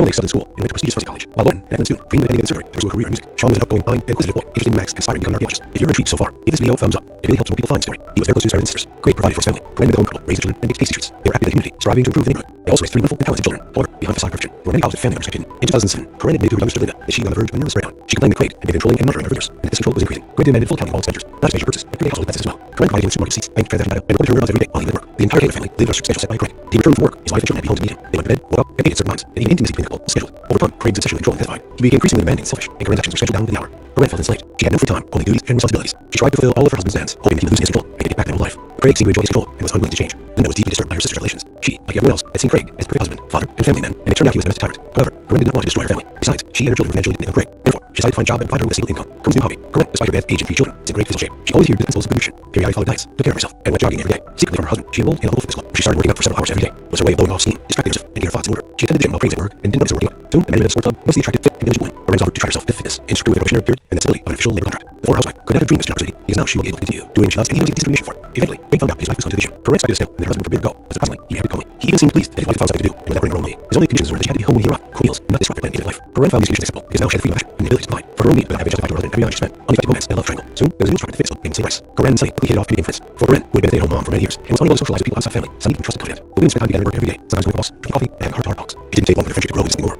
Naturally, they had their feelings and relationship from everyone. By the time, Corinne decided that she had to confess everything to her husband. She spent months preparing this conversation, trying to find the right words, not knowing how to start and what consequences might be. Eventually, she owned up to Craig. Although Craig was quite puzzled by his wife's revelation, he acted calmly and helped make a scene. However, the next day, Craig stated he had deeply his wife's relationship with Sunny, not the addition that he could join. Corinne was shocked by her husband's proposal and didn't know how to react with it. Nevertheless, Craig took the initiative and began calling Sunny, sending her flowers and small gifts. He seemed to see this opportunity when in his life and had passion and new sensations to the marriage to Corinne. At first, the women agreed to his proposal, but soon realized that Craig is a game of friends. Their peculiar love triangle didn't last long, and Craig started to realize he was welcome in the relationship. Feeling insulted, Craig demanded Karen hand fair immediately, but she continued to date Sunny, genuinely in love. After nearly 2 decades of marriage, it seemed that Corinne was ready to leave her husband for a new relationship. Only to another state, in secret meetings, after months of scandals, confrontations, and agitated deliberation, Craig decided that the solution to save his family would be to move to another state. He began looking for a new job, setting out residence, and soon landed a position as a water director for a large cleaning company, Missouri, city named Kansas. Craig believed that his wife's move from another state would end her affair with Sunny, and their family life would return to normal. If you're intrigued so far, give this video a thumbs up. It really helps more people find the story. The move in the summer of 2008 proved difficult for the family, as children had to change schools, make friends, and adjust to life in the new city. Although the family was already well off, Craig's salary as a new position was unable to earn whatever. However, with more responsibilities and more hours on the job, Craig naively thought he had Sunny on his wife's life for good. He was wrong. Corinne and Sunny continued to communicate regularly, exchanging calls and texts and meeting individually. They would drive to meet halfway and spend a couple hours at a roadside hotel before returning home. By then, Corinne, their marriage was smooth. She no longer loved her husband, and divorce was only a matter of time. These interests continued until December 2008. On that New Year's Eve, the Taylor family returned to their hometown, visit family and friends. Sunny was also present at this party. Corinne and Sunny gave love first, simply exchanging priorities. However, the party purpose and under the influence of alcohol, they seemed to forget about social norms. Lovers were inseparable, holding hands, exchanging longing glances, and some guests gave up kissing. Craig was just angry. He was furious. Corinne had insulted and humiliated him in front of his roommates, friends, and coworkers, making her alcoholic. Craig made a scene at the party, verbally attacking his wife and Sunny. They engaged Craig, forcibly dragged Corinne away from the party. On the way home, he lost control of himself. He grabbed her by the shoulders and shook her with such force that her breast ripped. He then slapped her, causing her to stumble and fall, hitting her head hard. Divorce became full accident. After returning home, the conflict did not subside, and a few days later, Corinne told Craig that she was leaving him. She initiated divorce proceedings and men custody of the children. At first, Craig tried to apologize, begging to keep the family the same children, and offered to marriage another chance. However, Corinne was adamant at paying the divorce. Craig then began calling her mutual friends and relatives, asking her to talk to Corinne and convince her not to break the family and stay with him. Despite his bad efforts, she firmly told him that she was leaving for Sunny and was never truly having a marriage. In early spring of 2009, while they were still living under the same roof, another argument broke out, and Craig resorted to physical violence for the first time since the New Year's Eve party. Corinne reported him to the police and he was arrested. However, at this stage, he claimed his wife was hysterical, and he only held her tight to calm her down. She caused bruises on her arms. Through this incident, Corinne, without waiting for official force, put the children and moved out. For Craig, it was serious blow. Even more, he was angry when he learned that his daughters sided with their mother, saying that for the first time in a long time, they saw her happy. He saw this as a betrayal and refused to communicate with family and Lauren, only calling Sean and taking him with him on weekends, blatantly ignoring his daughters. Meanwhile, despite ongoing divorce proceedings, Craig still hoped that his wife would change her mind and come back to him. He was jealous, tried to control her, and followed her everywhere. He watched her house, followed her around town in a rental car, trying to remain undetected, and even tried to set up a camera in her house when no one was there. Eventually, all this took time and effort, so Craig had to separate his work. First, he took vacation, then he claimed that he was sick, and in the end, he just started skipping work without explanation. This reckless behavior led to his termination. After losing his job source of income, Craig was forced to move to his spare house, basically couldn't afford his own. Now, with plenty of free time, he was able to stalk his ex-wife all day long, beating her to take her ex-husband to court, to stop him from approaching her. Horrible family meeting. In November 2009, just before Thanksgiving, Corinne took her children to visit her 89-year-old grandmother, Dorothy White, in small town of Burlingame, Kansas, to spend vacations. On the evening of November 29th, the Burlingame Police Department received an alarm call about a suspicious man and the sound of gunshots. Dorothy's neighbors reported seeing a small truck cloud the elderly woman's home. A man got out of it and entered the house. They then allegedly heard screams and gunshots, but were not sure. The man then left the house, got back into the truck, and drove away quickly. Neighbors met to apprehend him, fearing he was armed. When police pulled up to the house, they were met by a terrified 10-year-old boy calling for help. It was Sean Taylor, who couldn't explain what happened, but it was clear that a terrifying scene awaited police inside. Near the front door, found the 89-year-old homeowner lying in a pool of blood, and surprisingly, alive despite 2 gunshot wounds. In addition, police found lifeless body of 44-year-old Corinne. She had been shot in the chest and then killed by a close-range gunshot to the head. Her ex-husband had left her with no chance of survival. The body of her oldest daughter, 18-year-old Emily, lay between the wall and the couch. She had apparently tried to hide from her enraged father, but he caught up with her into her life with 2 point-blank shots. If you're intrigued so far, give this video a thumbs up. It really helps more people find this story. Her younger sister, Lauren, lay in a pool of blood in a second-floor bedroom. She was still alive, begging Taylor to save her life, and repeatedly stating their father had died. The elderly women and Lauren were immediately rushed to the intensive care unit of a near hospital. Despite the doctor's efforts, the lives could not be saved. Lauren died on the morning of December 1st from massive blood loss and damage to her organs, and her great-grandmother died a few hours later that day. The only surviving witness, Sean, was in a state of shock. Psychologists spoke with him, but he needed further interrogation as the only living witness to the tragic events at his great-grandmother's house. He said that evening his mother was in the kitchen preparing dinner, and he approached her to ask his favorite pies. Suddenly, the back door of the house was open, and the father entered the house with a shot in his hands. Without saying a word, the man pointed a barrel at his ex-wife and shot her, then moved closer and fired again. For the first few seconds, Sean froze in horror. Then his father turned to him, but didn't aim, just silently and intently stared at him. Sean realized he had to run, so he jumped out the open back door. The boy ran toward the main entrance, hoping to alert his grandmother and sisters and call for help. However, as he reached the threshold, he heard several more gunshots. Fearing to enter the house, he hid in a small outbuilding. He heard several more shots and waited for his father to enter. Where is Mr. Caleb? Craig immediately put on one list, warning the police department and streaming the neighbors. Meanwhile, police received several reports of a speeding truck, which helped them quickly determine the direction the gunman was traveling. At one point, the man abandoned the vehicle in a wooded area and began walking down a deserted road. Law enforcement quickly caught up with him and apprehended him the next morning. He had left the rifle and ammunition in the backseat. Suspicion, communication, repression, and anxiety disorders lay next to the driver's seat. Mr. Caleb did not resist arrest. He did not seem to care anymore. He looked confused and even frightened, and honestly admitted that he was armed with a gun and hunting knife, but did not intend to use them. He also admitted that he had done something terrible that he believed the police already knew about. At first, when he went to the police station, gratefully admitted his guilt and poured his heart out to the investigating officer. He told how his wife cheated on him with Sunny, how he had humiliated him from his friends and New Year's party, how his attempts to save his marriage and cost him his job, and what was left of his self-respect. The man cried that he did not know how he decided to take such a step, and blamed everyone, including his daughters, had betrayed him. Trial and fair sentence. Craig's trial began in December 2010. The defendant, who was advised by his lawyer, Thomasini, recanted his confession, blaming his action on mental illness and insanity. It was his only option to avoid the death penalty for the murder of 4 people. He tried to convince the court his client was in a difficult psycho-emotional state after his wife left him for another. His children sided with their mother. He lost his job and was forced to move back to his parents' home. All these factors contributed to the breakdown, the lawyer said, and Mr. Caleb committed the crime while insane, not realizing what he was doing. Prior to 1995, there was a legal law that allowed criminals to get leniency up to the insanity. However, in Kansas, where the crime was committed, the trial took place. That law was appealed. Furthermore, the prosecution found no evidence of insanity or effective state in Craig's actions, only cold calculation. He purchased guns and ammunition in advance, went to Dorothy White's house, knowing that his entire family was there, and shot each victim twice, leaving no chance of survival. However, he deliberately spared his son Sean, allowing him to escape. In August 2011, the man was found guilty of all cuts and sentenced to death. Sean, who was 12 years old at the time, died finally. He said that he did not believe his father dead, and he was the only close relative left. Despite numerous appeals by Craig and his attorneys, the verdict remained unchanged. As of today, Mr. Caleb is still in prison and continues to have his case reviewed, and the death sentence is overturned. As for Sean, after After the death of his mother and sisters, he was officially taken into custody by his own grandmother. He got on health, as finished school, received education, and has decided to stay and work at home state. Thanks for watching, guys. Subscribe to the channel, and also don't forget to click the bell. There are many shocking stories ahead. If you're intrigued so far, give the video a thumb up. It really helps more people find the story. In the world 6th country, no one can get a brutal murder. In 2018, everything changed. The Clore family case crime justified by nervous disorder. In 1995, Kansas passed a law stating an offender who could premeditated crime could not blame his actions on mental disorder, leaving him unable to distinguish right from wrong. This law was passed because almost every criminal, when brought to trial, tried to avoid punishment, claiming that he would not control his actions or not realize consequences because of mental disorder. The head was happy large Clore family tried to use his sanity as a defense to avoid responsibility for atrocities he committed. However, he was found to say, psychologists believe that his actions were motivated by jealousy, rage, and a desire for revenge against the ex-wife who left him and brothers who supported him later. Unfortunately, such crimes motivated by jealousy and pathological desire for revenge are a common worldwide phenomenon. According to statistics, these numbers account for more than 8 crimes committed. Excessive suspicion, insecurity, and obsessive need to control a partner can turn a person into a real beast who does not spare even his own children. The story of Clore family. James Craig Clore was born in 1963 in West Texas. His future wife, Karan Taylor, Levi, were born in the same city in 1965. They met in the early 1980s as students at Texas University. Craig was graduating in engineering, and Len was a freshman in the humanities department. They quickly found common ground and soon began a romantic relationship. They were young, in love, and seemed like a perfect couple. Craig was a couple, known for his determination and tact in engineering. In the late 1980s, after graduation, they had a modest wing and only close friends and family. The first child, Emily, was born in 1991, followed by Lone in 1993. They lived in a cozy house in Rutherford and quite well off by local standards. In 1999, when Craig was pregnant for their third child, Craig received a new job offer at a large steel company in Rutherford. This promotion coincided with the birth of their son, Sean, whom he adored. With higher income, Craig bought a spacious house in seasonal prestigious and reliable family bar. Corinne stayed home, and Craig became a primary breadwinner. Outwardly, a fantasy perfect. The daughters, Emily and Lauren, were talented in sports and music, also participating in football competitions and all events. Emily excelled in school and went to a prestigious furnace college, while Lauren, an excellent student, being independent in surgery to pursue a career in music. Sean was an outgoing, calm, and inquisitive boy, interested in maths, aspiring to be an archaeologist. If you're intrigued so far, give this video a thumbs up. It really helps more people find the story. He was very close to his parents and sisters. Craig brought it to his family. Corinne made the home comfortable, raised the children, and baked tasty treats. They were happy in the community, striving to improve their neighborhood. Also raised 3 wonderful and healthy children. However, beyond this direction, there were many problems with family members kept hidden. In 2007, Corinne begged to her older sister Linda that she was on the verge of a breakdown. She complained that Craig had been controlling and monitoring her for years, and that this control was increasing. Craig demanded a full accounting of all expenditures, not just major purchases, but everything household expenses as well. Corinne copied him with supermarket receipts, bank transaction data, and reported her whereabouts every day while he was at work. The entire Taylor family lived by a strict schedule set by Craig. When he returned from work, his wife and children had to be home to meet him. They went to bed, woke up, and ate at certain times. Even intimacy between couple schedule. Over time, Craig's obsession with control intensified. He became increasingly demanding and selfish, and Corinne's actions were scheduled down to the hour. Corinne felt enslaved. She had no free time, only duties and responsibilities. She tried to fulfill all her husband's demands, hoping that he would lose his control and get back to her own life. But Craig seemed to enjoy his control and was unwilling to change. Linda was deeply disturbed by her sister's relations. She, like everyone else, had seen Craig as a perfect cousin, father, and family man, and it turned out he was a domestic type. However, Corinne did not want to destroy her family. Besides, she and her children financially depended on Craig. Therefore, she decided to find a job that would provide her with stable income. Corinne's new hobby. Corinne, despite her best age and children, was in great physical shape. She always adhered to principles of good nutrition, periodically followed diets, took care of herself, and went jogging every day. Secretly for her husband, she enrolled in a local fitness club, where she started working out for several hours every day. It was her way of blowing off steam, distracting herself, getting her thoughts in order. She attended the gym while Craig was there and didn't notice her working out. Soon, the management of the sports club noticed the attractive, fit, and those women. Corinne was offered to try herself at a fitness instructor with a probationary period and the possibility of an official labor contract. The former housewife could never dream of such an opportunity, because now she'll be able to continue doing what she loves and even seek decent remuneration for it. Eventually, Craig found out that his wife was going to the gym. Corinne expected a scandal, and there probably would have been a go, but surprisingly, he kept it calmly. He even seemed pleased that his wife found something to do and was out running around money. His only conditions were that she had to be home when he wanted, cook meals, and not disrupt their planned intimate life. Corinne found these conditions acceptable because now she had freedom of action and the ability to provide for her own needs without having to justify her husband every dollar spent. Unexpected romance and love trial. Soon, there was a new instructor at a fitness club named Sunny Rice. Corinne and Sunny hit it off and became friends. For Corinne, who had been a stay-at-home mom for many years and was unable to socialize with people outside the family, Sunny became truly confident. The women spent time together every day, sometimes going for walks, drinking coffee, and hanging out at the house. It didn't take long for their friendship to grow into something more. Naturally, they hid their feelings and relationship from everyone. Later on, Corinne decided she had to confess everything to her husband. She spent months preparing for this conversation, trying to find the right words, not when to start, and what the consequences might be. Eventually, she opened up to Craig. Although Craig was quite puzzled by his wife's revelation, he reacted calmly and did not make a scene. However, the next day, Craig stated that he agreed with his wife's relationship with Sunny, rather than that he wanted. Corinne was shocked by her husband's proposal and didn't know how to react to it. Nevertheless, Craig took the initiative and began courting Sunny, sending her flowers and small gifts. He seemed to see this as an opportunity to witness his intimate life and add passion and sensations to the marriage to Corinne. At first, the women agreed to his proposal was to realize that Craig is a game of dominance. Their peculiar love triangle didn't last long, and Craig was made to realize that he was not welcome in their relationship. Feeling insulted, Craig demanded that Karen can be there immediately, but she continued to dislike, genuinely love. After nearly 2 decades of marriage, it seemed that Corinne was ready to leave her husband for a new relationship. A move from the United States, and seek meetings, months of scandals, complications, and agonizing deliberation, Craig decided that the solution to save his family would be to move to another state. He began looking for a new job, sending out evidence, and soon landed a position as water director for a large company in Columbia, Missouri, a city named Kansas. Craig believed that his wife's move to another state would enter a family Sunny, and their family life would return to normal. If you agreed so far, give this video a thumbs up. It really helps more people find the story.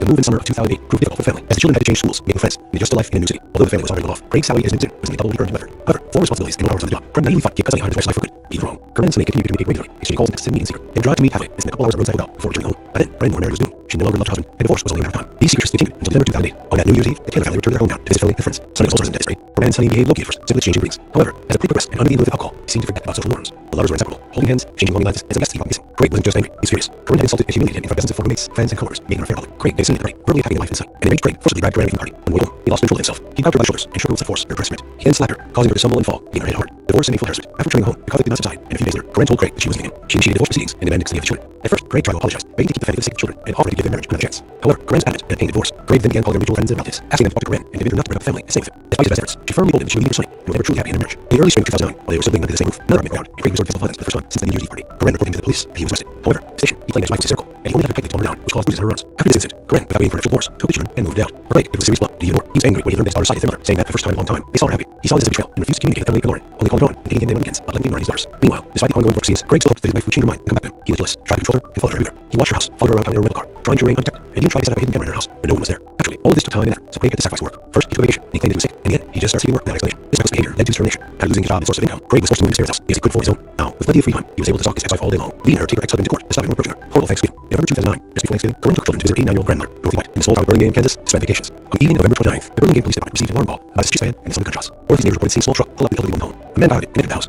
They then allegedly heard screams and gunshots, but were not sure. The man then left the house, got back in the truck, and drove away quickly. Neighbors did not attempt to apprehend him, fearing he was armed. When police pulled up to the house, they were met by a terrified 10-year-old boy calling for help. It's Sean Kaler, who couldn't explain what had happened. It was clear in the terrifying scene, away police had died. Near the front door, they found the 89-year-old mother lying in a pool of blood, and surprisingly, alive despite 2 gunshot wounds. In the kitchen, police found the lifeless body of 44-year-old Corinne. She'd been shot in the chest and then killed by a close range gunshot to the head. Her ex-husband left her with no chance of survival. The body of her oldest daughter, 18-year-old Emily, laid between a wall and a couch. She had apparently tried to hide from her enraged father, but he caught up with her and took her life with 2 point-blank shots. If you're intrigued so far, give this video a thumbs up. It really helps more people find this story. Her younger sister, Lauren, lay in a pool of blood in a second-floor bedroom. She was still alive, begging faintly to save her life, and repeatedly saying her father had died. The elderly woman and Lauren were immediately rushed to the intensive care unit at the hospital. Despite doctors' best efforts, their lives could not be saved. Lauren died on the morning of December 1st from massive blood loss and damage to her internal organs, and her great-grandmother died a few hours later that day. The only surviving witness, Sean, was in a state of shock. Psychologists worked with him. He needed a thorough interrogation as the only witness that tried events in his great-grandmother's house. He said that evening, his mother was in the kitchen preparing dinner, and he approached her to ask for his favorite pies. Suddenly, the back door of the house swung open, and her father had a house with a shot in his hands. Without saying a word, the man pointed the barrel at his ex-wife and shot her, then moved closer and fired again. For the first few seconds, Sean froze in horror. Then his father turned to him, but didn't aim, silently and intently stared at him. Sean realized he had to run, so he jumped out the back door. The boy ran for the main entrance, opened over his grandmother and sisters, and called for help. However, as he reached the threshold, he heard several more gunshots. Fearing to enter the house, he hid in a small building. He heard some more shots and waited terrified for his father to enter. Mary and Scaler, Craig was immediately on the list. One was armed and extremely dangerous. Meanwhile, police received some reports of speeding truck, which shot them quickly to direction gun and trailing. At one point, the man abandoned his vehicle in a wooded area and began walking out of his road. Law enforcement quickly caught up with him and apprehended him this morning. He had left rifle and ammunition in the backseat. Prescription medication for depression and anxiety disorders lying next to the driver's seat. Mr. Scaler did not resist arrest. He did not seek any harm. He looked confused, and even frightened. Honestly admitted that he was armed with a gun and a hunting knife, but did not intend to use them. He also admitted he had done something terrible that he believed police already knew about. At first, when he was taken to the police station, Craig fully admitted his guilt and poured his heart out to the investigating officer. He told how his wife had cheated on him with Slate, how he had humiliated him in front of his friends and New Year's Eve party, how his attempts to save his marriage had cost his job and what was that his self-respect. The man cried, said he did not know how he decided to take such a step, and blamed everyone, including his daughters, had betrayed him. Trial in fairness. Craig's trial began in December 2010. The defendant, who was advised by his lawyer, Thomas Heaney, recanted his initial confession, blaming his second mental illness and insanity. It was his only option to avoid the penalty for the murder of 4 people. He tried to convince the court that his client was in a difficult psycho-emotional state after his wife led him on alert. His children sided with their mother. He lost his job and was forced to move back to his parents' home. All of these factors contributed to the breakdown, the lawyer said, and Ms. Taylor committed a crime while insane, not realizing what he was doing. Prior to 1985, there was a needed law to allow criminals to get leniency by pleading insanity. However, in Kansas, the crime was committed and the trial took place. That law was repealed. Furthermore, the prosecution found no evidence that insanity or affected state in Craig's actions. Only cold calculation. He purchased guns and ammunition in advance, went to Dorothy White's house, knowing that his entire family was there, and shot each victim twice, leaving no chance of survival. However, he deliberately spared his son John, allowing him to escape. They also saw that the man was found guilty on all counts and sentenced to death. Sean, who was 12 years old at the time, testified the final hearing. He added that he did not wish his father dead, as he was the only close relative left. Despite numerous appeals by Craig and his attorneys, the verdict remained unchanged. As of today, Mr. Taylor is still in prison and continued to fight back against viewed in the death sentence overturned. As for Sean, after the death of his mother and sisters, he was sufficiently in custody by his maternal grandmother. He is now an adult, has finished school, received an education, and has decided to stay and work in his home state. Thanks for watching, guys. Subscribe to the channel, and also don't forget to click the bell. There are many shocking stories ahead. If you're intrigued so far, give this video a thumbs up. It really helped more people find this story. In the world's safest country, no one expected brutal murder. In 2018, everything changed. The Cole family case. Can the crime be justified by nervous disorder? In 1995, Kansas passed a law stating that an offender who committed a premeditated crime could not blame his actions on mental disorder, remain unable to distinguish right from wrong. This law was passed because almost every criminal brought to trial tried to avoid punishment by claiming that he was not in control of his actions or did not realize consequences because of a mental disorder. The head of the once happy and large Cole family tried to use insanity as a defense to avoid responsibility for the atrocities he committed. However, he was not sane. Psychologists believe that his actions motivated by jealousy, rage, and desire for revenge against the ex-wife who left him and daughters who supported their mother. Unfortunately, such crimes motivated by jealousy and pathological desire for revenge are common worldwide phenomena. According to statistics, these motives account for 1 in 8 crimes committed. Excessive suspicion, insecurity, and necessity to control a partner, picture a person into a real beast who does not spare even his own children. The story of the Cole family. James Cole was born in 1963 in Liverpool, Texas. His future wife, Caroline Kaler, born in the same city in 1955. They met in the early 1980s as students at Texas University. Craig was graduating in engineering, and Corinne was freshman in the humanities department. They quickly found common ground and soon began writing a relationship. They were young, in love, and seemed like a perfect couple. Craig was a top student, known for his determination and talent in engineering. In the late 1980s, after graduation, they had modest money to only close friend family. Their first child, Emily, was born in 1991, followed Lauren in 1983. They lived in a cozy house in Rutherford, and were quite well off by those standards. In 1999, when Corinne was pregnant with her third child, Craig received a limited job offer at a large building company in Rutherford. His fortune coincided with the birth of son, Sean, whom he adored. With a high income, Craig was finished house in the city's most prestigious neighborhood in a reliable family car.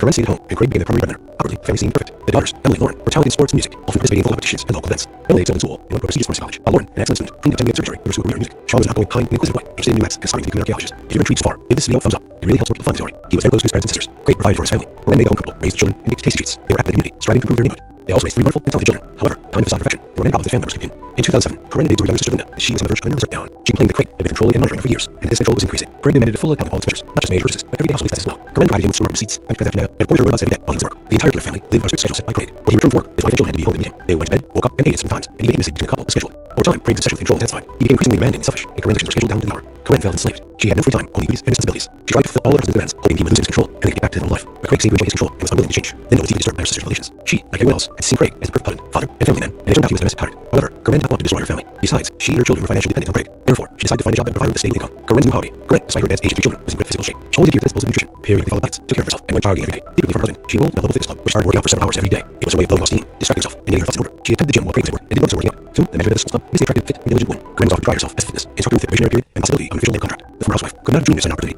Because now she would be able to continue doing what she loves and even see a decent remuneration for it. Eventually, Craig found out his wife was going to the gym. Craig skipped the scandal, and her husband freed her to go, but they had calmly. He even seemed pleased that his wife had found something to do and was not earning more money. His only conditions were that she had to be home when he arrived, cook meals, and not disrupt their planned intimate life. Corinne found these conditions acceptable because now she had freedom of action and the ability to provide for her own needs without having to justify her husband and not just unexpected romance and love triangle. Soon, there was a new instructor at the fitness club named Series. Corinne's sight quickly came off making friends. For Corinne, who had been a stay-at-home mom for many years, he was unable to socialize with people outside the family, so he became confident. Women spent time together every day, sometimes with walks, drinking coffee, and having heart-to-heart talks. It didn't take long for their friendship to grow into something more. Naturally, they hid their feelings and relationship from everyone. But in time, Corinne decided that she had to confess everything to her husband. She spent months preparing for this conversation, trying to find the right words, not knowing how to start and what the consequences might be. Eventually, she went out to Craig. Although Craig was quite puzzled by this relation, he acted rather calmly and did not make a scene. However, the next day, Craig stated that he agreed to his isolation with Sunny, without the condition that he could join him. Brendan was shocked by her husband's proposal and didn't know how to react to it. Nevertheless, Craig took the initiative and began going site, sending her flowers and small gifts. He seemed to see this as an opportunity to brighten his life and add passion and new sense to his marriage to Corinne. At first, the woman agreed to the proposal, but soon realized that Craig it was a game of dominance. Their peculiar love triangle didn't last long, and Craig was realized that he was not welcome in their relationship. Feeling insulted, Craig demanded to Karen end the affair immediately. She continued to date Sunny, genuinely in love. After nearly 2 decades of marriage, it seemed that Corinne was ready to leave for a relationship. On to another state, in secret meetings, after months of scandals, conflict and agonizing deliberation, Craig decided that the best solution to save his family would be to move to another state. He began looking for a new job, setting up residence, and soon landed a position as law director for a large company in Columbia, Missouri, a city neighboring Kansas. Craig believed that his best move to another state to enter fair and Sunny, and their family life would return to normal. If you treat so far, keep the thumb up. It really helped multiply the story. The move in the summer of 2008 proved difficult for the family, as the children had to change schools, make new friends, and adjust to life in a new city. Although the family was already well off, Craig's salary in his new position was nearly double what he earned in Bedford. However, with more responsibilities and more hours on the job, Corinne naively thought he had not Sunny how to drive his life for good, but he was wrong. Corinne and Sunny continued to communicate regularly, exchanging calls and texts to meet in secret. They would drive to meet halfway and spend all hours on roads and hotel before returning home. By then, Corinne knew her marriage was doomed. She no longer loved her husband, and divorce was only a matter of time. These secrets continued until December 2008. On that New Year's Eve, the family returned to their hometown, his family and friends. Son of the host president's party, Corinne and Sunny began to first, simply exchanging meetings. However, as the party progressed and under the influence of alcohol, they seemed to forget house rules. The lovers were inseparable, holding hands, exchanging longing glances, and some guests even got missing. Craig wasn't just angry, he was furious. Corinne had insulted and humiliated him in front of dozens of former roommates, friends, and coworkers, making her fear public. Craig was seen at the party, verbally attacking his wife and Sunny. The enraged Craig furtively tried to run away from the party. On the way home, he lost control of himself. He grabbed her by the shoulders and shook her with such force that it rescued him. He then slapped her, causing her to stumble and fall, hitting her head hard. Divorce and painful harassment. After returning home, the public did not decide, and a few days later, Corinne told Craig that she was leaving him. She initiated divorce proceedings and demanded custody of children. At first, Craig tried to apologize, begging to keep the family for the sake of the children and offering to give their marriage another chance. However, Corinne was adamant and obtained a divorce. Craig then began calling their real friends and relatives, asking them to talk to Corinne and convince her not to break the family and stay with him. Despite his best efforts, she firmly told him that he was leaving her city and was never truly happy in her marriage. In early spring of 2009, while they were still living in the same roof, another argument broke out, and Craig resorted to physical violence for the first time since the New Year's Eve party. Corinne reported to the police and he was arrested. However, at the station, he claimed that his wife was hysterical, and he only held her tight to calm her down, which caused bruises on her arms. For this incident, Corinne, without waiting for official divorce, took the children and moved out. For Craig, it was a serious blow, but even more, he was angry when he learned that his daughter sided with her mother, saying that for the first time in a long time, he saw her happy. He saw this as a betrayal and refused to communicate with the family that morning, only calling Sean and taking everything on weekends, but likely ignoring his daughters. Meanwhile, despite the ongoing divorce proceedings, Craig still hoped that his wife would change her mind and go back to him. He was jealous, tried to control her, and followed her everywhere. He watched her house, followed her around town in a rental car, trying to remain undetected, and even tried to set up a hidden camera in her house when no one was there. Naturally, all this took time and effort, but Craig had to sacrifice work. First, he took vacation, and he claimed he was sick, and in the end, he started skipping work without explanation. This reckless behavior led to his termination. After losing his job as a source of income, Craig was forced to move into his friend's house because he couldn't afford his own. Now, with plenty of free time, he was able to talk his ex-wife all day long, leading her to take her ex-husband to court to stop him from murdering her. Horrible Thanksgiving. In November 2009, just before Thanksgiving, Corinne took children to visit her 89-year-old grandmother, Norrie White, in the small town of Birmingham, Kansas, to spend vacations. On the evening of November 29th, the Birmingham Police Department received an alarm call about a suspicious man and the sound of gunshots. North neighbors were seen a small truck pull up to the elderly woman's home. The man got out and entered the house. They then allegedly heard screams and gunshots, but were not sure. The man then left the house, got back into the truck, and drove away quickly. Neighbors did not attempt to apprehend him, fearing he was unarmed. When police pulled up to the house, they were met by a terrified 10-year-old boy calling for help. It was Sean Taylor, who couldn't explain what happened, but it was clear that a terrifying scene awaited police inside. They were before the door. They found the 89-year-old homeowner lying in a pool of blood, and surprisingly, alive despite 2 gunshot wounds. In addition, police found the lifeless body of 44-year-old Corinne. She had been shot in the chest and killed by a close-range gunshot to the head. Her ex-husband left her with no chance of survival. The body of her oldest daughter, 18-year-old Emily, lay between a wall and a couch. She had tried to hide from her enraged father. He caught up with her and took her life with 2 point-blank shots. If you're intrigued so far, give this video a thumbs up. It really helps more people find this story. Her younger sister Lauren lay in a pool of blood in a 7th-floor bedroom. She was still alive, begging faintly to save her life and repeatedly stating that her father had died. The elderly woman and Lauren were immediately rushed to the intensive care unit of Neil Hospital. Despite doctors' best efforts, their lives could not be saved. Lauren died on the morning of December 1st from massive blood loss and damage to her internal organs. And her great-grandmother died a few hours later that day. The only surviving witness, John, was in a state of shock. Psychologists spoke with him, but he needed a thorough interrogation as the only living witness to the tragic events in his great-grandmother's house. He said that evening, his wife was in the kitchen preparing dinner, and he approached her to ask for his favorite pies. Suddenly, the back door of the house was open, and her father entered the house with a shotgun in his hands. Without saying a word, the man pointed the barrel at his ex-wife and shot her, then moved closer and fired again. For the first few seconds, Sean froze in horror. Then his father turned to him, but name, just silently and intently stared at him. Sean realized he had to run, so he jumped out the open back door. The boy ran toward the main entrance, hoping for his grandmother and sisters, and called for help. However, as he reached the threshold, he heard several more gunshots. Fearing to enter the house, he hid in a small building. He heard several more shots, and waited in terror for his father to come after him. Where is Mr. Taylor? Craig was immediately put on the wanted list, warning he was armed and extremely dangerous. Meanwhile, police received several reports of a speeding truck, without them quickly determining the direction the gunman was traveling. At one point, the man abandoned his vehicle in a wooded area and began walking down a deserted road. Law enforcement quickly caught up with him and apprehended him the next morning. He had left the rifle and ammunition in the backseat. Through strict medication, depression, and anxiety disorders, medics and seat. Mr. Taylor did not resist arrest. He did not seem to care anymore. He looked confused and even frightened, and honestly admitted that he was armed with a gun and a hunting knife, but did not intend to use them. He also admitted that he had done something terrible that he believed the police already knew about. At first, when he stayed at the police station, Craig fully admitted his guilt and poured his heart out to the investigating officer. He told how his wife had cheated on him with Sunny, how they had humiliated him in front of his friends in a New Year's Eve party, how his attempts to save his marriage had cost him his job and what was left of his self-respect. The man said he did not know how he decided to take such a step, and claimed that everyone, including his daughters, had betrayed him. Trial and fair sentence. Craig's trial began in December 2010. The defendant, who was advised by his lawyer, Thomas Heaney, repented his initial confession, laying his actions on mental illness and insanity. Was his only option to avoid the death penalty for the murder of 4 people. He tried to convince the court his client was in a difficult psycho-emotional state after his wife left him for another. His children sided with their mother. He lost his job and was forced to move back to his parents' home. All of these factors contributed to the breakdown, the lawyer said, and Mr. Taylor committed quite insane, not realizing what he was doing. Prior to 1995, there was a law that allowed criminals to get leniency by pleading insanity. However, in Kansas, where the crimes committed and the trial took place, that law was repealed. Furthermore, the prosecution found that evidence of insanity or forfeited state in Craig's actions. Only cold calculation. He purchased guns and ammunition in advance, went to Dorothy White's house, knowing that his entire family was there, and shot each victim twice, leaving no chance of survival. However, he deliberately spared his son Sean, allowing him to escape. In August 2009, the man was found guilty on all counts and sentenced to death. Sean, who was 12 years old at the time, testified the following year. He said that he did not wish his father dead, as he was the only close relative left. Despite numerous appeals by Craig and his attorneys, the verdict remained unchanged. As of today, Ms. Taylor is still in prison, and they continue to fight to have the case reviewed and the death sentence overturned. As for Sean, after the death of his mother and sisters, he's officially taken into custody by his maternal grandmother. He is now an adult, has finished school, received an education, and has decided to stay and work in his home state. Thanks for watching, guys. Subscribe to the channel, and also don't forget to click the bell. There are many shocking stories ahead. If you're intrigued so far, give this video a thumbs up. It really helps more people find the story. In the world's safest country, no one expected a brutal murder. But in 2018, everything changed. The Cole family case, and the crime be justified by nervous disorder. In 1995, Kansas passed a law stating that an offender who committed a premeditated crime could not blame his actions on mental disorder to make him unable to distinguish right from wrong. This law was passed. This almost straight criminal, when brought to trial, tried to avoid punishment by claiming that he was not in control of his actions, or did not realize the consequences because of a mental disorder. The head of the once happy and Cole family tried to use insanity as a defense to avoid responsibility for the atrocities he committed. However, he was found sane. Psychologists believe that his actions were motivated by jealousy, rage, and a desire for revenge against the ex-wife who left him and the daughters who supported the murder. Unfortunately, such crimes, motivated by jealousy and a pathological desire for revenge, are a common worldwide phenomenon. According to statistics, these motives account for 1 in 8 crimes committed. Excessive suspicion, insecurity, and excessive need to control a partner can turn a person into a real beast who does not spare even his own children. The story of the Cole family. James Craig Lawrence was born in 1963 in Weatherford, Texas. His future wife, Carla Taylor Newett, was born in Sin City in 1965. They met in the early 1980s as students at Texas University. Craig was graduating in engineering, and Gwen was a freshman in the humanities department. They quickly found common ground and soon began a romantic relationship. They were young, in love, and seemed like a perfect couple. Craig was a top student, known for his determination and talent in engineering. In the late 1980s, after graduation, they had a month's wedding and they owned close friends and family. Their first child, Emily, was born in 1991, followed by Lone in 1993. They lived in a cozy house in Weatherford and were quite well off by local standards. In 1999, when Gwen was pregnant with her third child, Craig received a lucrative job offer at a large jewelry company in Weatherford. His promotion combined with the birth of their son, Sean, whom he adored. With a higher income, Craig bought a spacious house in the city's most prestigious neighborhood in a reliable family car. Corinne stayed at home, and Craig became the primary breadwinner. Outwardly, the family seemed perfect. The daughters, Emily and Lauren, were talented in sports and music, often participating in vocal competitions and local events. Emily excelled in school and went to a prestigious pharmacy college, while Lauren, an excellent student, dreamed of heading surgery and pursued career in music. Sean was an outgoing, kind, and inquisitive boy, interested in pneumatics and aspiring to become an archaeologist. If you're intrigued so far, give this video a thumbs up. It really helps more people find this story. He was very close to his parents and sisters. Craig provided for his family. Corinne made the home comfortable, raised the children, and baked tasty treats. They were active in the community, striving to improve their neighborhood. Also raised three wonderful and talented children. However, behind the facade of perfection, there were many problems that family members kept hidden. In 2007, Corinne admitted to her younger sister Linda that she was on the verge of a nervous breakdown. She claimed that Craig had been controlling and monitoring her for years, and that this control was increasing. Craig demanded full account of all its measures, not just major purchases, but everyday household expenses as well. Corinne provided him supermarket receipts, bank transaction data, and recorded her whereabouts every day while he was at work. The entire Cave family lived on a strict schedule set by Craig. When he returned from work, his wife and children had to be home to meet him. They went to bed, woke up, and ate certain times, and even intimacy between them was scheduled. Over time, Craig's obsession with control intensified. He became increasingly demanding and selfish, and Corinne's actions were scheduled down to the hour. Corinne felt enslaved. She had no free time, only duties and responsibilities. She tried to fulfill all of her husband's demands, hoping that he would lose his control and they could get back to their old life. But Craig seemed to enjoy his control, and his unwilling change. Then it was deeply disturbed by her sister's revelations. She, like everyone else, had seen Craig as the perfect husband, father, and family man, and it turned out he was a domestic tyrant. However, Corinne did not want to destroy her family. Besides, she and her children were financially dependent on Craig. Therefore, she decided to find a job that would provide her with a stable income. Corinne's new hobby. Corinne, despite her advanced age and 3 children, was in great physical shape. She always adhered to the principles of good nutrition, periodic followed diets, took care of herself, and went jogging every day. Secretly from her husband, she enrolled in a local fitness club where she started working out for several hours every day. It was her way of blowing off steam, distracting herself, and getting her thoughts in order. She attended the gym while Craig was at work and didn't notice her workout. Soon, management of the club noticed they tried to fit and diligent women. Corinne was offered to try herself as a fitness instructor with a probationary period and the possibility of an official labor contract. The former housewife could not have dreamed of such an opportunity because now she would be able to continue doing what she loves and even make decent remuneration for it. Eventually, Craig found out his wife was going to the gym. Corinne expected a scandal and that her husband would forbid her to go, but surprisingly, he reacted calmly.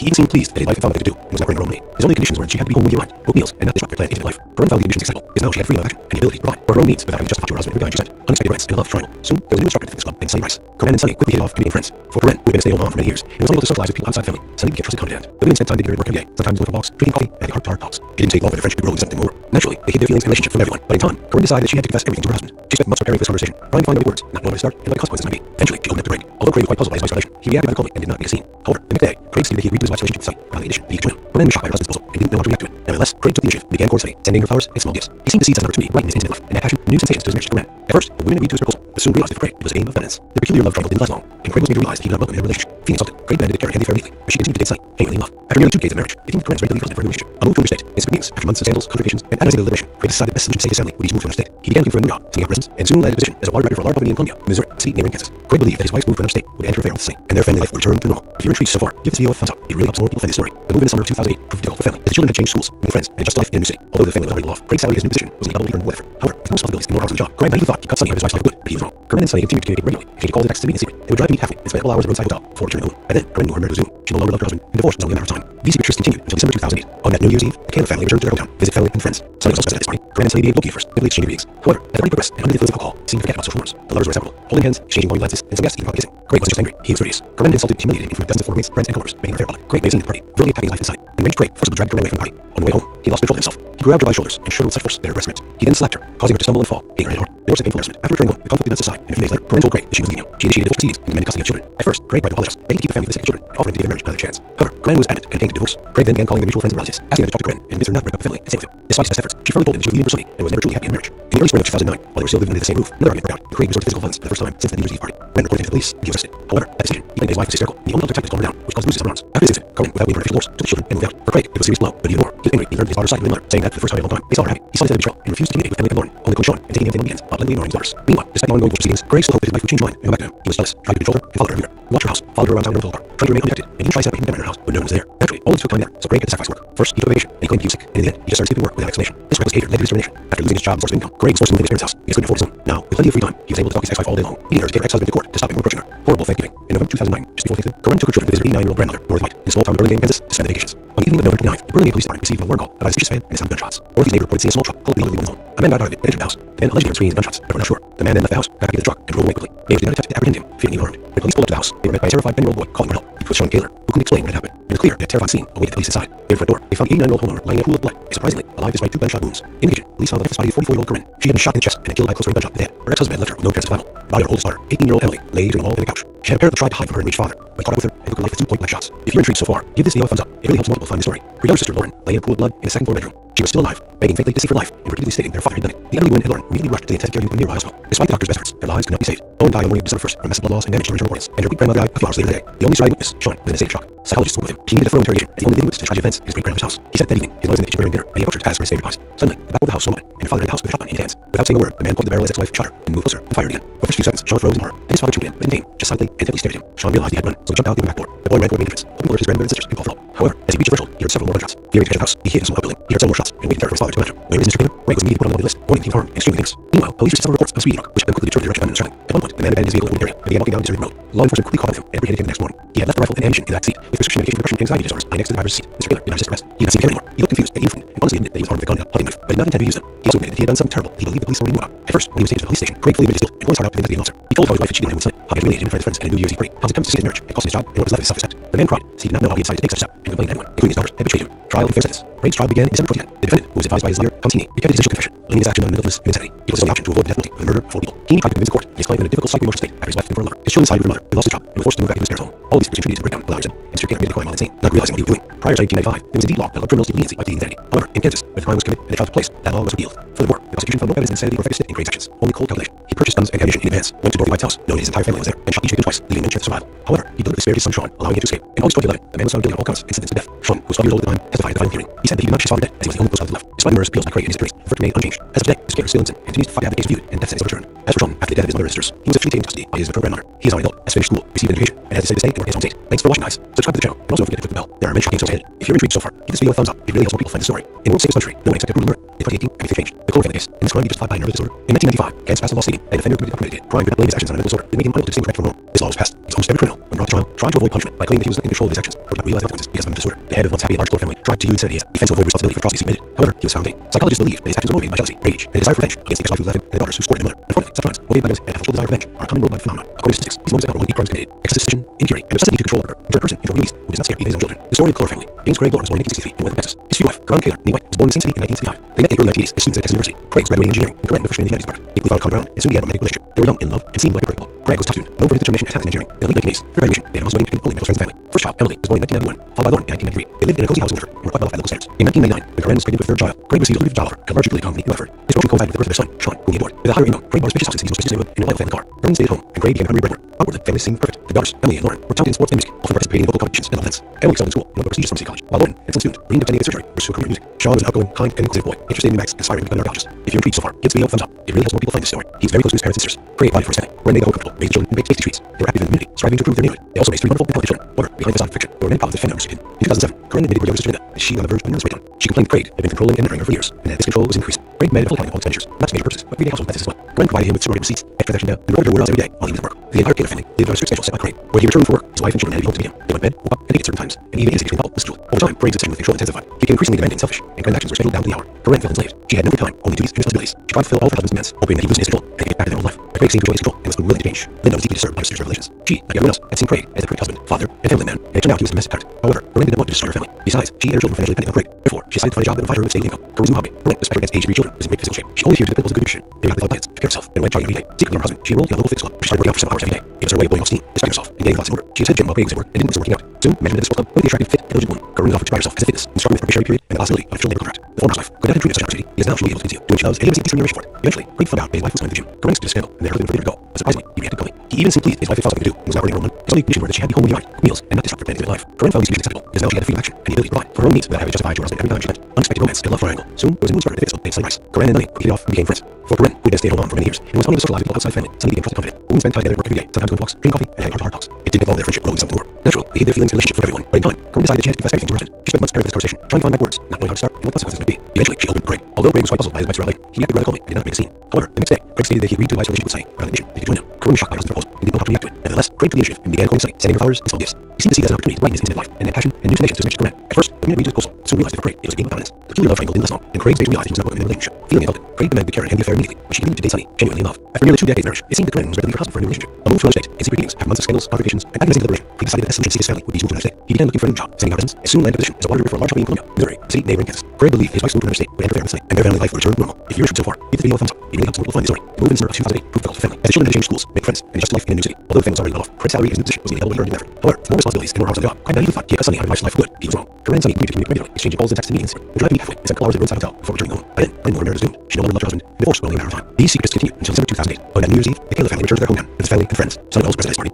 Corinne and Sunny made love first, so they exchanged greetings. However, as the party progressed, under the influence of alcohol, they seemed to forget about social norms. The lovers were inseparable, holding hands, exchanging longing glances, and some guests even got missing. Craig wasn't angry. He was furious. Corinne had something humiliated him for the presence of former roommates, friends, and coworkers, meeting her fair public. Craig made a scene at the party, verbally attacking his wife and Sunny. The enraged Craig forcibly dragged Corinne away from the party. On the way home, he lost control of himself. He grabbed her by the shoulders and shook her with such force that her breast ripped. He then slapped her, causing her to stumble and fall, hitting her head hard. Divorce and painful harassment. After returning home, the conflict did not subside, and a few days later, Corinne told Craig she was leaving. She initiated divorce proceedings and demanded custody of children. At first, Craig tried to apologize, begging to keep the family for the sake of the children, and offering to give their marriage another chance. However, Corinne was adamant and obtained a divorce. Craig then began calling mutual friends and relatives, asking them to talk to Corinne and convinced her not to break up the family and stay with him. Despite his best efforts, she firmly told him that she would leave him for Sunny and was never truly happy in their marriage. In the early spring of 2009, when they were still living under the same roof, another argument broke out, and Craig resorted to physical violence for the first time since the New Year's Eve party. Corinne reported him to police, and he was arrested. However, at the station, he claimed that his wife was hysterical, and he only held her tightly to calm her down, which caused the bruises on her arms. After this incident, Corinne, without waiting for official divorce, took the children and moved out. For Craig, it was a serious blow, but even more, he was angry when he heard that his daughter sided with their mother, saying that the first time in a long time, he saw her happy. He saw this as a betrayal and refused to communicate with Lily and Bone, only calling Sean and hitting him with him weekends, up and his daughters. Meanwhile, despite the ongoing divorce proceedings, Craig still hoped his wife would change her mind and come back to him. He was jealous, tried to control her, and followed her everywhere. He watched her house, followed her around town in a rental car, trying to remain undetected, and even tried to set up a camera in her house, but no one was there. Naturally, all this took time and effort, so Craig had his sacrifice work. First, he took vacation, then he claimed he was sick, and then he just started seeking work without explanation. His reckless behavior led to discrimination. After losing his job and sort of income, Craig was forced to move into his parents' house because he couldn't afford his own.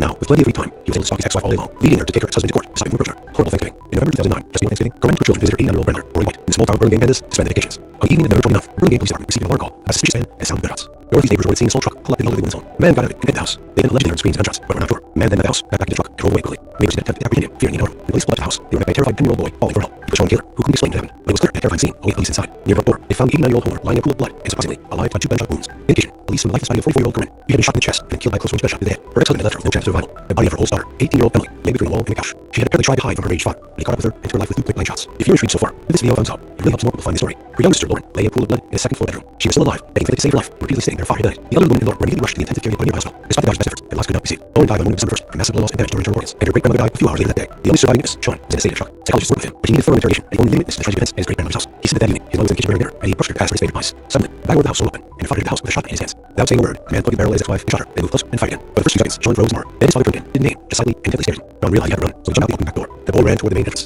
hoping to alert his grandmother and sisters and call for help. However, as he reached the threshold, he heard several more gunshots. Fearing to enter the house, he hid in a small outbuilding. He heard several more shots and waited in terror for his father to come after him. Where is Mr. Caleb? Craig was immediately put on the wanted list, warning that he was armed and extremely dangerous. Meanwhile, police received some reports of a speeding truck, which helped them quickly determine the direction the gunman was traveling. At one point, the man abandoned his vehicle in a wooded area and began walking down a deserted road. Law enforcement quickly caught up with him and apprehended him the next morning. He had left rifle and ammunition in the back seat, with prescription medication for depression and anxiety disorders lying next to the driver's seat. Mr. Taylor did not resist arrest. He did not seem to care anymore. He looked confused and even frightened, and also admitted that he was armed with a gun and a hunting knife, but didn't intend to use them. He also admitted that he had done something terrible that he believed police already knew about. At first, when he was taken to the police station, Craig fully admitted his guilt and poured his heart out to the investigating officer. He told how his wife had cheated on him and Sunny, how they had humiliated him from his friends and New Year's Eve party, of his attempts to save his marriage and costing his job and what was left his self-respect. The man cried, said he did not know how he decided to take such a step, and blamed everyone, including his daughters, who betrayed him. Trial and fair sentence. Craig's trial began in December 2010. The defendant, who was advised by his lawyer, Tom Sweeney, recanted his initial confession, blaming his action on mental illness and insanity. It was his only option to avoid the death penalty, the murder of 4 people. He tried to convince the court that his claim was in a pivotal psycho-emotional state after his wife left him for a lover. His suicide brother lost his job and was forced to move back into his parents' home. All these factors contributed to the breakdown, allowed said, and Mr. Caleb committed criminal insane, not realizing he was doomed. Prior to 1995, there was a legal law that allowed criminals to get leniency in insanity. However, in Kansas, the crime was committed and the trial took place. That law was repealed. Furthermore, the prosecution found no evidence of insanity or against Craig's actions. On the cold calculation, he purchased guns and ammunition in advance, went to Dorothy White's house, knowing that his entire family was there, and shot each victim twice, leaving no chance of survival. However, he deliberately spared his son Sean, allowing him to escape. In August 2011, the man was found guilty of all counts and sentenced to death. Sean, who was 12 years old at the time, testified at the fine hearing. He said that he did not wish his father dead, as he was the only close relative left. Despite numerous appeals by Craig and his attorneys, the verdict remained unchanged. As of today, Mr. Taylor is still in prison and continues to fight to have the case reviewed and the death sentence overturned. As for Sean, after the death of his mother and sisters, he was officially taken into custody by an internal grandmother. He is now an adult, has finished school, received an education, and has decided to stay and work in his home state. Thank you for watching, guys. Subscribe to the channel and also don't forget to click the bell. There are many shocking stories ahead. If you're intrigued so far, give this video a thumbs up. It really helps more people find this story. In the world's 6th country, no one expected a ruler, but in 2018, everything changed. The Lowe family case. Can this crime be justified by a nervous disorder? In 1995, Kansas passed a law stating that an offender who committed a crime could not his actions on a mental disorder, making money off distinguished from wrong. This law was passed because all who committed criminal in the trial tried to avoid punishment by claiming that he was not in control of his actions or not realize consequences because of mental disorder. Head of the Mississippi and Lowe family tried to use insanity as a defense to avoid responsibility for the atrocities he committed. However, he was found insane. Psychologists believe his actions were motivated by jealousy, age, and a desire for revenge, placed the ex-wife left him and the daughters who supported the mother. Unfortunately, such crimes, motivated by jealousy and pathological desire for revenge, are a common worldwide phenomenon. According to statistics, these motives account for 1 in 8 crime committed. Excessive suspicion, insecurity, and excessive need to control a partner can person in a real beast who is not there even his own children. The story of the Cole family. James Craig Lowe was born in 1963 and with deaths. His future wife, Carol Taylor, and White, was born in the same city in 1965. They met in nearly 19 days as students at Texas University. Craig was graduating in engineering, and Corinne was a freshman in the humanities department. They found common ground and soon began a romantic relationship. They were young, in love, and seemed like a great couple. Craig was a top student, known for his determination and talent in engineering. In the late 1980s, after graduation, they announced wedding to Michael's friends and family. Their first child, Emily, was born in 1991, followed by Lauren in 1990. They lived in a cozy house in Weatherford and were quite well off by local standards. In 1999, when Corinne pregnant with her third child, Craig received a brief job at a large utility company in Weatherford. The promotion coincided with the birth of his son, Sean, who he adored. With higher income, Craig bought a spacious house in the city of prestigious neighborhood in a reliable thin car. Corinne stayed home, and Craig became primary breadwinner. Outwardly, the family seemed perfect. The daughters, Emily and Lauren, talented in sports and music, all had participating in photo competitions and all dance.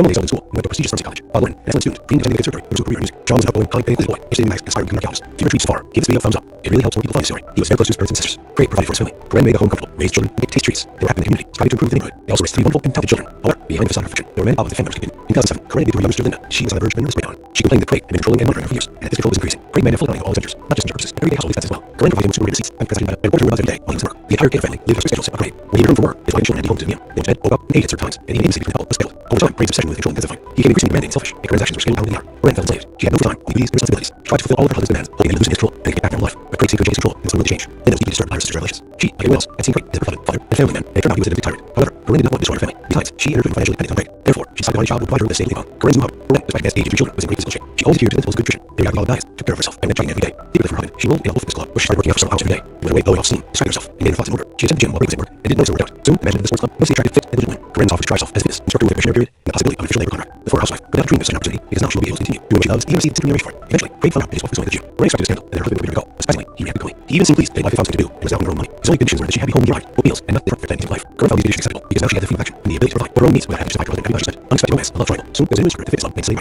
Corinne and Sunny quickly hit it off and became friends. For Corinne, who had been stay-at-home mom for many years, and was unable to socialize until outside the family, Sunny became a trusted confidant. The women spent time together at work every day, sometimes going for walks, drinking coffee, and having heart-to-heart talks. It didn't take long for their friendship to grow into something more. Naturally, they hid their feelings and relationship from everyone. But in time, Corinne decided that he had to confess everything to her husband. She spent months preparing for this conversation, trying to find the right words, not knowing how to start and what the consequences might be. Eventually, she opened up to Craig. Although Craig was quite puzzled by his explanation, he reacted very calmly and did not make a scene. However, the next day, Craig stated he agreed to his isolation with Sunny, but on condition he could join them. Corinne was shocked by her husband's proposal and didn't know how to react. Nevertheless, Craig took the initiative and began calling Sunny, sending her flowers and small gifts. He seemed to see a sense of right in his intimate life, and had passion and new sensations of his marriage to Corinne. At first, Corinne agreed to his proposal, but soon realized that Craig was aiming at balance. Their peculiar love triangle didn't last long, and Craig began to realize that he was not welcome in their relationship. Feeling insulted, Craig demanded Karen can be fair and dealing. She continued to date Sunny, genuinely love. After nearly 2 decades of marriage, it seemed that Corinne was ready to be for a new relationship. A move to another state. In spring, after months of scandals, contradictions, and agonizing liberation, Craig decided that the best solution to save his family would be to move to another state. He began looking for a job, sending out presents, and soon landed a position as a water director for a large company in Columbia, Missouri, city named Kansas. Craig believed that if I moved to another state, would enter a family with Sunny, and their family life would return to normal. If you've been treated so far, give this video a thumbs up. It really helps more people find this story. The move in summer of 2008 proved difficult for the family, as children had to change schools, making friends, and adjust to life in a new city. Although the family was already well off, Craig's salary in his new position was nearly double earn whatever. However, with more responsibilities and more hours at the job, Brian and he thought he had cut Sunny out of his wife's life for good, but he was wrong. Corinne and Sunny continued to communicate regularly, exchange calls and texts to meet instantly. They would drive to meet halfway and spend a couple hours at a roadside hotel before returning home. By then, Corinne knew marriage was doomed. She no longer loved her husband, and divorce was only a matter of time. These secrets continued until December 2008. On New Year's Eve, the Taylor family returned to their hometown to visit family and friends. Sunny was also present at this party. Corinne and Sunny engaged love beavers, simply exchanging greetings. However, as the party progressed and under the influence of alcohol, they seemed to forget how social norms. The lovers were inseparable, holding hands, exchanging warning glances, and some guests even got kissing. Craig wasn't angry. He was furious. Corinne had insulted and humiliated him in front of dozens of former roommates, friends, and coworkers, making her a very public. Craig was seen at the party, brutally attacking life in sight. Enraged, Craig forcibly dragged her away from the party. On the way home, he lost control of himself. He grabbed her by the shoulders and shook her with such force that her dress ripped. He then slapped her,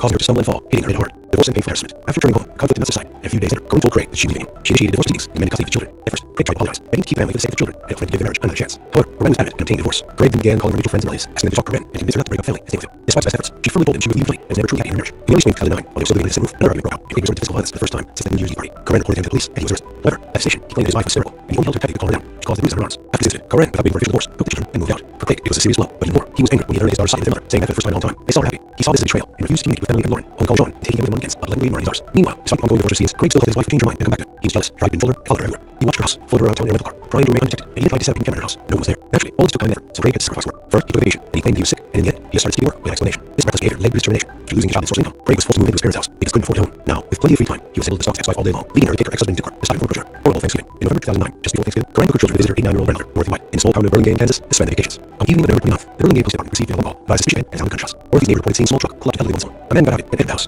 They then allegedly had screens and gunshots, but were not sure. The man then left the house, got back into the truck, and drove away quickly. Neighbors did not attempt to apprehend him, fearing he would harm them. When police pulled up to the house, they were met by a terrified 10-year-old boy calling for help. He was showing Taylor, who couldn't explain what happened, but it was clear that a terrifying scene awaited police inside. Near the front door, they found the 89-year-old woman lying in a pool of blood, and surprisingly, alive despite 2 gunshot wounds. In addition, police found lifeless body of 44-year-old Corinne. She had been shot in the chest and killed by a close-range gunshot to the head. Her husband entered her with no chance of survival. The body of oldest daughter, 18-year-old Emily, laid between a wall and a couch. She had apparently tried to hide from her enraged father, but he caught up with her and took her life with 2 point-blank shots. If you're intrigued so far, give this video a thumbs up. It really helps more people find the story. Her younger sister, Lauren, lay in a pool of blood in a second-floor bedroom. She was still alive, begging faintly to save her life, and repeatedly stating that her father had done it. The elderly woman and Lauren were immediately rushed to the intensive care unit of a nearby hospital. Despite doctors' efforts, their lives could not be saved. Lauren died on the morning of December 1st from massive blood loss and damage to her organs, and her great-grandmother died a few hours later that day. The only surviving witness, Sean, was in a state of shock. Psychologists supported him, but he needed a thorough interrogation as he only witnessed the tragic events at his great-grandmother's house. He said that evening, his mother was in the kitchen preparing dinner, and he approached her to ask for his favorite pasta. Suddenly, the back door of the house opened, and their father entered the house with a shotgun in his hands. Without saying a word, the man pointed the barrel at his wife and shot her, and moved closer and fired again. For the first few seconds, Sean froze in horror. Then his father turned in, but didn't aim, just silently and intently stared at him. Sean realized he had to run, so he jumped out the open back door. The boy ran toward the main entrance, hoping to his grandmother and sisters and call for help. However, as he reached the threshold, he heard several more gunshots. Fearing to catch a house, he hid in a small building. He heard several more shots and waited in terror for his father to come after him. Where is Mr. Killer? Craig then immediately put him on the list, warning he was armed and extremely dangerous. Meanwhile, police received several reports of a speeding truck, which helped them quickly determine the direction of the gunman was traveling. At one point, the man bandaged his able and wounded area and began walking out into his remote. Law enforcement quickly caught him and apprehended him that morning. He had left the rifle and ammunition in the backseat. With restriction, restriction, and anxiety disorder lying in the driver's seat, Mr. Killer did not distress. He didn't seem to care anymore. He looked confused and frightened, and honestly admitted that he was armed with a blunt knife, but did not intend to use them. He also admitted that he had done something terrible and believed that he saw a out. At first, when he was taken to the police station, Craig fully admitted his guilt and poured his heart out to the investigating officer. He told how his wife cheated on him late, how they had humiliated him in front of his friends and New Year's party, how his attempts to save his marriage had cost his job, and what was left of his self-respect. The man cried, said he didn't know how he decided to take such a step, and complained to everyone, including his daughters, and the victim. Trial of sentence. Craig's trial began at December 20th. The defendant was advised by a lawyer while he recanted his confession, laying his actions on illness and insanity. He was given the option to avoid the death penalty, but murder before guilt. He tried to convince the court that his club was in a difficult psychological state after his wife left him for another. His children sided with their mother. He lost his job and was forced to move back to his parents' home. All these factors contributed to the breakdown, the lawyer said, and Mr. Kid committed the crime all insane, not realizing what he was doing. Prior to 1995, it was a legal law to allow criminals to get leniency of leniency.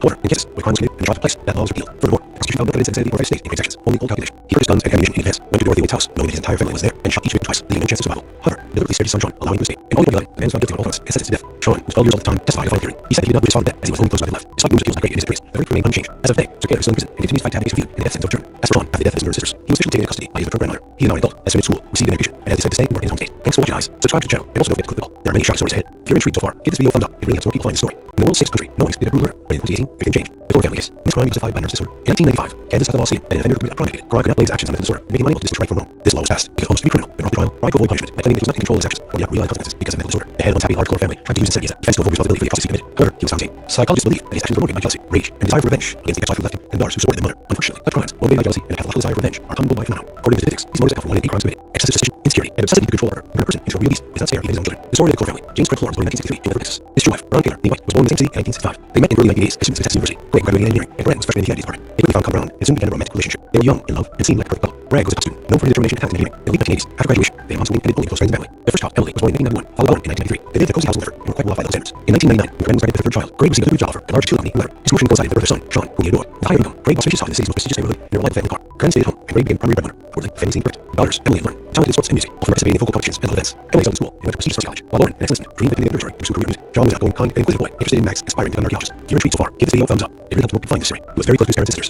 Craig provided for his family. Brent made a home comfort, raised children, and ate tasty treats. They were active in the community, striving to improve the neighborhood. They also raised 3 wonderful and talented children. However, behind their solid perfection, there were many problems that family were suspected in. In 2007, Brent admitted to her younger sister Linda she was on the verge of nervous breakdown. She complained of pain and controlling and monitoring her for years, and that this control was increasing. Craig demanded flip-flopping all his ventures, not just major purchases, but every household expense as well. Brent provided him with supermarket visits and transaction data, and reported her whereabouts every day while he was at work. The entire Taylor family lived on a schedule set by Craig. When he returned from work, his wife and children would be home with him. He went to bed, woke up, and ate at certain times, and even intimacy between the couple was dual. Over time, Craig's extremely control intensified. He became increasingly demanding and selfish, and transactions were scheduled down to the hour. Corinne felt enslaved. She had no free time, only duties and responsibilities. He tried to fulfill all of Hudlin's demands, only that he would lose his control and get back to normal life. But Craig seemed to enjoy his control and was unwilling to change. Linda deeply disturbed by her sister's relations. She, like everyone else, had seen Craig as a very husband, father, and family man, and it turned out he was an tyrant. However, Corinne did not want to destroy her family. Besides, she and her children financially depended on Craig. Therefore, she decided to find Bob that would provide her with a stable income. Corinne's new hobby, Corinne, was married with 83 children, was making physical shape. He always adhered to the principles of nutrition. Periodically felt nights, took care of herself, and went jogging every day. Secretly, her husband, she enrolled in a local fitness club, which started working out for several hours every day. He was away blowing off steam, spreading herself, and daily thoughts in order. She attended the gym while Craig was at work, and didn't notice working out. Soon, the mission of the small club, mostly attractive, fit, and loaded woman. Corinne was forced to try herself as a fitness instructor with a shared period, and the possibility of official new contract. The former housewife could not have dreamed of such an opportunity, because now she will be able to continue doing what she loves, and he will see a decent for. Eventually, Craig found out that his wife was going to the gym. Corinne expected a scandal, and that her husband forbade her to go. Surprisingly, he reacted calmly. He even seemed pleased that his wife had found something to do and was now earning her own money. His only conditions were that she had to be home when he arrived, cook meals, and not disrupt her plans in life. Corinne found solutions to settle, because now she had freedom of action and the ability to provide for her own needs without having to justify to her husband every guy she met. Unexpected romance and love triangle. Soon, there was a new instructor at the fit club named Sunny Rice. Corinne and Sunny quickly hit off and became friends. For Corinne, who had been stay-at-home mom for many years, and was unable to socialize with people outside the family, Sunny became trusted confidant. The women tried to get her to work every day, sometimes on walks, drinking coffee, and having heart-to-heart talks. It didn't take long for their friendship to grow and second more. Naturally, they hid the feelings and relationship from everyone, but in time, Corinne decided that she could confess everything to her husband. She spent months preparing this conversation, trying to find the right words, not knowing how to start or what consequences might be. Eventually, she opened to Craig. Although Craig was quite puzzled by his wife revelation, he reacted rather calmly and did not make a scene. However, next day, Craig stated that he agreed to his wife's relationship with Sunny around the engine that he joined him. Corinne was shocked by her husband's proposal and didn't know how to react to it. Nevertheless, Craig took initiative and began courting Sunny, sending her flowers and small gifts. He seemed to see this as an opportunity to brighten his intimate life and add passion and new sensation to his marriage to men. At first, the women agreed to his proposal, but soon realized that for Craig, it was a game of funness. The peculiar love triangle didn't last long. Craig was able to realize that he was unwelcome in the relationship. Feeling insulted, Craig demanded to end the affair immediately, but she continued to date Sunny, genuinely in love. After nearly 2 decades of marriage, it seemed that Corinne was ready to leave her husband for a new relationship. He moved to another state, in secret meetings, after months of scandals, contradictions, and agonizing deliberation. Craig decided that the best solution to save his family needed to move to another state. He began looking for a new job, setting up business, and soon landed a position as water director for a large company in Columbia, Missouri, a city neighboring Kansas. Craig believed that his wife's move to another state to enter a affair with Sunny, and their family life returned to normal. If you're intrigued so far, give this video a thumbs up. It really helps more people find this story. The move in the summer of 2008 proved difficult for the family. The children had changed schools, made friends, and adjusted life in a new city. Although the family was already well off, Craig's salary and his position was nearly double what he earned in life. However, with more responsibilities and more hours for the job, Corinne naively thought he had cut Sunny out of his wife's life for good, but he was wrong. Corinne and Sunny continued to communicate regularly, exchanging calls and texts and meetings. They would drive me halfway and spend a couple hours at a roadside hotel before returning home. By then, Corinne knew her marriage was doomed. He no longer loved her husband, and divorce was only a matter of time. These secret trysts continued until December 2008. On that New Year's Eve, the Taylor family turned to their hometown to visit family and friends. Sunny was also present at this party. Corinne and Sunny gave first, simply exchanging greetings. However, as the party progressed and underneath the alcohol, they seemed to forget about social norms. The lovers were inseparable, holding hands, exchanging loving glances, and some guests even got missing. Craig was just angry. He was furious. Corinne had insulted and humiliated him in front of dozens of roommates, friends, and coworkers, making her feel like Craig made a scene at the party, verbally attacking his wife and Sunny, and enraged Craig forcibly dragged her away from the party. On the way home, he lost control of himself. He grabbed her by the shoulders and shook her with such force that her breast ripped. He then slapped her, causing her to stumble and fall, hitting her head hard. Divorce and painful harassment. After returning home, the conflict would subside, and a few days later, Corinne told Craig he was leaving him. She initiated divorce proceedings and demanded custody of the children. At first, Craig tried to apologize, begging to keep the family for the sake of the children, and often to give their marriage another chance. However, Corinne was adamant and obtained a divorce. Craig then began calling her mutual friends and relatives, asking them to join Corinne and convince them not to break up family and stay with him. Despite his best efforts, she finally told him that she was leaving Sunny and was now truly happy in her marriage. In the early spring of 2009, while they were still living under the same roof, another argument broke out, and Craig resorted to physical violence for the first time since the New Year's Eve party. Corinne reported him to the police, and he was arrested. However, at the station, he claimed that his wife was hysterical, and he only held her tight to calm her down, with all the bruises on her arms. After this incident, Craig, without waiting for divorce, with the children, and moved out. For Craig, it was a serious blow, but even more, he was angry when he learned his daughter's side with their mother, saying that for the first time in a long time, they saw her happy. He saw this as a betrayal, and refused to communicate with the family that morning, only calling Sean, taking him for against, blatantly ignoring his daughters. Meanwhile, despite the ongoing divorce proceedings, Craig still hoped his wife would change her mind and go back to him. He was jealous, tried to control her, followed her everywhere. He watched her house, followed her around in a rental car, trying to remain undetected, and even tried to set a hidden camera in her house, but no one was there. Naturally, all this took time and effort, so Craig had sacrificed hope. First, he took vacation, and he claimed he was sick, and in the end, he just started speaking without explanation. This was behavior led to consternation. After losing his job and sort of income, Craig was forced to move into his parents' house because he couldn't afford his home. Now, with plenty of free time, he was able to stalk his ex-wife all day long, leading her to take her ex-husband to court to stop him from approaching her. Horrible Thanksgiving. In November 2009, just before Thanksgiving, Miranda took her children to visit her 89-year-old grandmother, Dorothy White, in the small town of Burlingame, Kansas, to spend the vacations. On the evening of November 29th, the Burlingame Police Department received a phone call about a suspicious man and sounded gunshots. Dorothy's neighbors reported seeing a small truck pulled to the elderly woman's home. A man got out of it and entered the house. He then allegedly experienced gunshots, but were not sure. The man then left the house, got back into the truck, and drove away quickly. Neighbors did not attempt to apprehend him, fearing he was armed. When police pulled up to the house, they were met by a terrified 10-year-old boy calling for help. He was Sean Taylor, who couldn't explain what had happened. It was clear that a terrifying scene awaited the police inside. Near the front door, they found the 89-year-old homeowner lying in a pool of blood, and surprisingly, alive despite 2 gunshot wounds. In the kitchen, police found the lifeless body of 44-year-old Corinne. She had been shot in the chest, then killed by a close-range gunshot to the head. Her husband left her with no chance of survival. The body of her oldest daughter, 18-year-old Emily, linked to a wall in the couch. She had apparently tried to hide from her enraged father, but he caught up with her and took her life with 2 point-blank shots. If you're intrigued so far, give this video a thumbs up. It really helps more people find this story. Her sister Lauren lay in a pool of blood in the second-floor bedroom. She was still alive, begging for to save her life, and repeatedly stating that her father had died. The elderly woman and Lauren were immediately rushed to the intensive care unit of the nearby hospital. Despite the doctor's best efforts, her lives could not be saved. Lauren died on the morning of December 1st from massive blood loss and damage to her internal organs, and her great-grandmother died a few hours later that day. The only surviving witness, Sean, was escaped shock. Psychologists worked with him, but he needed a thorough interrogation as the only living witness to the tragic events at his great-grandmother's house. He said that evening that Mother was in the kitchen preparing dinner, and he approached her to ask for his favorite pasta. Suddenly, the back door of the house swung open, and the footer of the house with a shotgun in his hands. Without saying a word, the man plugged the barrel at his ex-wife and shot her, then moved closer, fired again. For the next few seconds, Sean rose in horror. Then his father turned to him, didn't aim, just silently and intently stared at him. Sean realized he had to run, so he jumped out the open back door. The boy ran toward the main entrance, hoping for his mother and sisters and called for help. However, as he reached the threshold, he heard several more gunshots. Fearing to enter the house, he hid in a small outbuilding. He heard several shots and waited for her father to left. Where is Mr. Caleb? Craig immediately put him on the list, knowing he was armed and extremely dangerous. Meanwhile, police received several reports of speeding truck, which had them quickly return in the direction of Australia. At one point, the man abandoned his vehicle in a wooded area and began looking out at his remote. Law enforcement quickly caught with him and apprehended him the next morning. He had left rifle and ammunition in the backseat. With prescription medication, depression, and anxiety disorders lying next to the driver's seat. Mr. Taylor did not resist. He did not seem to care anymore. He looked confused and even frightened, and honestly admitted that he was armed with a gun and a hunting knife, but did not intend to use them. He also admitted he had done something terrible he believed the police already knew about. At first, when he was taken to the police station, Craig fully admitted his guilt and poured his heart out to the investigating officer. He told how his wife had cheated on him with Flake, they had humiliated him in front of his friends and New Year's Eve party, how his attempts to save their marriage had cost him his job and what was left his self-respect. The man cried, said he did not know how he decided to take such a step, and complained that everyone, including his daughters, had betrayed him. Trial fair sentence. Craig's trial began December 10th. The defendant, who was advised by his lawyer, Tossini, kept his confession, blaming actions on mental illness and insanity. It was only option to avoid the death penalty, murder before legal. He tried against the court, and explained what a difficult psycho-emotional state after his wife left him for a lover. His children died with him. He lost his job and was forced back into his parents' home. All of these factors contributed to the breakdown, the lawyer said, and Mr. Taylor committed the crime while insane, not realizing what he was doing. Prior to 1995, there was indeed law that allowed criminals to get leniency by pleading insanity. However, in Kansas, the crime was committed and the trial took place. That law was repealed. Furthermore, the prosecution found no evidence of insanity or stake in Craig's actions. Only cold calculation. Purchased guns and ammunition in advance. Went to Dorothy White's house, knowing that his entire family was there. In shock, he tricked him twice, leaving no chance of survival. However, he deliberately spared his son Sean, allowing him to escape. In August 2011, the man was found guilty on all counts and sentenced to death. Sean, who was 12 years old at the time, testified at a fine hearing. He said that he did not wish Sean dead, as with no close rounds left. Despite numerous appeals by Craig and his attorneys, the verdict remained unchanged. As of today, Mr. Taylor is still innocent, and immediate effect application reviewed, and death sentence overturned. As for Sean, after the death of his mother and sisters, he was officially taken into custody by his maternal grandmother. He is now an adult, has finished school, received education, and has decided to stay and work in his home state. Thanks for watching, guys. Subscribe to the channel, and also don't forget to click the bell. There are many shocking stories ahead. If you're intrigued so far, give this video a thumbs up. It really helps more people find this story. In the world's safest country, no one expected to murder. In 2018, everything changed. The Clover family case. Can this crime be justified by nervous disorder? In 1995, as this battle law stated, an offender could be a crime victim. Crime could not blame his actions on his disorder. It made unable to distinguish right from wrong. This law was passed because almost every criminal in the trial tried to avoid punishment by claiming that he was not in control of his actions, or did not realize the consequences because of mental disorder. The head of the once happy and large Clover family tried to use insanity to defense of responsibility for the atrocities he committed. However, he was found sane. Psychologists believe that his actions were motivated by jealousy, rage, and a desire for revenge against the ex-wife who left him and the daughters who support their mother. Unfortunately, such crimes, motivated by jealousy and a pathological desire for revenge, are common worldwide phenomenon. According to statistics, these most account for more than 8 crimes committed. Excessive suspicion, insecurity, and necessity to control a partner, a third person, a beast who does not spare even his own children. The story of the Clover family.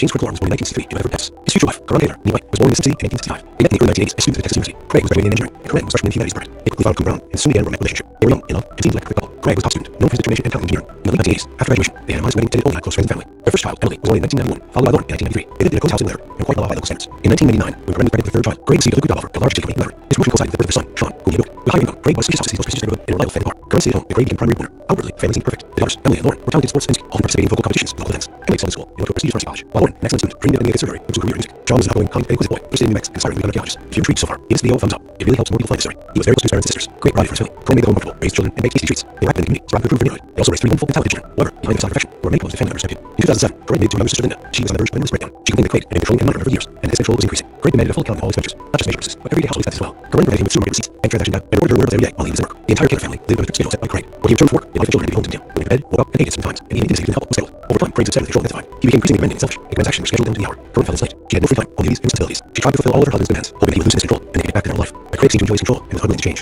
Linda was deeply disturbed by her sister's relations. She, like everyone else, had seen Craig as the perfect husband, father, and family man, and had come up to his domestic tyrant. However, Corinne did not want to destroy her family. Besides, she and her children were financially dependent on Craig. Therefore, she decided to find a job that would provide her with a stable income. Corinne's hobby. Corinne, despite her advanced age and 3 children, was in great physical shape. She always adhered to the principles of good nutrition, periodically followed diets, took care of herself, and went jogging every day. Secretly from her husband, she enrolled in a local club, which started working out for several hours every day. It was her way of blowing off steam, distracting herself, and getting thoughts in order. She attended the gym while Craig's at work and didn't notice him working out. Soon, the manager of the sports club noted the attractive, fit, and intelligent woman. Corinne offered to try herself as a fitness, instructor with a probationary period, and the possibility of a field labor contract. The former housewife, when her dream is an opportunity, because now she will be able to continue doing what she loves and he will receive a decent remuneration for it. Eventually, Craig forgot that his wife was going to the gym. Craig executed a scandal, and their husband would forbid her to go. But surprisingly, he kept it calmly. He even seemed pleased that his wife found something to do and was now earning her own money. His only conditions were that she had to be home nearby, cook meals, and not disrupt planning his life. Corinne found these issues acceptable because now she had a freedom of action and the ability to provide for her own needs without having to just lie to her husband every dollar she spent. Unexpected moments and love trial. Soon, there was a new structured fitness club named Sunny Rice. Corinne and Sunny quickly hit it off and became friends. For Corinne, who had been a stay-at-home mom for many years, and was unable to socialize with people outside the family, Sunny became truly confident. The women spent time together at work every day, sometimes going for walks, drinking coffee, and having heart-to-heart talks. It didn't take long for their friendship to grow into something more. Naturally, they hid the feelings and relationship from everyone, but in time, Corinne decided that she could confess everything to her husband. She spent months preparing for this conversation, trying to find the right words, not knowing how to start and what consequences would be. Eventually, she opened up to Craig. Although Craig was quite puzzled by his wife's revelation, he reacted rather calmly and did not make a scene. However, the next day, Craig stated that he agreed to his wife's relationship with Sunny, on the condition that he could join. Corinne was shocked by her husband's proposal and didn't know how to react to it. Nevertheless, Craig took the initiative and began courting Sunny, sending her flowers and small gifts.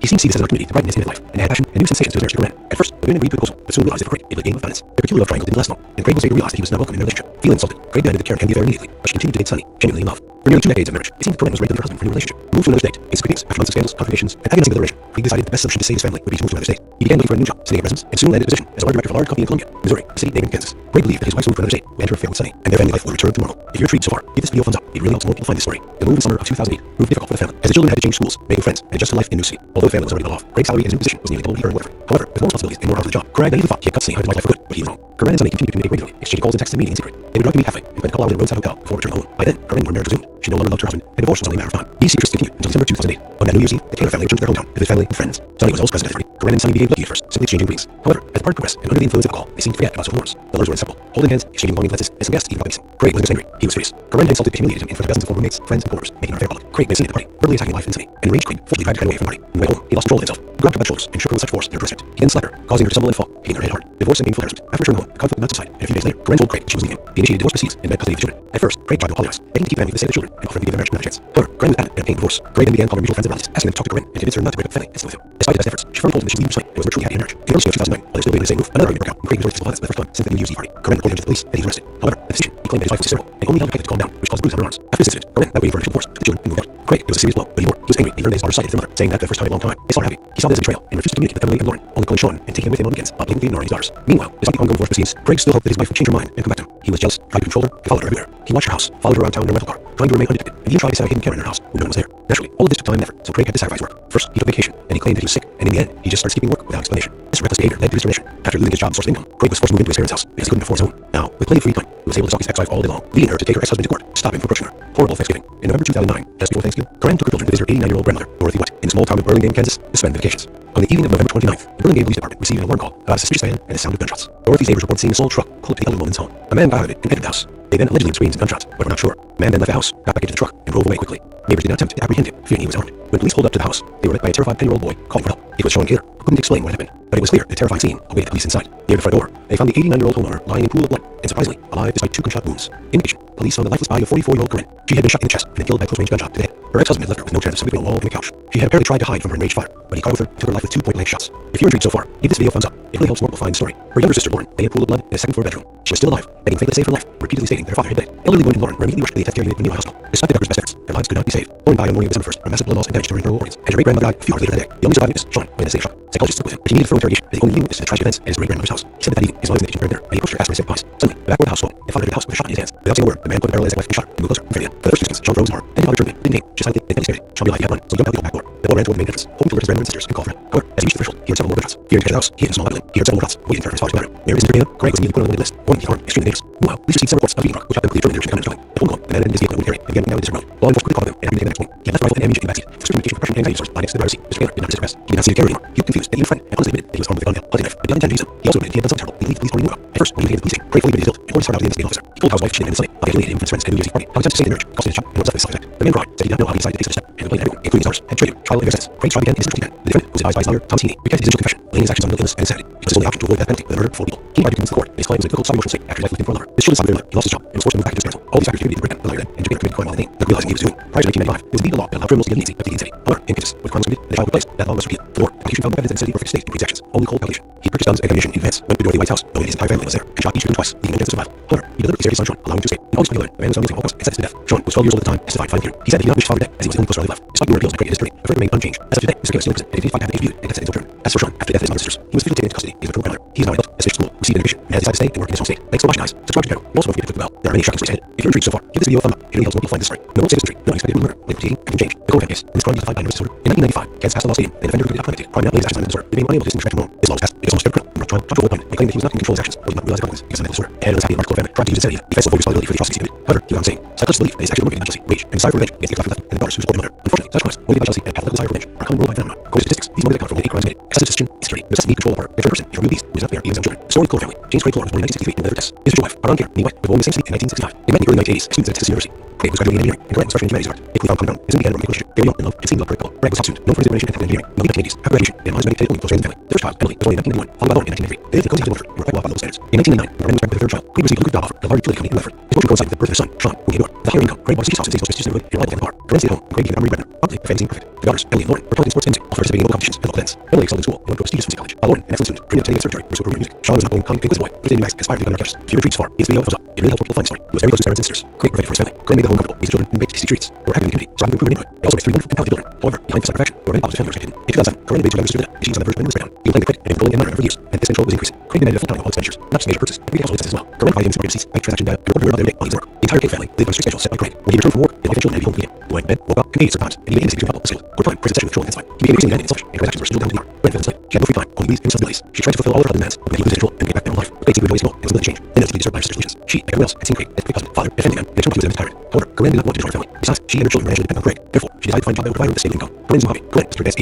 as her dad's aging children, was great social. She always did principles of nutrition, periodically followed nights, took care of herself, and enjoyed every day. Deeply for her husband, she enrolled in a local fitness club and started working out for several hours every day. It was her way of building off-steam, distracting herself, and gaining thoughts in order. She attended the gym while Craig was at work, and didn't also working out. Soon, manager of the club noticed the attractive, fit, intelligent woman. Corinne was offered to try herself as a fitness instructor with a probationary period and the possibility of a shoulder contract. The former housewife did not have a dream of such opportunity because now she will be able to continue doing what she loves and even set decent remuneration for it. Eventually, Craig found out his life's going to vision, connected to the scandal, and never would go. Surprisingly, he reacted calmly. He even seemed pleased that his wife found something to do and was operating normally. His main conditions were that she had to go when he arrived, cook meals, and not disrupt her planned life. Corinne found these conditions acceptable because now he had free direction and ability to provide for her needs without having to just pay for us and every time. We expected months in a love triangle. Soon, there was a new charter for this club in St. Louis. Corinne and Zach quickly hit off and became friends. For Corinne, who had been stay-at-home mom for many years and was unable to socialize with people outside the family, Sally became a trusted confidant. When we spent time together and worked every day, sometimes going for walks, drinking coffee, and having heart-to-heart talks. It didn't take long for their friendship to grow into something more. Naturally, he had a feeling the relationship with everyone, but in time, Corinne decided that she had to confess everything to her husband. She spent months preparing for this conversation, trying to find the right words, not knowing how to start and what the consequences might be. Eventually, she opened up to Craig. Although Craig was quite puzzled by his wife's revelation, he reacted rather calmly and did not make a scene. However, the next day, Craig stated he agreed to his relationship with Sally around the age of 8 children. Corinne was shocked by her husband's proposal and didn't know how to react to it. Nevertheless, Craig took the initiative and began going to Sally, sending her flowers and small gifts. He seemed to see this as an opportunity to write into his life and had passion and even sensations with marriage to Corinne. At first, the women agreed to this proposal, but soon realized that Craig is a game of evidence. The peculiar love triangle didn't last long, and Craig later realized he was not welcome in the relationship. Feeling insulted, Craig demanded to care and be fair immediately, but she continued to date Sally, genuine love. For nearly 2 decades of marriage, it seemed Corinne was ready to be husband for the relationship. Moved to another state, in meetings, months of scandals, competitions, and at the end of the Craig decided that the solution to save his family would be to move to another state. He began looking for a new job, studying business, and soon landed a position as a water director for a large company in Columbia, Missouri, a city neighboring Kansas. Craig believed that his wife moved from the state, but her family site, and their family life returned to normal. If you're intrigued so far, give the video a thumbs up. If you read more behind this story, the moon in summer of 2008 proved false for the family. As the children had to change schools, making friends, and just left the new city. Although the family was already well off, Craig's salary was new position was needed to earn different. However, with more responsibilities and more hours on the job, Craig never thought he could study how his wife's life good, but he was wrong. Corinne and Emily continued to communicate immediately, exchanged calls and texts to meetings. They tried to meet halfway, as a couple hours at roadside out before turning home. By then, Corinne knew her marriage was doomed. She no longer loved her husband, and divorce was on the hour of time. These secrets continued until December 2008. On that New Year's Eve, the family returned to their hometown, his family and friends, citing old residents apart. Corinne and Sally began first, simply exchanging greetings. However, as the day progressed, and under the influence of alcohol, they seemed to forget much of the words. The lovers were several, holding hands, exchanging volume glances, and some guests even confidence. Craig wasn't just angry, he was furious. Corinne had insulted, humiliated, and in front of dozens of former friends and coworkers, making their alcoholic. Craig made a scene at the party, verbally taking his wife physically. They reached Craig, forcibly dragged Corinne from the party. On the way home, he lost control of himself. He grabbed her by the shoulders and shook her with such force that it hurt her spirit. He then slapped her, causing her to stumble and fall, hitting her head hard. Divorce and painful harassment. After returning home, the public nuts of time. A few days later, Corinne told Craig that she was leaving him. She initiated full proceedings and medical custody. At first, Craig tried to apologize, begging to keep the family safe children and offering to give them marriage on the fence. However, Corinne was adamant in obtaining a divorce. Craig then began calling their mutual friends and relatives, asking them to talk to Corinne and convince them to break up the family and save them. Despite his efforts, she firmly told him she would leave Sally when they were truly happy in marriage. In early spring of 2009, while they still lived in the same roof, none of them broke up, and Craig started physical evidence for the first time since the New Year's Eve party. Corinne reported to the police and he was arrested. However, at this stage, he claimed his wife was hysterical and only after tightly calmed her down, which caused bruises on her arms. After this incident, Corinne, without being for divorce, took children and got. For Craig, it was a serious blow. Even more, he was angry when he learned his daughter's side with their mother, saying that for the first time in a long time, they saw her having. He saw this as a jail and refused to communicate family alone, calling Sean and taking him to ends while taking the money Meanwhile, despite ongoing divorce scenes, Craig still let his wife change her mind and come back to him. He just tried to control her and followed her everywhere. He watched her house, followed her around town in a rental car, trying to remain undetected, and even tried setting up in her house when no one was there. Actually, all this took time for so Craig had to sacrifice work. First, he vacation, and he claimed he was sick, and in the end, he just started skipping work without explanation. This reckless behavior led to his resignation. After losing his job and income, Craig was forced to move to his parents' house because he couldn't afford his own. Now, with plenty of free time, he was able to stalk ex-wife all day long, leading her to take her ex-husband to court to stop him from approaching her. For all Thanksgiving, November 2009, just before Thanksgiving, Corinne's children visited her 18-year-old friend, working in the small town of Burlingame, Kansas, to spend the vacations. When the evening of November 29th, Burlingame police department received a water ball by a stitch stand and sound gunshots. Both teenagers reported seeing small truck collecting in his home. A man died and entered the house. They then allegedly screams and gunshots. We're not sure. The man then left the house, got back into the truck, and drove away quickly. They was now attempt to apprehend him, fearing he's armed. When police pulled up to the house, they were met by a terrified 10-year-old boy called Will. It was Sean Keeler, who couldn't explain what happened, but it was clear that a terrifying scene awaited police inside. Near the front door, they found the 89-year-old homeowner lying at a pool of blood and surprisingly alive despite 2 gunshot wounds. In the kitchen, police found the next body of 44-year-old Corinne. He had been shot in the chest and killed by a close range shot to the head. Her husband left her with no chance of survival. The body of oldest daughter, 18-year-old Emily, laid between a wall and couch. She had apparently tried to hide from her enraged father. They caught up with her into her life with 2 point-blank shots. If you're intrigued so far, give this video a thumbs up. It really helps more people find the story. Her younger sister, Lauren, lay in a pool of blood in a sick bedroom. She was still alive, begging Faye to save her life and repeatedly stating their father had died. The elderly woman and Lauren were immediately rushed to the intensive care unit of the hospital. Despite the doctor's best efforts, lives could not be saved. Lauren died on the morning of December 1st from massive blood loss and damage to her internal organs, and her great-grandmother died a few hours later that day. The only surviving witness, John, was in state shock. Psychologists spoke with him, but he needed thorough interrogation and only didn't the tragic events and great-grandmother's house. He said that evening, his mother was in the kitchen with her there, and he approached her, asked for his favorite advice. Suddenly, the back door of the house swung open, and the father's house with a shotgun in his hands. Without saying a word, the man pointed barrel at his ex-wife and shot. They moved closer and fired again. For the first few seconds, Sean froze in horror. His father turned him, didn't aim, just silently and met his stand. Sean realized he had to run, so he jumped out the back door. The boy ran to the main entrance, hoping to alert his grandmother and sisters and call for help. However, as he reached the threshold, he heard several more gunshots. Fearing to enter the house, he hid in a small building. He heard several more shots. and waited there for a stop in the bathroom. Where is Mr. Kim? Craig was immediately on the news, warning he was armed and extremely dangerous. Meanwhile, police received several reports of speeding talk, which helped conclude the German merchant gunman traveling. At 1 o'clock, the man had his vehicle in a wooded area and began walking down a deserted road. Law enforcement quickly caught up with him and apprehended him the next morning. He had left a rifle and ammunition in the backseat, with extreme medication for depression, anxiety disorders, bias to the virus. Mr. Kim did not resist arrest. He wasn't care anymore. He looked confused and even in front, and possibly admitted he was armed with a gun and a hunting knife, but did not intend to use it. He also admitted he had been something terrible, and he believed the police already knew about it. First, when he was saved at the police station, Craig fully admitted his guilt and poured hard out to the investigating officer. He told how his wife had cheated and was saying, "I had humiliated him in front of his friends and the music party. How he had to his marriage because his job and was left in self-respect." The man cried, said he did not know he had decided to diss his and blame anyone. Doing his orders and betrayed him. Trial and fair sentence. Craig's trial began in December 10. The defendant, who was advised by his lawyer, Tom Sweeney, recanted his confession, laying actions on illness and insanity. But his only action proved him under fully. He went back to the court. His life was in a default psychological state after his life left him for His only side of the lawyer, he lost his job and was forced to move back into his parents' home. All of these facts contributed to the breakdown, the lawyer said, and Mr. Kim committed the crime all the same, not realizing what he was doing. Prior to 1995, it was legal law that allowed criminals to get means by plea insanity. However, in Texas, the crimes committed and the trial place, that law was sealed. Furthermore, the prosecution found no evidence of insanity or fixed state actions, only cold calculation. He purchased guns and ammunition in advance, went to the house, knowing his entire family was there, and shot each of them twice, leaving him chance survival. However, he deliberately spared his son Ron, allowing him to escape. In August 2011, the man was found guilty of all counts and sentenced to death. Sean, who was 12 years old at the time, testified to the finding. He said that he did not wish his father dead, as he was the only close child left. Despite numerous appeals to create his race, the verdict remained unchanged. As of today, Mr. Kim is still open, and continues to fight to have case reviewed and the sentence overturned. As for John, after the death of his mother and sisters, he was officially convicted by his internal grandmother. He is now an adult, has finished school, received an education, and has decided to stay and work in his own state. Thanks for watching, guys. Subscribe to the channel, and also don't forget to click the bell. There are many shocking stories ahead. If you're intrigued so far, give this video a thumbs up. It really helps more people find this story. In the world of citizenry, no one expected a brutal murder, but in 2018, everything changed. The Cole family case, in this crime justified by nervous disorder. In 1995, Kansas passed a law stating that offender who committed a crime crime did not blaze action on mental disorder, they made him unable to distinguish right from wrong. This law was passed because most every criminal, when on trial, tried to avoid punishment, claiming that he could not control his actions or did not realize the consequences because of mental disorder. Head of the unhappy Large family tried to use insanity as a fiscal responsibility for the atrocities he committed. However, he was found insane. Psychologists believe that his actions were motivated by jealousy, rage, and a desire for revenge against the ex-wife who left him and the daughters who supported their mother. Unfortunately, some crimes motivated by jealousy and a pathological desire for revenge are a common worldwide phenomenon. According to statistics, people account for crimes committed, excessive suspicion, insecurity, and necessity to control a partner. If a person, even obese, who does not spare even his own children. Story of the Cole family. James Craig Lawrence was born in 1963 in Leavenworth, Texas. His future wife, Carmen Taylor, and White, was born in the same state in 1965. They met in the early 1980s at Texas University. Craig was graduating engineering and Grant was returning to the Humanities Department. They quickly felt common ground and soon began a romantic relationship. They were young, in love, and seemed like a perfect couple. Grant was out soon, known for his determination and talent in engineering. In the late 1980s, after graduation, they had months waiting to take home close friends and family. Their first child, Willie, was born in 1991, followed by one in 1993. They lived in a cozy house in Wilford and were qualified local centers. In 1999, when Grant committed their third child, Craig received a good child and a large lake in Wilford. His social goals for his son, Sean, who was born. A higher income, Craig lost his house as he was most neighborhood and reliable from the car. Grant stayed at home, and Craig became primary breadwinner. Outwardly, fantasy perfect. The daughters, Emily and Lauren, were talented in sports and music, also participating in local competitions and events. Emily excelled in school and went to Prestige Pharmacy College, while Lauren, an excellent student, being an independent secretary to pursue career music. Sean was outgoing, kind, and inquisitive, like interested in Max, aspiring to become an artist. They were intrigued so far. If the video thumbs up, it really helps more people find this story. He was very close to his parents and sisters. Craig provided for his family. Grant made them uncomfortable, raised children, and met streets. They were active in the community, striving to improve the neighborhood. They also raised three wonderful and talented children. However, behind this side of perfection were many problems his family was facing. In 2007, Grant dated to a young sister Linda, and she was on the verge of going to the breakdown. She claimed that Craig had been controlling and murdering her for years, and that this control was increasing. Craig made a full accounting of all his stages, not just mere Craig had household expenses as well. Grant provided him with market receipts and transaction data, and reported every day while he did work. The entire Taylor family lived on a schedule set by Craig. When he returned from work, his wife and children had no freedom. They went to bed, go up, and ate at certain times, and he needed to the couple was scheduled. Over time, Craig's obsession with control intensified. He became increasingly demanding and selfish, and her actions were scheduled down to an hour. Grant felt enslaved. She had no free time, only duties and responsibilities. She tried to fulfill all of husband's demands, hoping he would lose his role and make it back to normal life. But Craig seemed to enjoy his control and was unwilling to change, and noticed he disturbed our sister's relations. She, like everyone else, had seen Craig as a perfect husband, father, and family man, and every now he was best tyrant. However, Grant not wanted to destroy her family. Besides, she and her children would eventually depend on Craig. Therefore, she decided to find a job that would provide her with safe income. Her resume copy. Grant, despite her advanced age and future, was in big physical shape. She always adhered to principles of good nutrition, periodically followed diets, took care of herself, and went jogging every day. Secretly for her husband, she enrolled in a local fitness club, where she started working out for some hours every day. It was her way of blowing off steam, distracting herself, and getting thoughts in order. He attended the gym while Craig was at work, and noticed her working out. Soon, the mention of the sport club, nobody attracted, fit, intelligent woman. Grant offered to try herself as fitness, and struggled with probationary period, and possibility with a labor contract. The former wife, could not have dreamed of ability, because now he would be able to continue, which loves, and he received decent remuneration for it. Eventually, Craig found out his wife was going to the gym. Grant expected still, and their husband would be there well, but surprisingly, he began calmly. He even seemed pleased that his wife had found something to do, and was not running her own way. His only condition was that she had to be home eating alive, cook meals, and not disrupt the things of his life. Grant found these changes acceptable, because now she had free knowledge, the ability to lie, her own needs, but having adjusted to her husband and the she spent, unexpected romance and love struggle. Soon, there was a new starter at the club, and Sunny Rice. Grant and Zeke quickly off and became friends. For Corinne, who had been stay-at-home mom for many years, and was unable to socialize with people outside the family, Sunny became a trusted confidant. They would spend time together every day, sometimes go to walks, drinking coffee, and having heartfelt talks. It didn't take long for friendship growing something more. Naturally, he had feelings and relation from everyone. But in time, Corinne decided that he had to be fascinated with her husband. She had once prepared for the conversation, trying to find out words, but no one upset, and plus points eventually, she contacted Craig. Although Craig was puzzled by his revolution, he reacted calmly and did not make a scene. However, the next day, Craig stated he agreed to his relationship with Sunny, rather than he didn't know. Corinne was shocked by his husband's proposal and didn't know how to react to it. Nevertheless, Craig took in flowers and small gifts. He seemed to see this opportunity to make his life, and had passion and new sensations to his marriage to Grant. At first, the women agreed with his proposal, but soon realized that Craig was a name of dominance. Their truly love triangle didn't last long, and Craig's made reality was not welcome in their relationship. Feeling insulted, Craig demanded that their enemy fair immediately, and she continued to date Sunny, genuinely in love. After nearly 2 decades of marriage, it seemed Grant was ready to be a relationship. Moved from another state, and seek meetings, and months of scandals, complications, agonizing liberation, Craig decided that the best solution to save his family would be to move to another state. He began looking for a new job, staying presence, and soon led a position as a water director for a large company in Columbia, Missouri, a city neighboring Kansas. Craig believed that his wife's move to another state would interfere in the state, and their family life would return to normal. If you're intrigued so far, give this video a thumbs up. It really helps more people find this story. The move in summer of 2008 proved difficult for the family, as the children had to change schools, make friends, and adjust to life in the new city. Although the family already law, Craig's salary as a musician was made double the effort. However, with no responsibilities and no hours on the job, Grant naively thought he had got to see how his wife for good, but he was wrong. Grant and Sunny continued to communicate regularly, exchanging calls and texts and meetings. They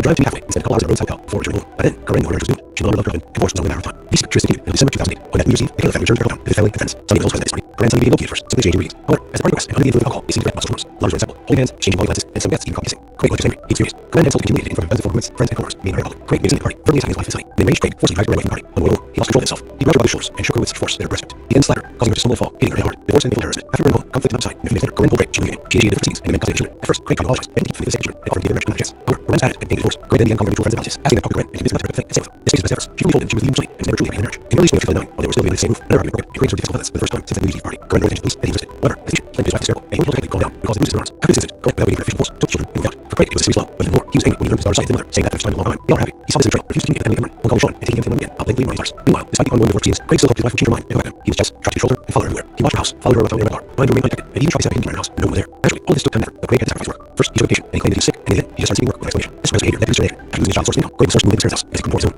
Now, with plenty of free time, he was able to stalk his ex-wife all day long, beating her, take her ex-husband to court to stop him from approaching her. Horrible Thanksgiving. In November 2009, before Thanksgiving, Corinne grew children with her 89-year-old grandmother, Dorothy Walt, in the small town of Burlingame, Kansas, distant vacations. On the evening of November 29th, Burlingame Police Department received a phone call about a 60-man in his own house. Dorothy entered one seen small truck collecting other one's home. A man got out of it, entered the house. The man allegedly retained an address, weren't sure. The man then left the house, got back in the truck, drove away quickly. It did not attempt to apprehend him, fearing he was armed. When police pulled up the house, they were by a terrified 10-year-old boy, calling for help. He was shown a killer, who couldn't explain what happened. But it was clear the terrified scene waited the police inside. Near the front door, they found the 89-year-old homeowner lying in a pool of blood and surprisingly alive despite 2 gunshot wounds. In the kitchen, police found the latest body of 44-year-old woman. She had been shot in the chest, then killed by blood-stained flesh to the head. Her ex-husband left her with unprotected spinal. The body of her oldest daughter, 18-year-old Emily, lay between a wall and a couch. She had apparently tried to hide from her enraged father, but he caught up with her and took her life with 2 point-blank shots. If you're intrigued so far, give this video a thumbs up. It really helps more people find this story. Her younger sister Lauren lay in a pool of blood in a second-floor bedroom. She was still alive, being fairly safe for life, and repeatedly saying their father had died. The elderly woman and Lauren were immediately rushed to the invested hospital. Despite doctors' efforts, their lives could not be saved. Lauren died on the December 1st from massive blood loss and damage to her organs, and her great-grandmother died a few hours later that day. The only surviving witness, Sean, was in state shock. Psychologists spoke with him, but he needed further interrogation as he only didn't miss the tragic events and great-grandmother's house. He said that that evening, his mother was in the kitchen preparing dinner, and he approached her asking for saved pies. Suddenly, the back door house swung open, and father entered the house with a shotgun in his hands. Without saying a word, the man quickly barreled his ex-wife Shire, moved closer, and fired again. For the first few seconds, Sean froze in horror. Then his father again, didn't aim, just silently and instantly stared at him. Sean realized he had to run, so he shot the door. The boy ran for the main entrance. Hope alerted his grandmother and sisters and called for help. However, as he reached the threshold, he heard several more gunshots. Fearing to enter the house, he hid in a small building. He heard several more shots, and immediately responded to the bathroom. Where his sister came, Craig immediately put on the list, warning that he was armed and extremely dangerous. Meanwhile, police received several reports of a steam truck with up quickly turning direction gun and Australia. Come on, the man abandoned his vehicle in the area, began walking down the district road. Law enforcement quickly caught up with him and apprehended him the next morning. He had left rifle and ammunition in the backseat, with prescription medication for reduction of anxiety disorders lying next to the driver's seat. This killer did not resist arrest. He didn't seem to care anymore. He was confused, and frightened, and both admitted he was armed with a gun, knife, but not intended to use them. He also admitted he had done something terrible, and he believed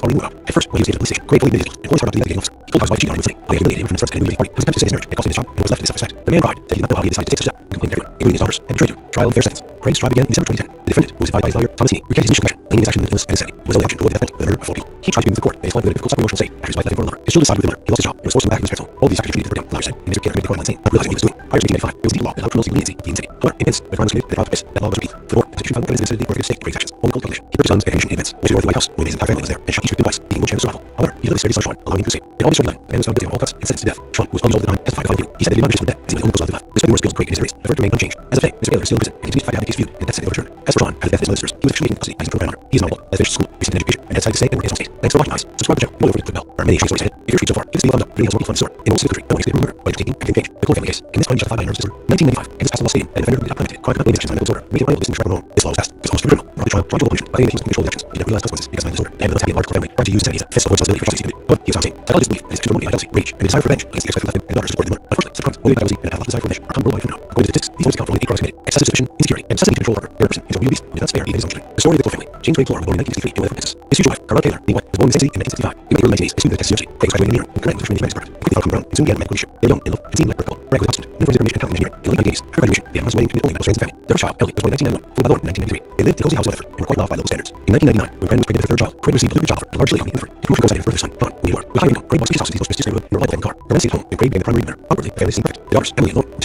competitions and all events. Emily excelled in school and went to a prestigious college, while Lauren, an excellent student, proved to be a surgery and career music. John was an outgoing, kind, and inquisitive boy, interested in mags and aspiring to become an architect. If you're intrigued so far, give this video a thumbs up. It really helps more people find the story. He was very close to his parents and sisters. Craig provided for his family, provided home couple, raised children, and tasty treats. They were acting community, striving to improve their They also raised 3 wonderful, talented children. However, behind this side of profession, there were many problems his family was having. In 2007, Corinne needed to realize that she lived her time in breakdown. She proclaimed Craig had been controlling her for years, and that the sexual was increased. Craig demanded full-time in all his stages, not just major purchases. Every household status as well. Corinne provided him with supermarket receipts, high transaction data, and reported her about every day on his work. The entire Taylor family lived a strict schedule set by Craig. When he approved work, so I could learn and be able to meet him. They went to bed, woke up, ate at certain times, and even seeking to couple the schedule. Overall, Craig's sexually controlled the divide. He became clean, demanding, selfish. Corinne's actions were scheduled by the hour. Corinne felt enslaved. She had no free time, only duties and responsibilities. She tried to fulfill all her husband's demands, hoping that he would stay stable and get back to normal life. But Craig seemed to enjoy his role and was unwilling to change. Linda was deeply disturbed by her sister's relations. She, like everyone else, had seen Craig as a perfect husband, father, and family man, and had turned out he was a domestic tyrant. However, Corinne did not want to destroy the family. Besides, she and her children were financially indebted and Craig.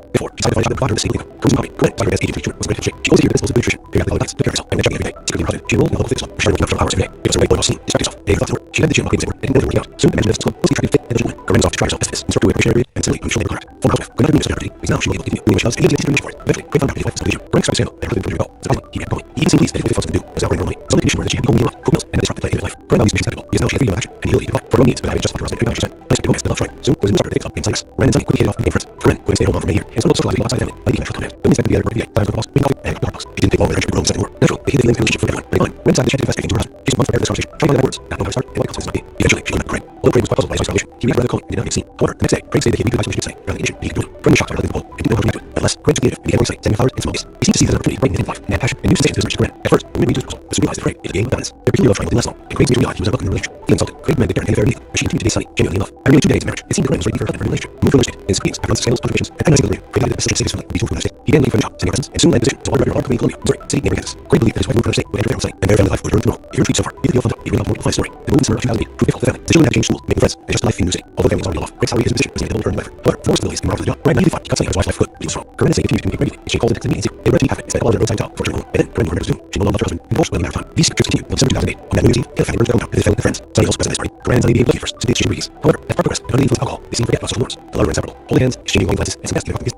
Craig wasn't just angry, he was furious. Corinne had insulted and humiliated in front of dozens of former friends and coworkers, ignorant of all. Craig missed the party, verbally attacking his wife in sight, and reached Craig, forcibly dragged her away from the party. On the way home, he lost control of himself. He grabbed her by the shoulders, shook her with such force that her wrist ripped. He then slapped her, causing her to stumble and fall, hitting her head hard. Divorce and embarrassment. After returning home, the conflict did not subside, and a few days later, Corinne told Craig that she was leaving him. She initiated the proceedings and then sending the children. At first, Craig tried to apologize, begging to keep the family for the sake of the children, and offered to give their marriage another chance. However, Corinne was adamant and obtained a divorce. Craig then began calling her mutual friends and relatives, saying that to talk to Corinne and convinced her not to break the family and stay with him. Despite his efforts, she firmly told him that she was leaving her site and was never truly happy in their marriage. In early spring 2009, while they were still living under the same roof, another argument broke out, and Craig was defensive for the first time since the New Year's Eve party. Corinne reported him to the police, and he was arrested. However, at the station, he claimed that his wife was hysterical, and he only held her quickly to calm her down, with all the bruises in her arms. After this incident, Corinne, now waiting for divorce, children, and moved out. For Craig, it was a serious law. Even more, he was angry when he heard his daughter's side of the family, saying that for the first time in a long time, his daughter happy. He saw this as a betrayal, and refused to communicate with him anymore. Only Sean, and he came with him weekends, blaming him for his daughters. Meanwhile, despite ongoing divorce proceedings, Craig still hoped his wife would change her mind and go back to him. He was jealous, trashed, controlled her, and followed her everywhere. He watched her house, followed her around in the car, trying to remain undetected, and even tried to set up a hidden camera in her house, but no one there. Eventually, all this took time and effort, so Craig had to sacrifice work. First to vacation, and he claimed he was sick, and in the end, he just started doing work without explanation. This was behavior led to his termination. After losing his job in sports income, Craig was forced to move to his parents' house, and he couldn't afford his own. Now, with plenty of free time, he was able to talk to his ex-wife all day long, beating her to take her car, stopping from approaching her. Horrible family meeting. November 2009, as he collected, Corinne took children to visit her 89-year-old grandmother, Dorothy White, in small town Birmingham, Kansas, to spend the vacations. On the evening of November 29th, the Birmingham police department received a phone call about a sister stand as someone in the house. Dorothy's neighbors had seen a small truck clubbed without leaving his home. A man got out of it and entered the house. They then allegedly were seen in untrusts, but were not sure. The man then left the house, backed into the truck, and rolled away quickly. Neighbors united to apprehend him, fearing he was armed. When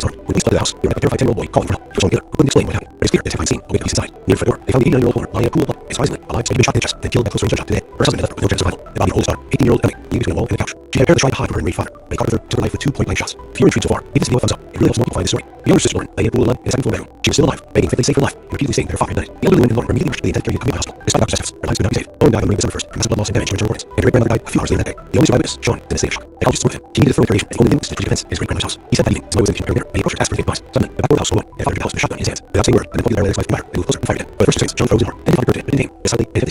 Sean realized he had run, so he jumped out the open back door. The boy ran toward the main entrance, hoping to alert his grandmother and sisters and call for help. However, as he reached the threshold, he heard some more shots. Fearing to get to the house, he had a small opening. He heard someone thoughts when he didn't care for his father to come through. Where is the killer? Craig was able to put on one list, more than harm, and extremely dangerous. Meanwhile, police received several reports of a truck, shot them quickly turning in the direction of the struggling. At one moment, the man abandoned his vehicle and moved the camera, and began walking out into the road. Law enforcement quickly caught him and apprehended him next morning. He had left rifle and ammunition in the backseat, and pursuing medication progression and anxiety disorders lying next to the rear seat. Mr. Taylor, now just he did not seem to care anymore. He looked confused and even frightened, and honestly admitted that he was armed with a gun and hunting knife, but did not intend to use them. He also admitted that he had done something terrible, but he believed the police already knew about. At first, when he was in the police station, Craig fled into his guilt and 45 out of the investigating office. He told his wife he cheated on him in the sleep. They humiliated him for his friend and New Year's Eve party, and his substance to save marriage and cost his job and what was left of his suspect. The man cried, said he did not know how he decided to take such a step, and complained to everyone, including his daughters and traitor. Trial confessions. Craig's trial began in December 2010. The defendant, who advised by his lawyer, Thomas Heaney, vented his initial confession, laying his actions on mental illness and insanity. It was his only option to avoid the death penalty for the murder of 4 people. He tried to convince the court that his client was in a vehicle suffering from state after his wife left him for another. His children sided with him. He lost his job and forced him back to his parents' home. All of the factors contributed to the breakdown, the lawyer said, and his gain crime while on the scene, not realizing what he was doing.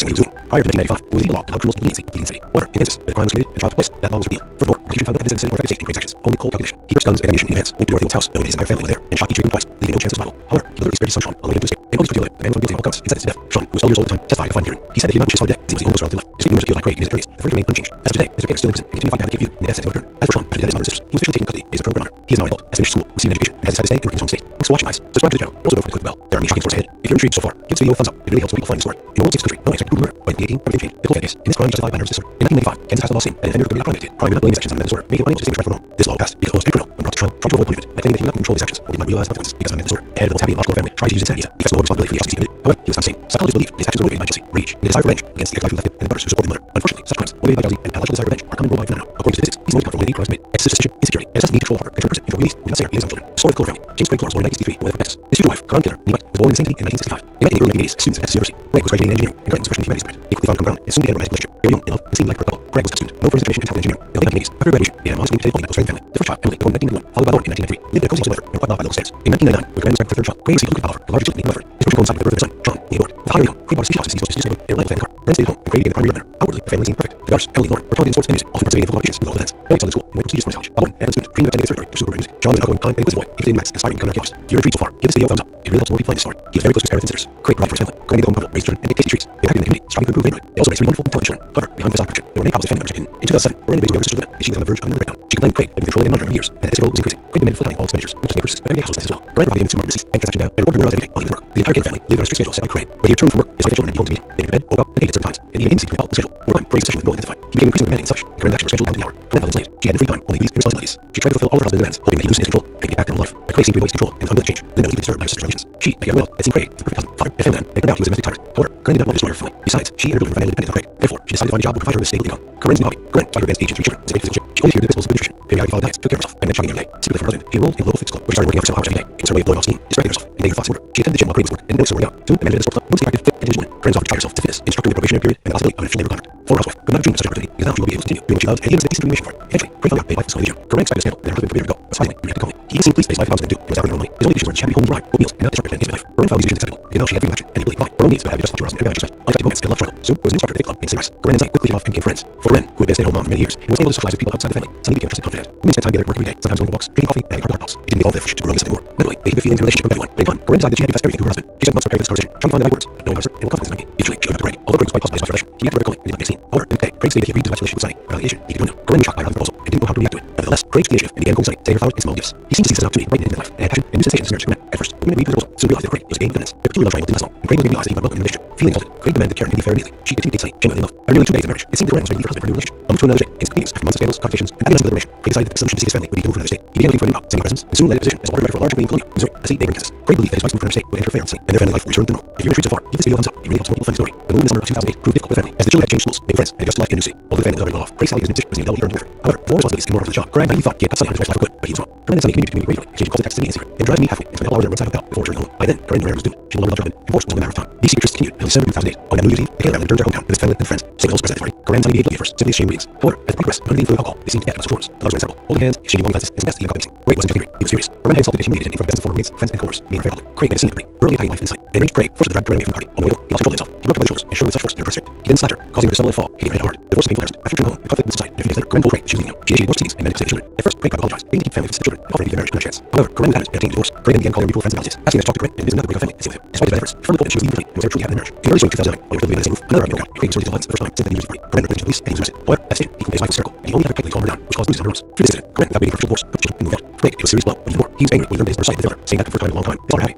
He saw this as betrayal and refused to engage with family anymore, only calling Sean and taking him with him weekends, hugging the others. Meanwhile, despite all the divorce proceedings, Craig still hoped that his wife would change on and come back to him. He was jealous, tried to control her and followed her everywhere. He watched her house, followed her around town in a car, trying to remain undetected, and he tried to set up a camera in her house, but no one was there. Eventually, all of this took time and effort, so Craig had sacrificed work. First, he took vacation, and claimed that he was sick, and again, he started seeking work without explanation. This reckless behavior led to discrimination. After losing his job as source of income, Craig was forced to move into his parents' house because he couldn't afford his own. Now, with plenty of free time, he was able to stalk his ex-wife all day long, leading her to take her husband to court, stopping from approaching her. Horrible Thanksgiving. November 2009, just before Thanksgiving, Corinne took her children to visit her 89-year-old grandmother, Dorothy White, in small town Burlingame, Kansas, to spend the vacations. On the evening of November 29th, Burlingame Police Department received a alarm call about suspicious sign and some gunshots. Dorothy's neighbors were seeing a small truck pull up to the elderly woman's home. A man got out of it and entered the house. They then allegedly screamed gunshots, but were not sure. The man then left the house, got back in the truck, and drove away quickly. They were to apprehend him, fearing he was armed. When police pulled up the house, they were met by a terrified 10-year-old boy called for help. It was Sean Taylor, who couldn't claim what happened, but it was clear the terrifying scene awaited police inside. Near the front door, they found the 89-year-old homeowner lying in a pool of blood, as presently alive despite 2 gunshot wounds. In the kitchen, police found the left side of 44-year-old Corinne. She had shot in the chest, then killed by close range gunshot to death. Her husband had left with gunshots vital. The body of her oldest daughter, 18-year-old Emily, lay near the wall and couch. She had apparently tried to hide from her enraged father, but caught up with her and took her life with 2 pointed shots. If you're intrigued so far, give this video a thumbs up. It really helps more people find the story. Her younger sister Lauren lay in a pool of blood in a second-floor bedroom. She was still alive, begging for to save her life, and repeatedly stating their father had died. The elderly woman and Lauren were immediately rushed to the intensive care unit at the hospital. Despite doctors' efforts, their lives couldn't be saved. Lauren died on November 1st from massive blood loss and damage to her organs, and her great-grandmother died a few hours later that day. The only surviving witness, Sean, was in a state of shock. Psychologists worked with him. He needed a thorough interrogation as the only witness to try his best at his great-grandmother's house. He said that evening his mind's station prepared the electric asked for state advice. Suddenly, the back of the house rolled away, and father entered the house with a shotgun in his hands. Without saying a word, the man put the barrel as his wife and shot her, then closer and fired again. But after a few seconds, Sean froze in horror. Then he saw her turn to him, didn't aim, as silently and stared at him. Sean realized he had to run, so he jumped out the back door. The boy ran toward the main entrance, hoping to alert his grandmother and sisters and call for help. However, as he reached the threshold, he heard several more gunshots. Fearing to enter the house, he hid in a small building. He heard several shots and waited for his father's bathroom. Where is Mr. Caleb? Craig was immediately put on the list, warning that he was armed and extremely dangerous. Meanwhile, police received several reports of speed drop, which then quickly drove in the direction of driving. At one point, the man abandoned his vehicle in a wooded area and began walking down the deserted road. Law enforcement quickly found him and apprehended him next morning. He had left a rifle and ammunition in the backseat. Description making from Russian gang source. I asked Darcy, Mr. Caleb did not possess. He did not see the anymore. He was confused. He was frightened. He also admitted that he was armed with a gun and a hunting knife, but did not intend to use it. He also admitted he had done something terrible he believed the police already knew about. At first, he was taken to the police station. Craig fully admitted his guilt and poured out to the investigating officer. He told how his wife cheated him in the city. They had humiliated him from his friends and New Year's Eve party. He attempted to save marriage and cost him a job and was left with self-respect. The man cried, said he did not know how he decided to take such a step, and claimed that everyone, including his daughters, appreciated him. Trial of instance. Craig trial then innocently dead. The defendant, who was advised by his lawyer, Thomas Heaney, repeated his description when he was accused of mental illness and insanity. He was so passionate to avoid the death penalty, but murdered 4 people. He tried to convince the court that his wife was in a difficult psycho-emotional state after his for mother. His children sided with the mother. He was stood up and was forced to go back into his parents' home. All these factors contributed to the breakdown, the lawyer said, and Mr. Taylor committed crime on the name, not realizing what he was doing. Prior to 1995, he was leading the law about criminal safety and leniency of the insanity. However, in this, the crime was committed, the trial took place, and the law was healed. Furthermore, prosecution found no evidence of insanity or effective state in Craig's actions. Only cold calculation. He purchased guns and ammunition in advance, went to Dorothy White's house, knowing his entire family was there, and shot each victim twice, leaving no chance of survival. However, he deliberately spared his son Sean, allowing him to escape. They always told him the man was found guilty on all counts and sentenced to death. Sean, who was 12 years old at the time, testified at the final hearing. He said that he did not wish his father dead, since he was the only close relative left.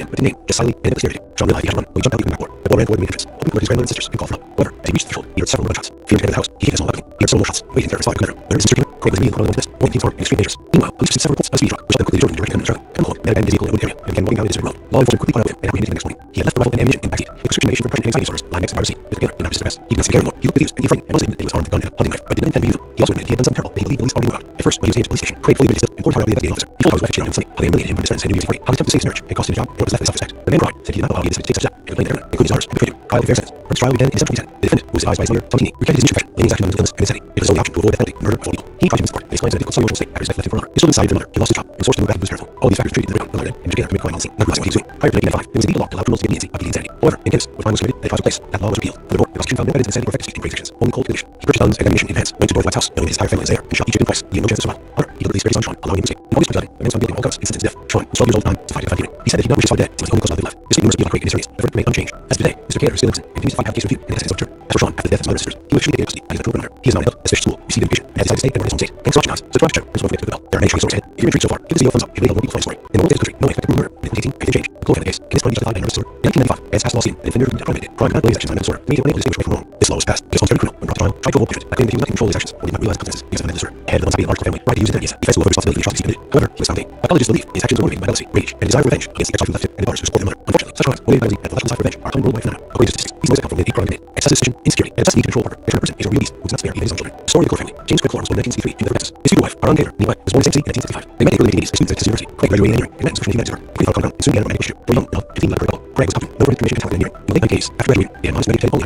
Their first child, Emily, was born in 1991, followed by Lauren in 1993. They lived in a cozy house, however, and were quite well at local standards. In 1999, when Corinne was granted the third child, Craig received a lucrative job offer at a large utility company. However, his promotion coincided with the birth of his son, Sean, in the award. The higher Craig lost his house as he was sustainably and reliable from the car. Corinne stayed home, and Craig became primary breadwinner. Overly, family seemed perfect. The daughters, Emily and Lauren, were talented in sports and music, often participating in competitions involved events. Emily excelled in school and went to a prestigious Harvard college, while Lauren, an excellent student, dreamed of ending a very pursuit of learning. Sean was outgoing, kind, and inquisitive boy, interested in maths, and aspiring to become an archaeologist. If you're intrigued so far, give this video a thumbs up. It really helps more people find this story. He was very close to his parents and sisters. Craig provided for his family. When they grew comfortable, raised children, and made tasty treats. They were active in the community, striving to improve their neighborhood. They also raised three wonderful and passive children. However, behind this opportunity, there were many problems the family was facing. In 2007, Corinne did understand Linda, she was on the verge of despair. She looked at Craig, had been controlling under for years, and this control was increasing. Craig demanded full account of all expenses, not just major business. Every day household expenses as well. Corinne providing with supermarket receipts and transacting data, and recorded her every day while he was at work. The entire Cater family lived by a strict schedule set by Craig. When he returned from work, his wife and children home with him. They went to bed, woke up, and ate at certain times. He maintained this couple of schedule. Over time, Craig's obsession with control intensified. He became increasingly demanding in his fashion, and Corinne's actions were scheduled down to the hour. Corinne felt enslaved. She had no free time, home duties, and responsibilities. She tried to fulfill all her husband's demands, only to lose control and get back to their old life. Craig seemed to enjoy his control and was willing to change. Then there was deep disturbed of sisters' relations. She, like everyone else, had seen Craig as a predicament, father, and family man, and they turned out to live domestic tyrants. However, Corinne did not want to start her family. Besides, she and her children were financially dependent on Craig. Therefore, she decided to find a job in order to stay income. Corinne's new height. Corinne, despite her age and children, was in great physical shape. She always adhered to the principles of nutrition. Periodically followed diets, took care of herself, and went jogging every day. Secretly for her husband, she enrolled in a local fitness club, where she started working out for several hours every day. It was her way of blowing off steam, distracting herself, and getting her thoughts in order. She attended the gym while Craig was at work, and didn't notice her working out. Soon, the management of this club was attracted to intelligent women. Corinne was off to try herself as a fitness, instrument with probationary period, and the possibility of an official labor contract. Former housewife, who had a dream of such an opportunity, is now she would be able to continue. Women he loves, and he was making some animation for. Eventually, he found out that his wife was going to the gym. Corinne back to his and they were hardly go. But finally, he kept going. He even seemed pleased that his wife thought something to do. He was out running normally. His only condition was she had to be home with her, cook meals, and not disrupt her planning of her life. Corinne fully changed his temple, because now she had freedom of action and the ability to provide for her own needs without having to justify her and every bound she spent. Unexpected illness and health struggle soon was in the struggle with its being race. Corinne and Sonny quickly off became friends. For men who had stayed home mom for many years, he was unable to socialize with people outside the family. Sonny became a trusted confidant. Then they spent time together at work every day, sometimes going for walks, drinking coffee, and hanging out to hard talks. It didn't take long for their friendship growing into something more. Naturally, they hid their feelings and relationships from everyone. At a time, Corinne decided she had to investigate her husband. She spent months preparing for this conversation, trying to find the right words, not knowing how to start and what the consequences might be. Eventually, she opened up to Craig. Although Craig was quite puzzled at his wife's solution, he reacted rather calmly and did not make a scene. However, the next day, Craig stated that he viewed his wife's relationship with Sonny, without condition, and he joined them. Corinne was shocked by her husband's proposal and didn't know how to react to it. Nevertheless, Craig took the initiative and began going to Sonny, sending flowers and some gifts. He seemed to set up a pretty right in his midlife and had passion and new sensations to Corinne. At first, Corinne didn't view the proposal, soon realized that Craig was gaining dominance. Their true love triangle lasted long, and Craig was beginning to realize that he was not welcome in the relationship. Feeling exhausted, Craig demanded Karen and Fair neatly. She continued to get Sonny and in love. After nearly 2 decades of marriage, it seemed Corinne was ready for a new relationship. A move to another state and seek peace after months of scandals, contradictions, and agonizing liberation. Craig decided that best such a state family needs to move to another state. He began looking for a new job, saving absence, and soon in a position that would for a large company in Columbia, Missouri, a city neighboring Kansas. Could believe that his wife moved to another state and enter a family and their family life would return to normal. If you're intrigued so far, give this video a thumbs up. It really helps more people find this story. Moved in the summer of 2008, proved difficult for the family, as children had to change schools, make new friends, and adjust to life in a new city. Although family was already well off, Craig's salary and his position was nearly double he earned in effort. However, for more responsibilities and more hours on the clock, Craig naively thought he had custody of his wife's life for good, but he was wrong. Corinne and Sonny continued to communicate regularly, exchanging call and text to me in secret. They would drive me halfway and spend hours at a roadside hotel before returning home. And then, from one Zoom, she no longer loved her husband, and divorce was only a matter of time. These secrets continued until December 2008, when on New Year's Eve, the Taylor family returned to hometown to visit family and friends. Sonny was also present at this party. Corinne and Sonny gave blood gifts to exchange greetings. However, as party progressed and under the influence of alcohol, they seemed to forget about the norms. The lovers were inseparable, holding hands, exchanging longing glances, some guests and coffee. Craig was just angry, even furious. Corinne exulted and humiliated for dozens of former mates, friends, and coworkers, made her fair public. Craig instantly departed, verbalizing his life in Sonny, and rage bait forcibly dragged her away from the party. When he lost control of himself, he grabbed her by the shoulders and shook her with such force that her breast ripped. He then slapped her, causing her to stumble and fall, hitting her head hard. The force of pain passions. After returning home, conflict with outside,